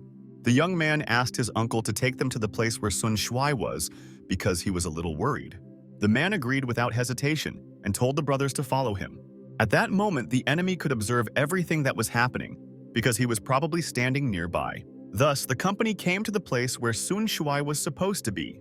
One of those present at this place had a seal that was hidden in his shoe. Sometime later, events continued to occur at Sun Zhengfei's hotel. Wang addressed the elderly man, saying that someone had come from Yoon, and he should meet with him. However, the old man had no intention of meeting this scoundrel and said that he asked Han Hao to quickly return his son. After all, the man had no intention of working with Yoon against the Chu family. The cultivator also hoped that Han Hao would keep his word and return his son as soon as possible. At the same time, events continued to occur in the estate, where the hero asked his uncle what he thought about the sudden move against the Chu family. The man had a guess, but this was the first time Yoon showed himself to them in person. It all started when someone suddenly tried to kidnap the sisters. Fortunately, Zhenzhen arrived in time and was able to help her. After this, Yoon stated that the Chu family had crippled his man and should be punished. According to his conditions, they had to obey him and hand over to Liu Ming. After listening to the man, the boy really didn't expect that such an influential bandit would turn against them because of such a trifle. But when Liu Ming was kidnapped from the airport, this was already the second kidnapping attempt.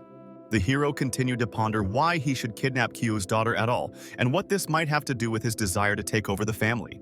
Sometime later, the brothers communicated with each other. Han asked Fu Jia if he was bored guarding the estate together, but he replied that, on the contrary, he was even interested.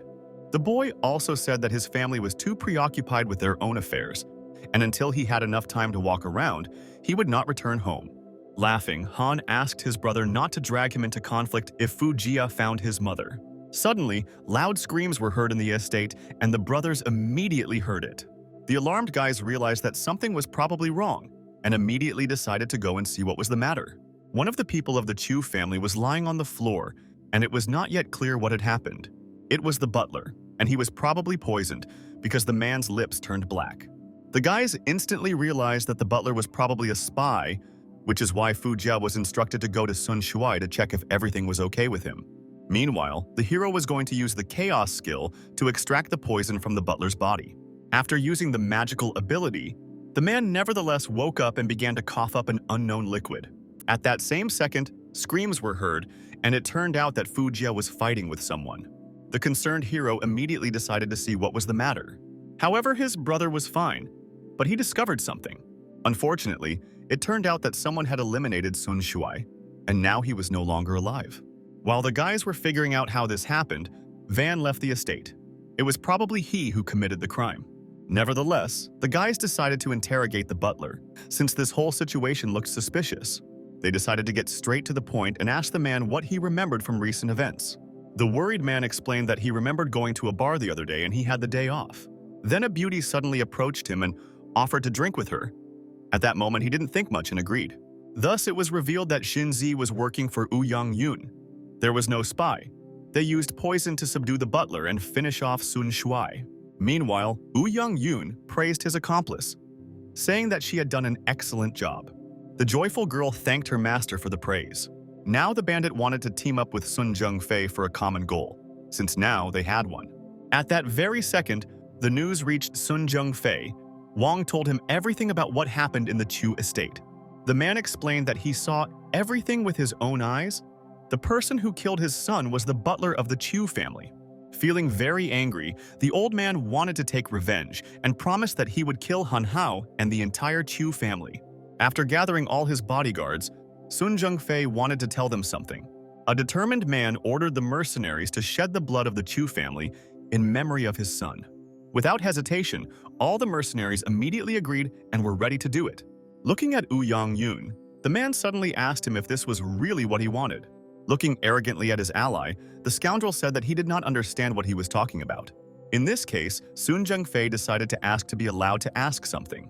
Approaching closer to his so-called ally, the man decided to find out if he was involved in the death of his son, but Ouyang Yun objected, then said that he tried to save him twice. Thus, they all headed towards the Chu family together. Arriving straight to the family's house, Sun Zhengfei shouted for little Han Hao and the Chu family to go outside and meet their deaths. The guy was really surprised that the enemies were going to fight so early. However, the young man did not understand what was going on and why they had all gathered here in the first place. The angry old man shouted that the hero should not talk in vain because Van saw everything, and he wants their bodies to be buried with his son this time. Hearing this answer, the young man realized that news reaches some people too quickly. Wang just smiled as he was spying directly on Sun Shuai. Fu Jia suddenly exclaimed that they had no reason to kill Sun Shuai. It was just crazy. However, Ouyang Yun objected and said that Sun Zhengfei's son was killed by the butler of the Chu family. Such an act cannot be justified. Han Hao objected, saying that Ouyang Yun suspiciously knows a lot. This is true. But the butler was controlled with poison. The Chu family had no benefit from the guy's death. In any case, no one believed the guy, saying that he didn't even have evidence. According to the hero, it was enough that everything turned out as beneficial as possible specifically for Ouyang Yun. Suddenly, Sun Zhengfei stopped the dispute, saying that the Chu family really had no reason to kill his son, and his death would greatly help Ouyang Yun quickly seize control of the Chu family. These words made Ouyang Yun noticeably nervous and alarmed. After all that was said, the elderly man decided to look into this matter, and if it really was Ouyang Yun, then this act would not be forgiven.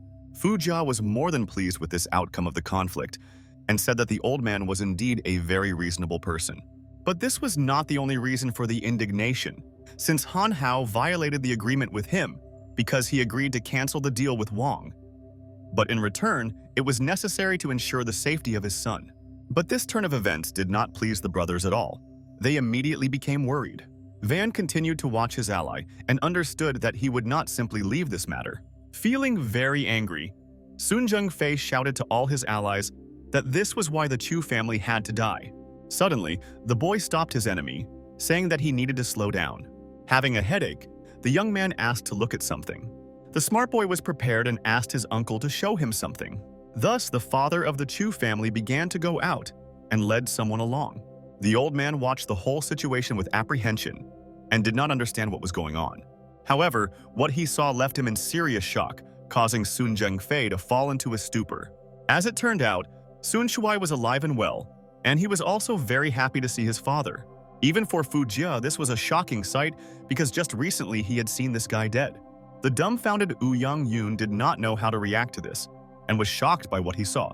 Wang didn't understand how this was possible at all because he saw with his own eyes how Sun Shuai was lying on the floor dead. Sun Zhengfei was very glad that his son was indeed alive and well. It seemed that his life was not in danger.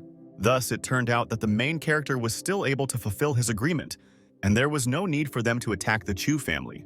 Hearing this question, the old man immediately began to think, since he had already done a lot of business. Everything really worked out. Well, as Han Hao planned, Sun Zhengfei was right in most conclusions, but was wrong in only one. The fact of Sun Shuai's death turned out to be very opportune for the Chu family. Earlier, the main character told his uncle that he had an idea about the stone that was destroyed. The smart guy suggested changing Sun Shuai's location, and of course not telling anyone about it, especially the servants. The uncle did not understand what exactly the young man meant.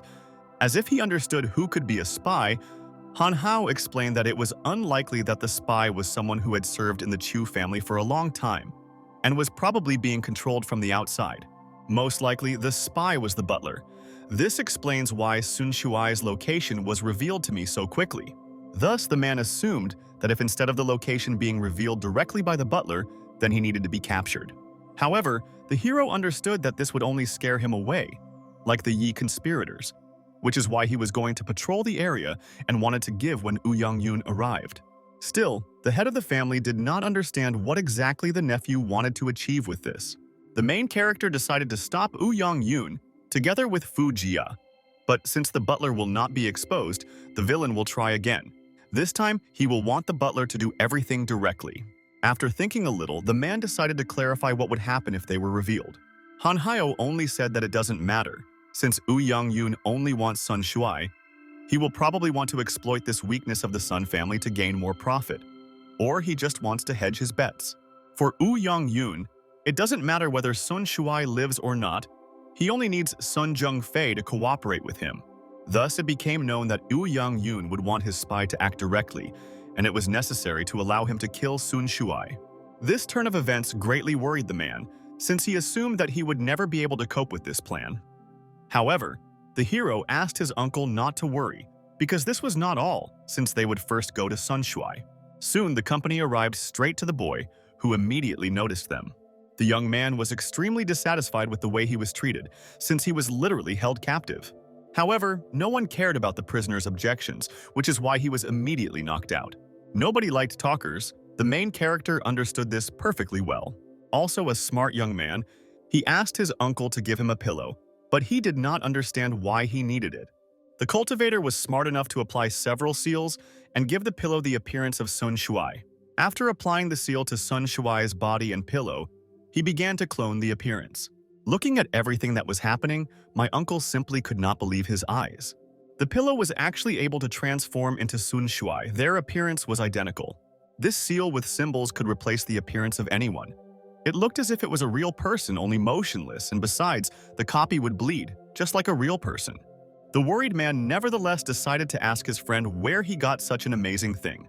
The braggart said that he had entered into a contract with the gods for this thing, which amazed his comrade even more. At that moment, the system exclaimed to the boy that if he spilled the beans about her, he would receive a lightning strike. Because of which the young man had to say that the great man gave him this little thing, and there is no need to worry about it. The hero also hoped that his uncle would do him a favor and hide the real and fake Sun Shuai in different places, and of course, would not tell anyone about it. The fake had to be hidden, because Ouyang Yun would make every effort to find the prisoner's location. So the uncle had to be taken to the fake in order for the plan to work.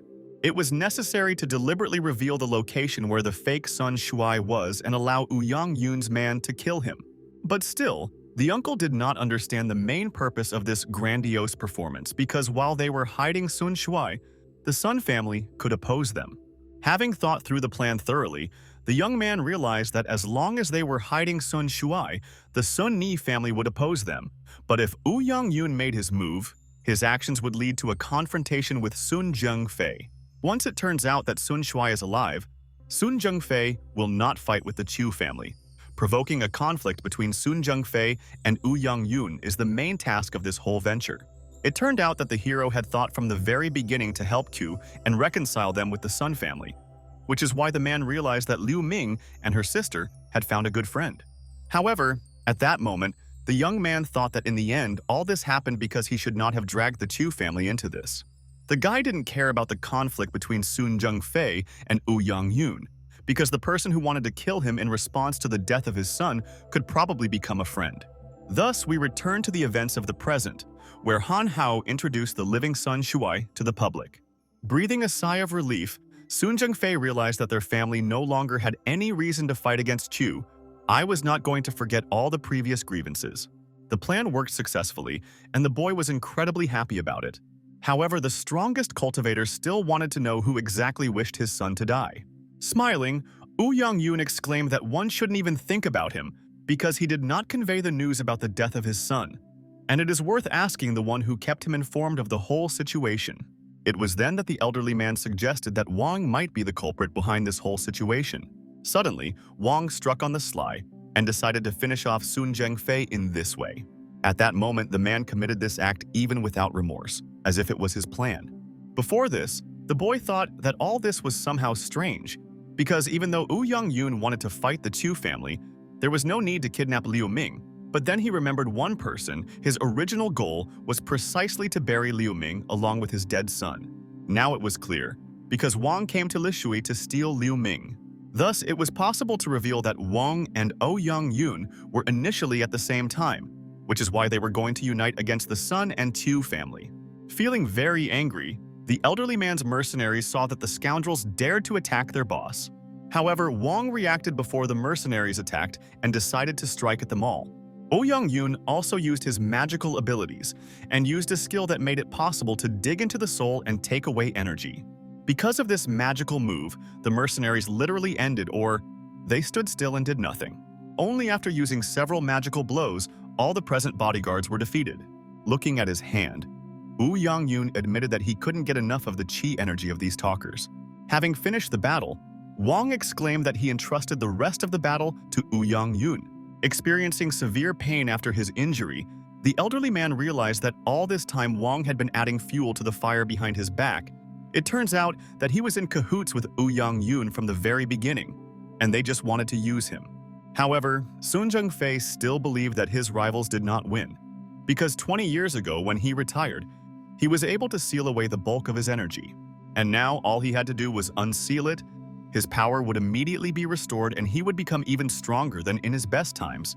The time had come to regret what the bug Woo Young-yoon had done. Using the sealed energy, the man suddenly gained a magical aura that wriggled around him. Looking at everything that was happening, the hero assumed that this technique was similar to the very skill of Boss Wu. Suddenly, Wang exclaimed that the secret had already been known for a long time, so they prepared a gift for Sun Jung-fei in advance. The poison should have begun to act precisely at the moment when the old man was at the peak of the rotation of his chi energy. It was then that the old man remembered that probably the tea that Van gave him contained that same poison. Although Woo Young-yoon could not imagine that everything would turn out like this, he wanted to take the precious chi energy from Sun Jung-fei with great pleasure. If he should hate anyone, it should be Han Hao, because he always put a spoke in their wheels. The frightened boy began to beg his father to be careful because he saw how he was losing in the battle. Losing his magical powers, the elderly man shouted to his son to run quickly. The soul from Sun Jung-fei came out and shouted with incredible volume for everyone to run away from here. At the same time, Woo Young-yoon was filled with the magical abilities of one of the strongest cultivators. Thus, he was able to absorb literally all the power, from which he was able to improve his skills tenfold. The hero really did not understand how to act in this situation, since the enemy was indeed much stronger. Still, the boy realized that it was necessary to capture Sun Shuai, and the Chu family had to flee from here as soon as possible. While the uncle and the prisoner were leaving, Fu Jia and his brother were already preparing to attack. It was noticeable that Woo Young-yoon was vastly superior in strength to his rivals, as he now contained the strength of 2 cultivators. The bastard decided to use one of the magical techniques in order to intimidate his rivals. After using the magical ability, a giant stone hand emerged from the ground. She instantly began attacking the defenseless cultivators who were not expecting anything. Soon the fog from the strong blow began to dissipate. The outcome of the battle was unknown. Fortunately, the main character and his brother were able to defend themselves from such a strong attack. Fujia realized that this was the very power of the soul awareness level. At the last stage, Oh Young-yoon had really gained strength since their last meeting. The brothers were a little scared, but they were ready for battle, since this battle was not for life, but for death. Wang turned to his comrade, and said that he should not forget about the terms of their agreement because a living Liu Ming and a dead Han Hao were needed. Otherwise, the man could not give Oh Young-yoon what he wanted. However, Oh Young-yoon only said that the main thing is for Wang to remember, because he can handle some beginners at the level of soul awareness in no time. If the Chu family does not want to obey, then he has no choice but to destroy them. The two brothers were determined to win and were about to attack their opponent. The brave warriors used their new abilities to finish off Oh Young-yoon. However, as it turned out, he was strong enough to protect himself from the attacks of his opponents. Nevertheless, overcoming difficulties, the brothers were easily able to break that very shield. What they saw next shocked them, and after that it was quite difficult for them to fight. As if nothing had happened, the enemy began to use another magical technique that was previously unknown. The scoundrel performed one of the strongest attacks that was previously known to cultivators. Even Wang was amazed by such skill on the part of his ally. Those seeking immortality at the level of soul awareness were indeed unusually strong. This little boy Han Hao, it turns out, really became much stronger. Even if that was the case, they were still far enough away from Oh Young-yoon. They were far inferior to him in strength. Unfortunately, the hero realized that they couldn't even get close to the enemy. The brother said that he was fine, and had seen nothing like this before in his lifetime. Hearing the guy's name, Oh Young-yoon decided to ask him whether the people of the Eastern Alliance should interfere in other people's affairs. Laughing, Fujia exclaimed that the Eastern Alliance had nothing to do with it, and he was just helping his brother. Suddenly, the ravine told the guy not to blame fate if he suddenly died. The unshakable boy exclaimed to this, so that the criminal would say this to himself because today only he will die. The young man decided to use another ability from his arsenal. It looked like a giant mace. Despite the power of the attack, the enemy's strength was much more impressive, which is why he was able to parry the blow. At that same second, magical lightning appeared around the bastard, which gradually surrounded him. Looking at his brother, Fujia exclaimed that now it was his turn. Having landed nearby, the main character was preparing to attack and was going to destroy the enemy. As it turned out, it was the young man who used a certain seal that caused magical lightning due to the fact that time was delayed. Looking at his opponent, Oh Young-yoon could not understand what he was doing because some kind of amulet was used, as if he was preparing for something. How this amulet was given to his uncle, because even though the protective stone was broken, there were still people who were capable of defeating such a strong opponent. A magical lightning cage appeared around the antagonist, making it seem as if he couldn't even move. The brothers continued to look at the scoundrel and realized that they had finally driven him into a corner. Experiencing severe pain, the criminal began to scream in anger because he could not use any of his skills. Watching the man, Wang could not even imagine that there were people who were capable of suppressing the power of Oh Young-yoon himself. Closely observing the enemy, the young man decided to ask him what his plans were. After all, he wanted to find out what he was planning regarding the Chu family. Starting to scream, Oh Young-yoon asked his opponents, how could they dare to underestimate him so much? The criminal only laughed because they had set such a worthless trap against him that he was amused. In order not to look so pitiful, Oh Young-yoon still used one of his abilities reserved for such a situation. It looked like a black hole. After using such impressive force, the brothers fell off their feet, and it seemed that they were already overwhelmed. The black hole really began to suck in the young cultivators, but because of this they could not do anything. The effects of the magical black hole finally ended, and the brothers still managed to get to their feet. However, they saw that the enemy was able to free himself. After analyzing this attack, Vaughn came to the conclusion that it was just the wind from the blast wave, but it was so powerful that everyone was knocked off their feet. The slightly worried man still thought that Han Hao and his brother would never be able to handle Oh Young-yoon. The guys continued to hope for the best and expected the next attack from their opponent. Feeling furious, the criminal shouted that he would not tolerate such treatment from anyone. The enraged scoundrel promised that he would destroy the brothers so that there would be nothing left to bury. At that very second, the guys saw something very unusual, which shocked them. After the words were spoken, the man literally began to transform, from which his magical aura took shape. A certain creature created from a magical aura was going to attack two daredevils. Their enemy was indeed huge, which had a strong, intimidating effect. At that moment, the villain pointed his finger straight at his opponents, as if ordering the entity to attack, and exclaimed that it was time for them to say goodbye to their lives. The main character opened his mouth and was amazed at what was happening, but Fujia kept himself under control at that moment. The giant creature began to attack the brothers as the order was given to it. The demon was getting closer to the guys every second, and was ready to wipe them off the face of the earth. During the attack, Han Hao and his comrade felt unbearable pain. They tried to cover themselves to fight off the attack. However, the demon was not going to stop because he was ordered to kill. Each blow was even more painful than the previous one. The guys screamed in despair. Soon after this, an invisible creature created several tornadoes, which is why they began to spin right next to the two comrades. Even Van was afraid of the actions of this demon and watched everything that was happening with great apprehension. Unfortunately, the man was still happy because in his opinion, this boy was finally finished. Meanwhile, Fujia asked his little brother to grab him tightly. They held hands so that they would not be blown away by the tornado because in this way their total weight was greater. The two brothers continued to hold off the demon's attack together and wanted to hold out with all their might. Suddenly, they felt that a protective dome had formed around them, and sighing with relief, Fujia said that it was the protective dome that his father had left. It came into action, and now such protection could not be broken through. At that very second, the dome began to crack, and they realized that it probably wouldn't last long. Just a few seconds later, the dome actually cracked, after which magical tornadoes overtook the guys. The unshakable criminal continued to watch the progress of the battle and pondered his further plan of action. The entity was completely subservient to Ouyang Yun and seemed impossible to defeat. Then the guys were already unconscious, because one of the strongest attacks was still able to overtake them. With the desire to continue the battle, the criminal watched as the two guys rose to their feet and were ready to fight. The warriors were ready to protect those people who were so dear to them, which is why they were even ready to sacrifice their own lives for the sake of the goal. In any case, the enemy believed that the guys' attempts would be in vain and they would still lose. Ordering the demon to attack, he again began to pursue his target and approach the guys. The giant palm of the creature overtook the young men, and they did not know what to do in such a situation. The guys continued to stand rooted to the spot, since they did not have a defensive technique that would help with such an attack. Suddenly, looking at each other suddenly, the brothers decided to use the Taishan Mountain Flawless Fist, and their powers united together. Clever comrades were ready to destroy the entity by using their magical abilities at the same time. Thus, they actually managed to defend themselves against such an impressive attack from the enemy. The rage of the guys was so great that they were ready to do anything just to survive and protect their loved ones.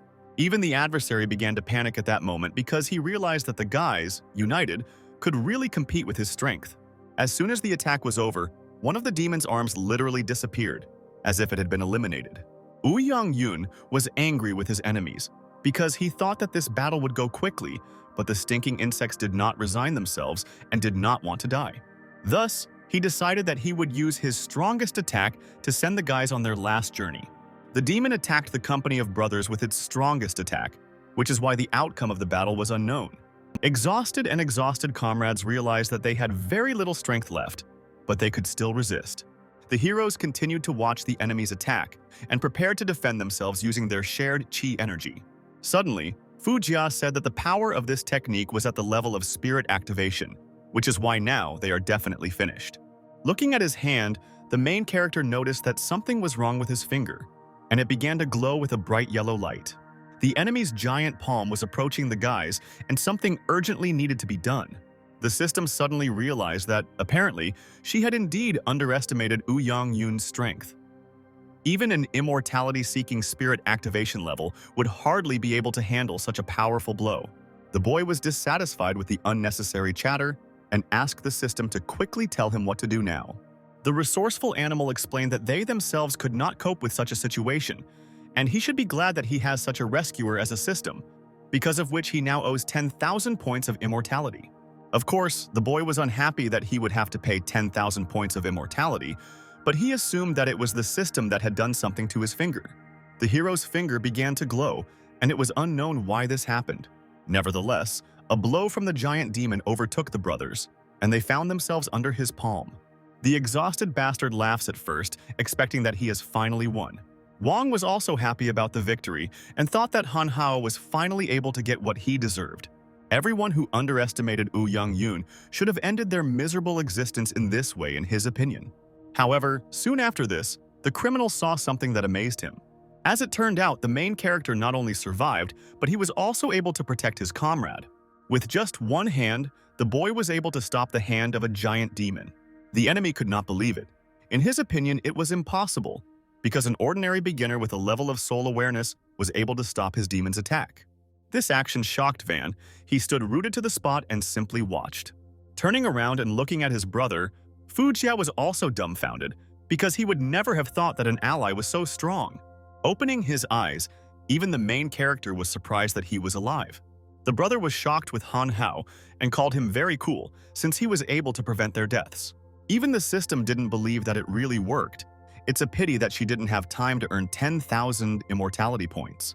Even the hero himself did not understand what was going on because his finger controlled itself, and some kind of devilry was happening.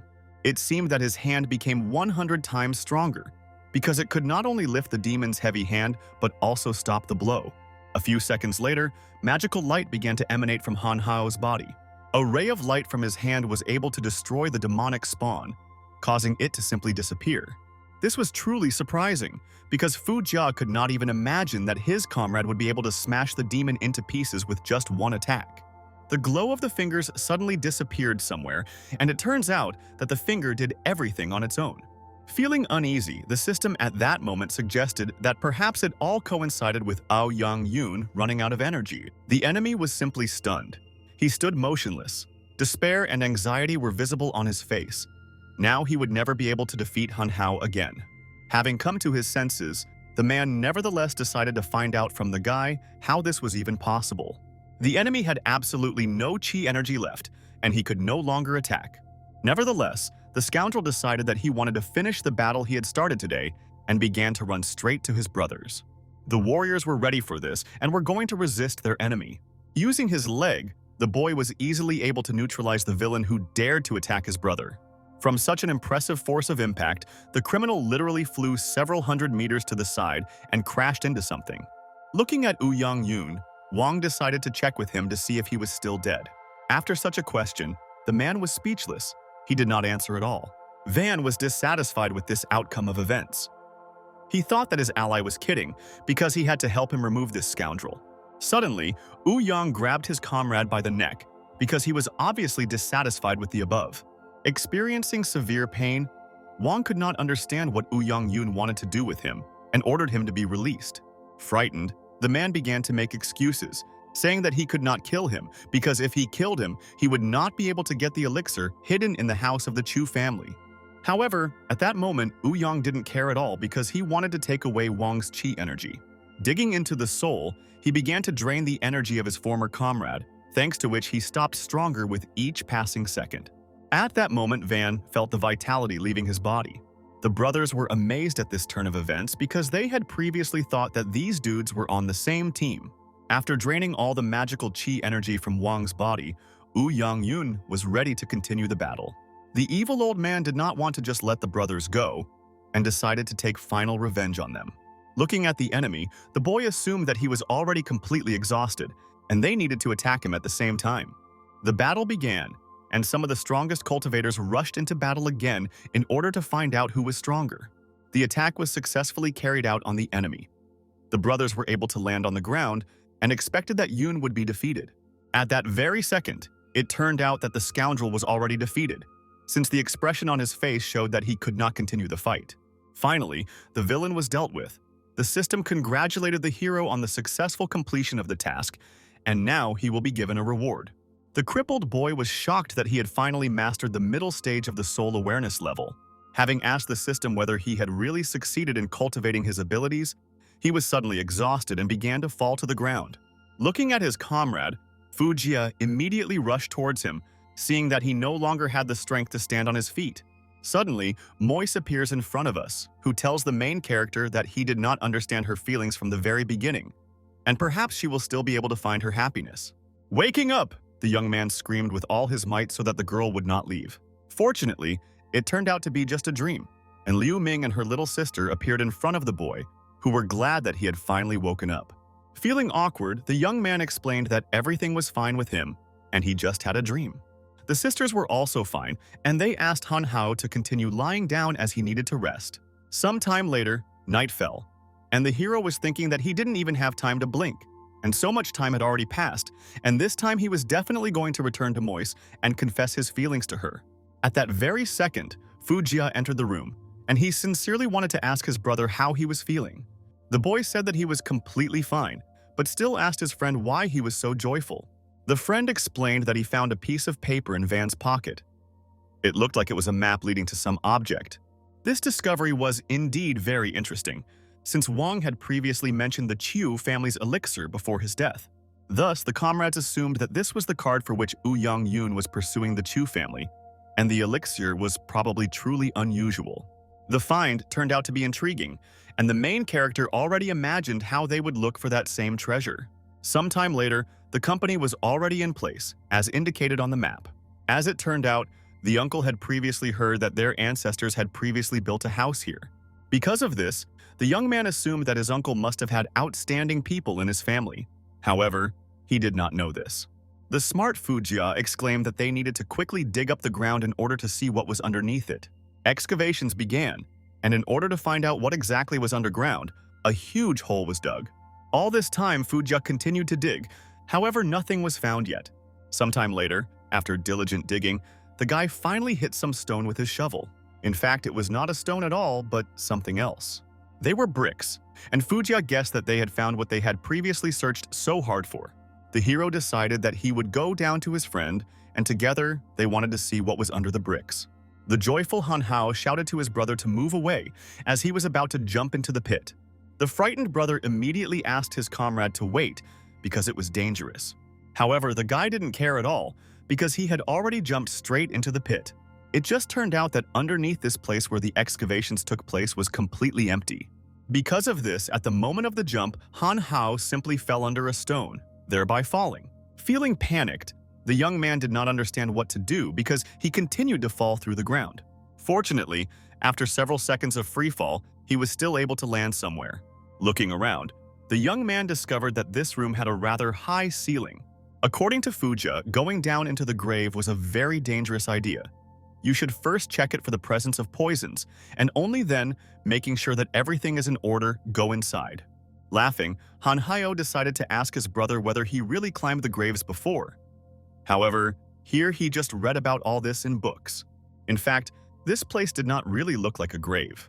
The thing that Ouyang Yun longed to get by hook or by crook is somewhere here. The hero could not even imagine that the original intention of simply helping would result in exactly this. At that moment, the boy decided that when he returned to his city, he would definitely confess his feelings to Moise. Suddenly, something began to happen, and the comrades gradually descended underground. A few seconds later, the descent stopped. The guys did not understand what was happening at all. The place where they found themselves looked like the bottom of a well, since the walls were round. Looking up, they discovered that the exit was very far away, and it seemed to them that they were stuck here forever. Looking around the room, Fu Jia discovered that they had just come down from outside, but that place was very far away. It seemed that the guys sank several tens of meters underground. At that moment, it seemed to the heroes that the passage was not so bright, and it was probably an optical illusion. They also looked at the circle below them. It looked like a magical arrangement. The brothers had never heard of such tricks, which is why they were a little confused. Still, the hero gathered his thoughts and thought that this was a trap that was specially set to protect the elixir. If they did not find a way out, they would die here in captivity. However, Fu Jia believed that getting out of this trap would be an easy task for him, so he began to act. Using his physical strength, the boy began to swing his arms to make a blow. By hitting the wall, he hoped it would have the desired effect, and they would be able to get out. But after the blow, there was only immediate pain, because the wall was very strong. The exit was very high, and even the hero did not understand what to do in such a situation. The brothers were not going to give up just like that, and began to think through a plan of action. The boy, like a rock climber, tried with all his might to climb the wall, but it was difficult. Unfortunately, Fu Jia was unable to assemble onto the wall in this way, since it had no protrusions. This plan also did not work, and it was necessary to think further. Having used his magical powers, the young man was going to jump very high to get out of the trap. Brother believed Han Hao with all his might and encouraged him, saying that he could do anything. After several jumps, the hero was high enough to try to get out. Unfortunately, during one of the jumps, his leg simply slipped, which is why he was unable to push off from the wall. These walls were very slippery, and it was almost impossible to climb them. Thus, having made an almost successful attempt, the boy simply fell to the floor and hit his back on the stone floor. Still, Brother was fine, since he was a cultivator and was quite strong. After thinking a little, the brothers came to the conclusion that the main purpose of this trap was simply to kill uninvited guests. If this is indeed the case, then this trap was somehow not very similar to a trap. However, if it was specifically made to protect the treasure, then most likely it would be more dangerous and insidious. Turning to the system, Han Hao asked it to give some hint. The animal explained that this arrangement is already many years old. If he thinks of simply breaking it, then he doesn't even have to try. However, the boy still guessed correctly. It was indeed installed to protect the treasure. This was an ancient arrangement. That is, the system meant that even without breaking it, it was still possible to get out. Thinking about what the system said, Han Hao suggested that the owner of the arrangement also needs to go here. If so, then it would be possible to escape the trap without destroying it. Looking at the light that was at the top, the exit was probably not there at all.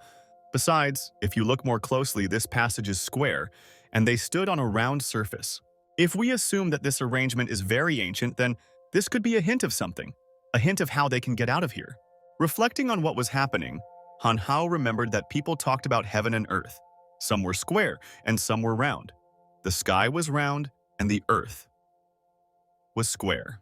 It was just like that. The square at the top symbolized the earth, and besides, that's where they came from. But the circle under their feet symbolized the heavens, that is, the very exit. If the hero's calculations were correct, then they should just turn over in the same way and they would be able to get out. Having started to turn upside down, Fujia thought that this was quite stupid. However, there was still no one in this place, and it was better to die from stupidity than from imprisonment in this hole. Soon after this, they did a handstand and thus tried to get out of this trap. The two brothers continued to stand like this, waiting for him to get out. This actually worked, as it would open up a passage that brought them into the water. The guys were incredibly happy about this outcome of events, since they really managed to get to another place. It was like a secret room where the treasure was kept. It must be in this pot or jelly that Oh Young-yoon was ready to break into pieces. Looking around, the boy noticed that the location was very large, and the system explained that this is called the underground pressing method. It is needed so that the elixir is saturated with a sufficient amount of spiritualized chi energy. About to open the pot, Fujia really wanted to find out what was inside. As soon as the magic container was opened, a bright yellow light immediately shone in the room. The magical essence hit the guy, causing him to hit the wall, creating a huge crater. The frightened hero did not understand how this happened and immediately feared for his brother. Looking at his finger, Han Hao again found that it had begun to glow. Suddenly, someone said that Fujia was fine, he was just dizzy. Looking around, the young man could not believe his eyes, because he did not know how the stranger ended up here. The young man could not even imagine how his interlocutor was able to get out. As it turned out, it was a system animal, and he decided to ask the hero if he was really not happy to meet him. Han Hao continued to look at the creature enthusiastically and was shocked that he could go outside because he expected that the system was only in his mind. However, the animal explained that initially he could not go out. Moreover, in this state, he won't last long. The animal continued to talk while the main character tried to reach out to touch it. However, he was unable to touch his comrade because his hand was very sore. The system didn't like that Han Hao didn't respect his elders at all, but this time he forgave him. In fact, the system specifically taught the boy a lesson so that he would not touch it again. Still, Han Hao decided to find out what kind of energy the system was talking about. This energy emanated from the cauldron that Fujia opened. There was a huge release of the amount of spiritual energy stored inside. This elixir absorbed the energy of heaven and earth, and this, in fact, is the purest form of energy. So the system, taking this opportunity, materialized, because not all energy suited it. This mystical elixir of heaven and earth has been fed exclusively by the energy of heaven and earth for hundreds of thousands of years. It is capable of advancing the seeker of immortality a whole level forward. Such an elixir is unusually difficult to prepare, and brought to such an excellent condition is the best among them. Its owner, although he installed protective arrangements, But apparently he himself did not have the opportunity to enjoy all its delights, which led to the fact that the elixir stood here all this time. Everything was soaked and saturated with pure energy. So the hero can consider that he got it for next to nothing. Since elixir was so cool, the young man wanted to take it away from here as soon as possible. However, it won't be that easy to do if the guy didn't want the smell of the elixir, like bees to honey, to be flocked from all sides by seekers of immortality, wanting to take it for themselves. Then it's better not to open it unless absolutely necessary. Also, if you just take this elixir and take it, there will be some kind of side effect. Hearing this, the boy immediately fell into a stupor, because he did not expect such serious side effects to occur after taking the potion. Laughing, the system still clarified whether he wanted to take this elixir after that, but Han Hao, waving his head, exclaimed that he would probably abstain. But the thing really was worthwhile, but he didn't understand how to get it out of here. The system presented a bag and not Yang. It will help him with this, since it was possible to pack the elixir in it. Thanking the system, the young man took the bag.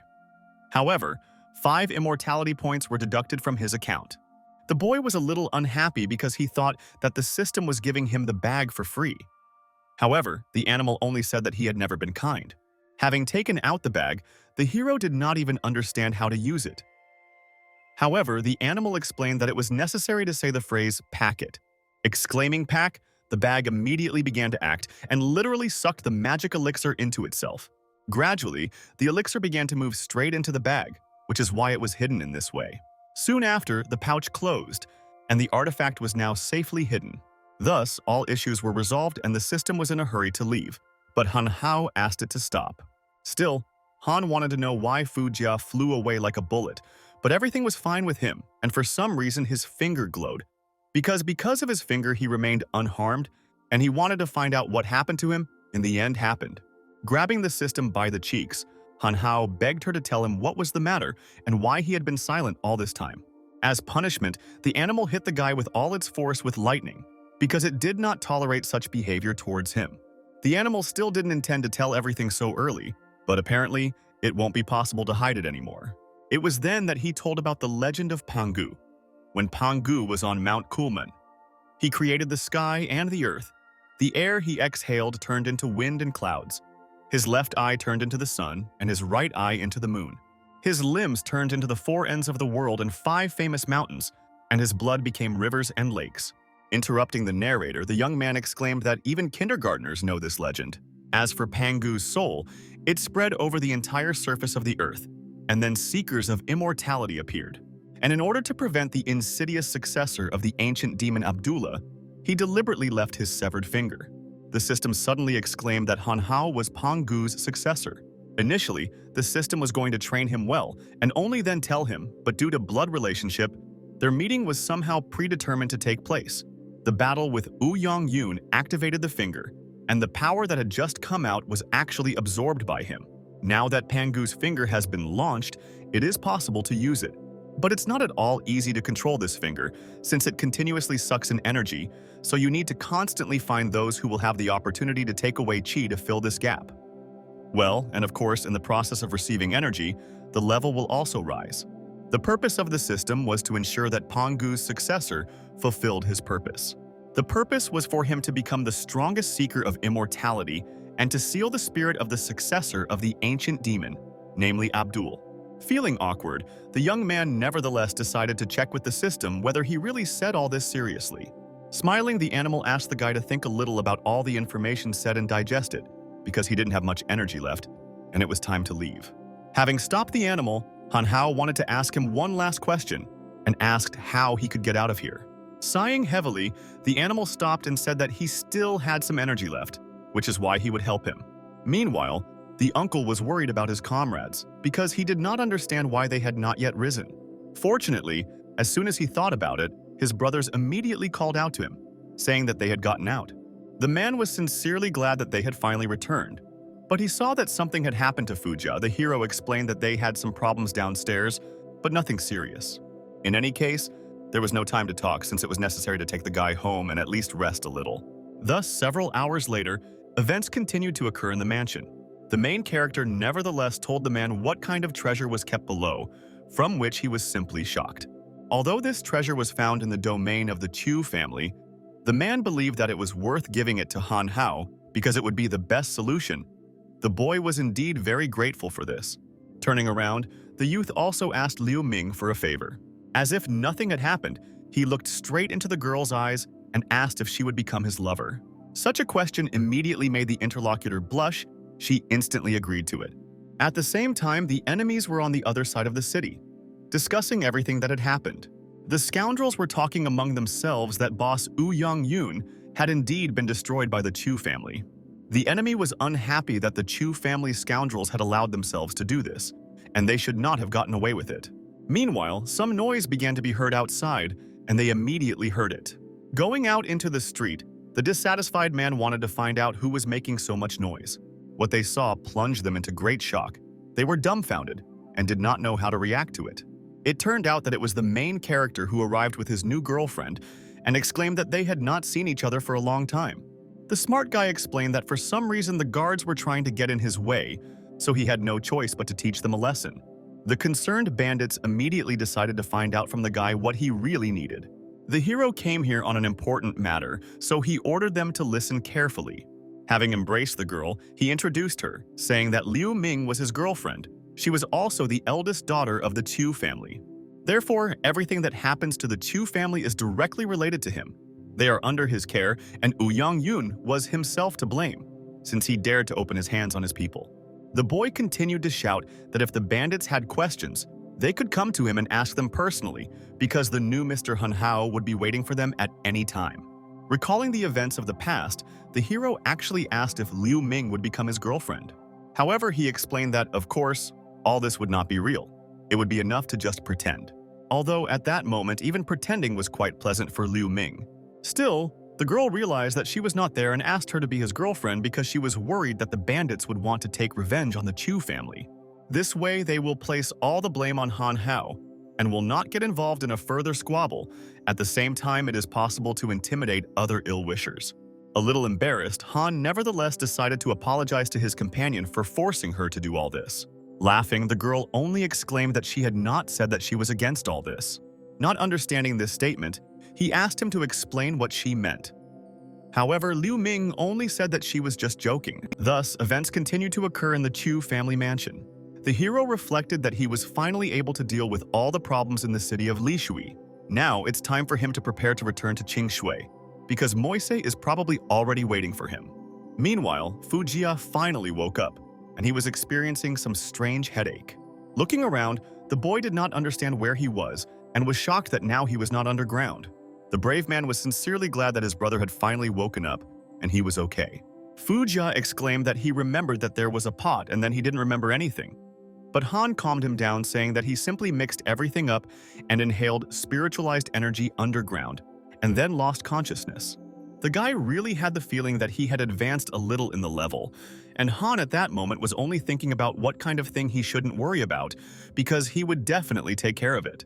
Looking at his brother, the young man decided to find out exactly how long he had been unconscious. As it turned out, the boy was able to sleep in this way for 2 whole days. At that very second, he remembered that he was planning a banquet on the occasion of the 80th birthday of the invincible old man. Already this evening, he almost missed such an important event. The reason why Fujia wanted to go there was so that he could meet his beloved girl, and even prepared her a gift for this special occasion. If he could get the invincible elder to admit their relationship, then this would be the best outcome of the banquet. Grabbing his older brother by the hand, the boy decided to find out if he agreed to face this difficult test with him, called the Invincible Elder. The hero never answered, but Fujia was already pulling him along, telling him that he did not have an invitation letter, so he would need to steal it from his parents, and he also had a gift at home. Besides, he ran away from home, so under no circumstances should their mother be allowed to notice them. Concerned, Han decided to find out if his mother was really that scary. His mother was not just terrible, but the most cruel and terrible person he had ever met.